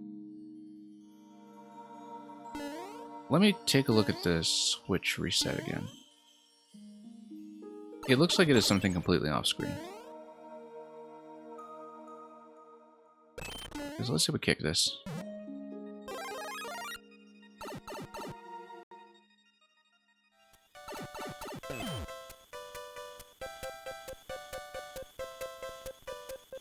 Yeah, it's always going to go on to on or off to on. I'm just thinking about how it would be set up.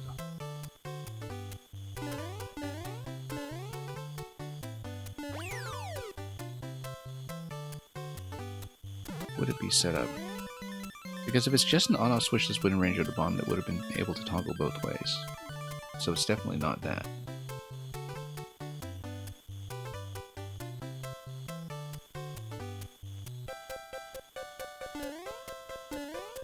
Also, all this time I've not thought about whether I could break through the coins located here, but I think the answer is no.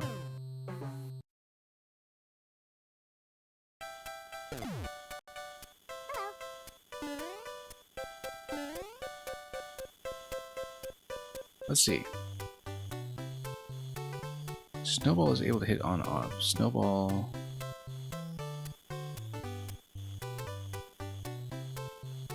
I wonder if you can leave something... No, with the note block, anything that's on top is going to naturally just spring up. And it won't be blocked, it's just going to continue stacking.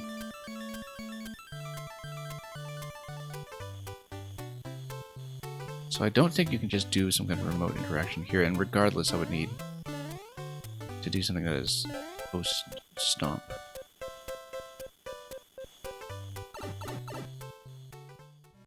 There's no way I'm missing this. There's something really, really obvious going on here that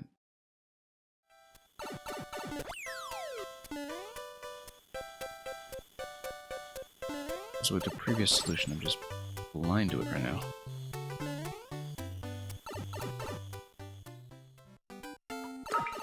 So maybe we should reconsider taking the bone shell and cycling through with key death.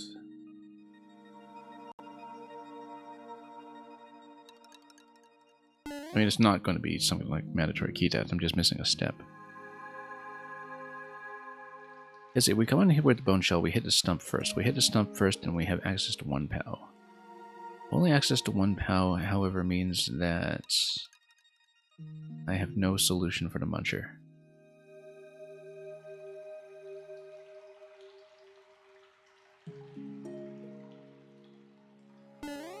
Because we definitely can't do something like a POW push with the muncher. It's not going to happen. And I can only take 1 object with me into this room. We can't take shell and POW.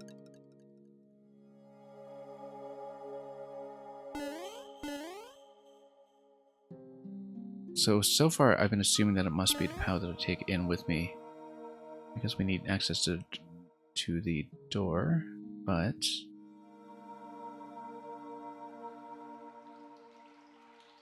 if we have a shell in first, then that's going to be shell and POW in this room. If we take a shell to the other room, then it's shell and POW and snowball, but then the POW would still be spent. So that's not it.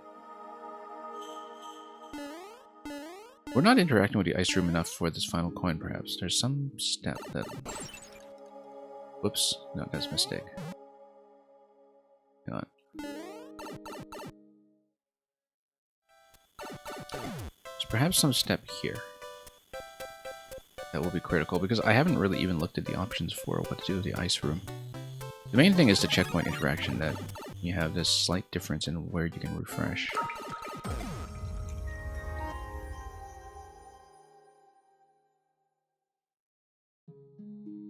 The question is there some way I can dunk myself through here without picking up the mushroom from the flag?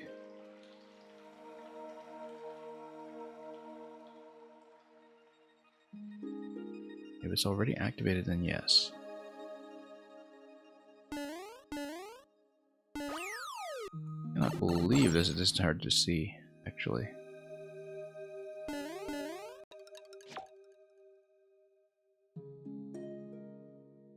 Take a shell with you. You've got 2 POWs.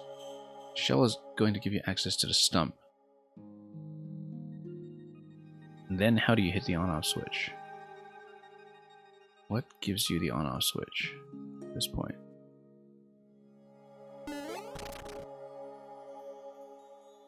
Nothing like a bomb.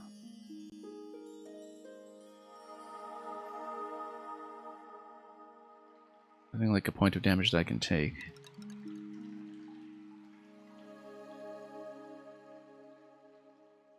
I was hoping that it would be something that would perhaps fit me through a certain spot while in shell form. You know, this is interesting. Okay, here's interesting. What if... No. If you stomp through, you don't get into shell form first. I was hoping... What if you do this? No, what if... Okay, I've got it. You get on the skull platform. You have a POW on your right side. It stops the shell. You are in shell form. You drop through the flag while you are in shell form. That gets you through the flag without getting the mushroom refresh. That's it. That's got to be it. That feels absolutely right. It took me so long to see this. But it's actually satisfying. If this is the solution, this is a satisfying one, and I like it a lot. Okay, let's grab the POW. And let's make sure I have... Whoops, the flag available on the other side. I think I see it. It took me so long. I need this flag to be available. I need 2 POWs to be available plus the shell. We use the shell form to dive through the flag without picking it up. That's what it is. And then we use the POW on the right side of what... We put a POW on the skull platform so it is on the right side of my bone shell when I'm in shell form. And so it'll act as a stopper that drops me through the column. I see it. I absolutely see it. This means we can't use the skull yet. This means that we have to stack the POWs in order to create a platform. We then grab the bone shell. We then send the POWs through so I have access to them. No, mistake. We then die to half an hour of execution mistakes, now that I see the solution. Because that's what always happens. I should stop joking about it. Yeah, I see it, I see it, I see it. And I'm probably going to log off after this one, because we've been at a stage where it took me too long to see something really, really simple. I feel like this step has taken me probably the last hour or so, and that's something that just happens after a certain point on a stream, and we're used to it. Okay, so we go like this, drop this, take this, take the bone shell. We take a special care not to activate POWs in advance.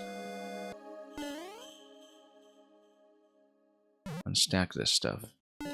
Take the bone shell. We take it up. Very, very carefully.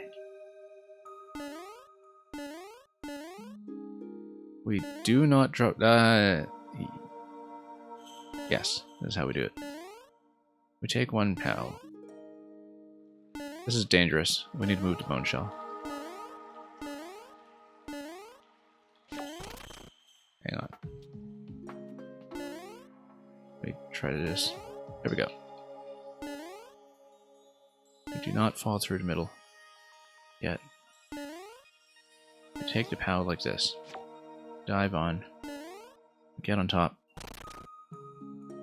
Nope. Bad timing. Hang on. Okay, we've got no time. Let's take the death. Let's do it again. We're at 40 seconds left. But you see what I'm going for here.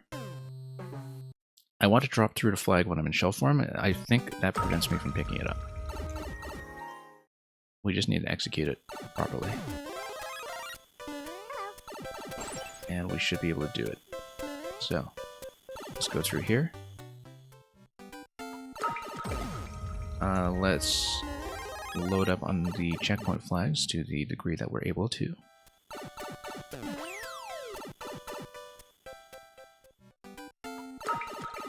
Okay, leave a flag in place.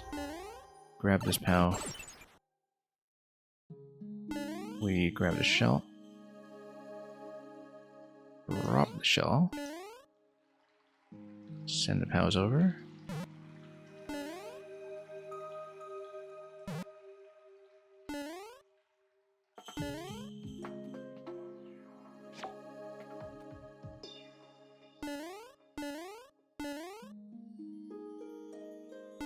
We'll have to be very careful not to hit the flag or the skull prematurely. Grab one POW. And then we gotta watch the timing here. No. Once again. Does it kick me out of shell form as soon as I drop it off the platform? No, it shouldn't. I think that's just a quirk of timing here, where I am just going a little too early on a shell form. This should work. This should work. It should not kick me out of the shell form when I'm doing that. Let's do this again. I think my timing is just off.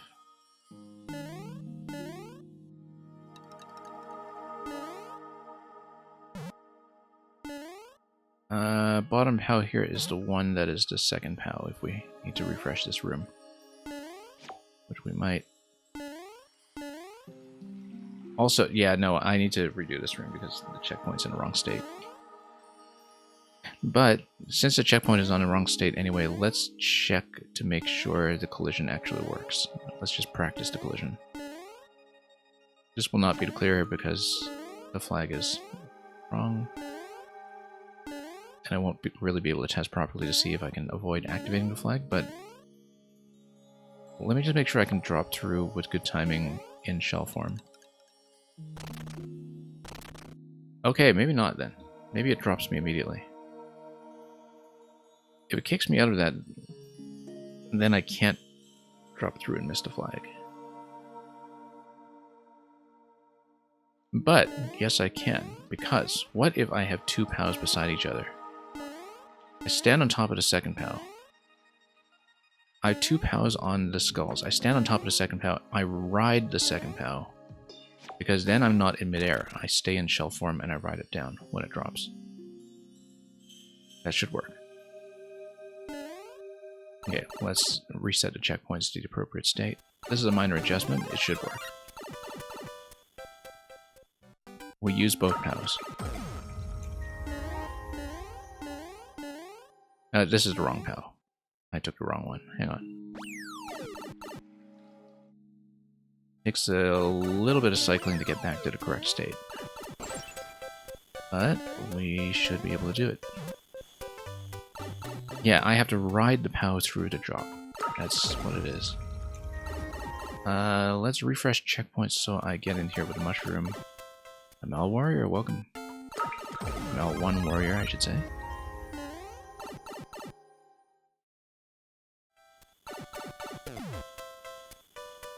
And yeah, let's check this. Yeah, we're not doing viewer levels today. I will be doing viewer levels tomorrow. Today I am currently doing a playlist for a puzzle contest. And this will also be the last one I do before I log off today. But I will be back tomorrow with the viewer levels, hopefully at the same time. And I'd be glad to look at your code then.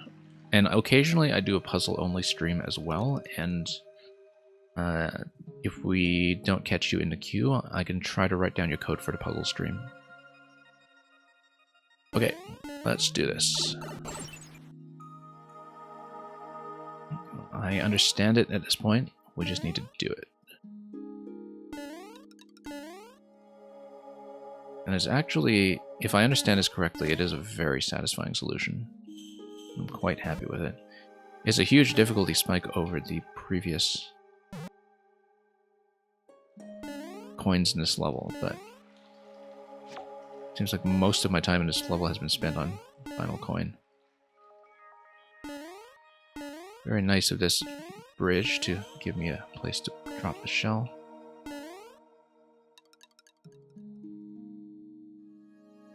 Yeah, we actually need to drop it like this. Good. Perfect. We activate the skull. We get on top of the second POW. We drop through. There we go. Perfect. And now we come through, hit the stump. We need to be very careful with the stump, because I do not want to kill it with the POW until I've gotten the mushroom.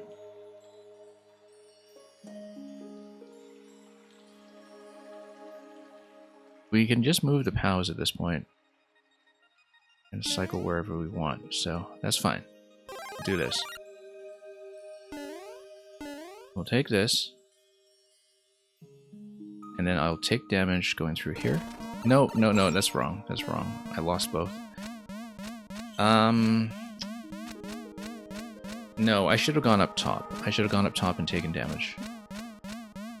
Okay, execution mistake. That's okay. We know the general principle. I should have gone from the top.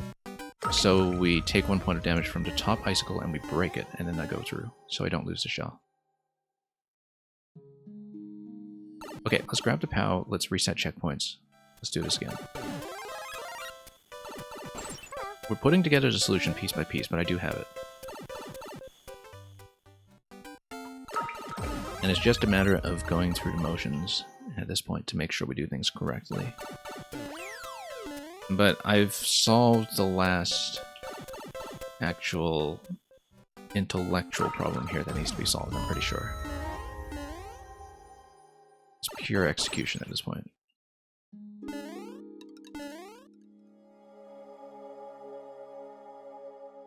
Okay.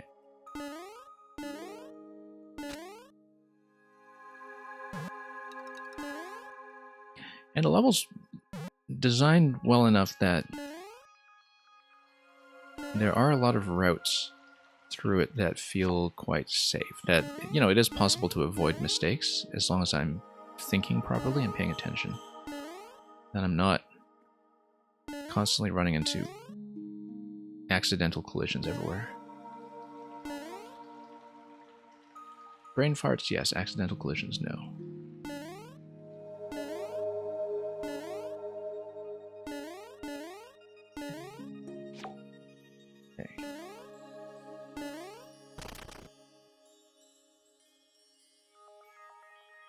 Stump first. Checkpoint second. Then we whack one POW, and then we use the other POW as our stepping stone. That's how we do it. Let's jump out of the shell. No. Wrong way. Let's jump out of the shell. We break the icicle, then we take the shell. Let's just drop the POW like this. Oh, hopefully that doesn't prevent me from going down. It doesn't. Okay.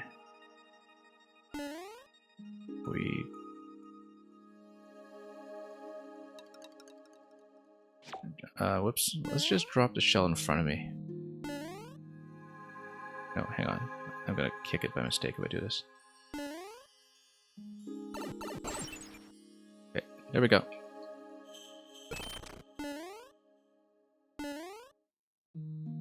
Kill the muncher. Hit the door. We're done. We're not done. There's a bonus here. Do we need a P-switch active here? Oh no, we just need to go through the pipe of time and these will be frozen coins on the other side. Yeah, this is just matching the main screen. I hope. Yeah, because this is just going to match the frozen zone over here. I don't know if the remaining hard blocks on the other side are indicative of some kind of secret that I haven't unveiled, but we are not going to find out. We're just going to flow through it, and that is a THX. 1138. Okay, and let's not lock ourselves on the bonus screen the way that I did with at least one other level today. I'm going to mess around now. Whoops. Get on the H. Should be able to. Despite the complications of ice momentum. There we go. Fireworks.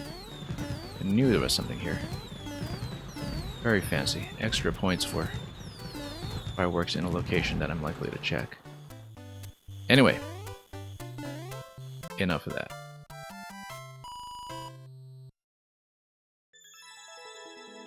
Okay, we have 3 single-player puzzles and 1 co-op puzzle left to go. We're not going to do them today, because I've clearly been flagging enough that I'm missing the obvious. We, however, really must get through that co-op puzzle the next time we run this, so hopefully that'll be in a few days. Definitely with ample room before the Christmas weekend. And we'll be on, hopefully, for viewer levels in the same block tomorrow for people who want to send me their codes. So that's going to be it for the contest levels today. We got through a decent chunk. We got through a bunch of solutions at once. So pretty happy with that one. 2-minute 27 clear time. Yeah, we didn't flow through this very cleanly. The last solution took me way too long considering how simple it was in the end.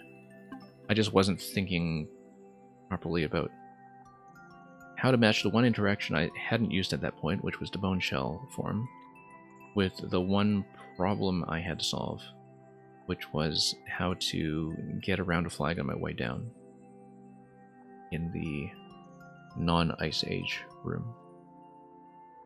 Once again, though, very satisfying solution that just took me far, far too long to put together.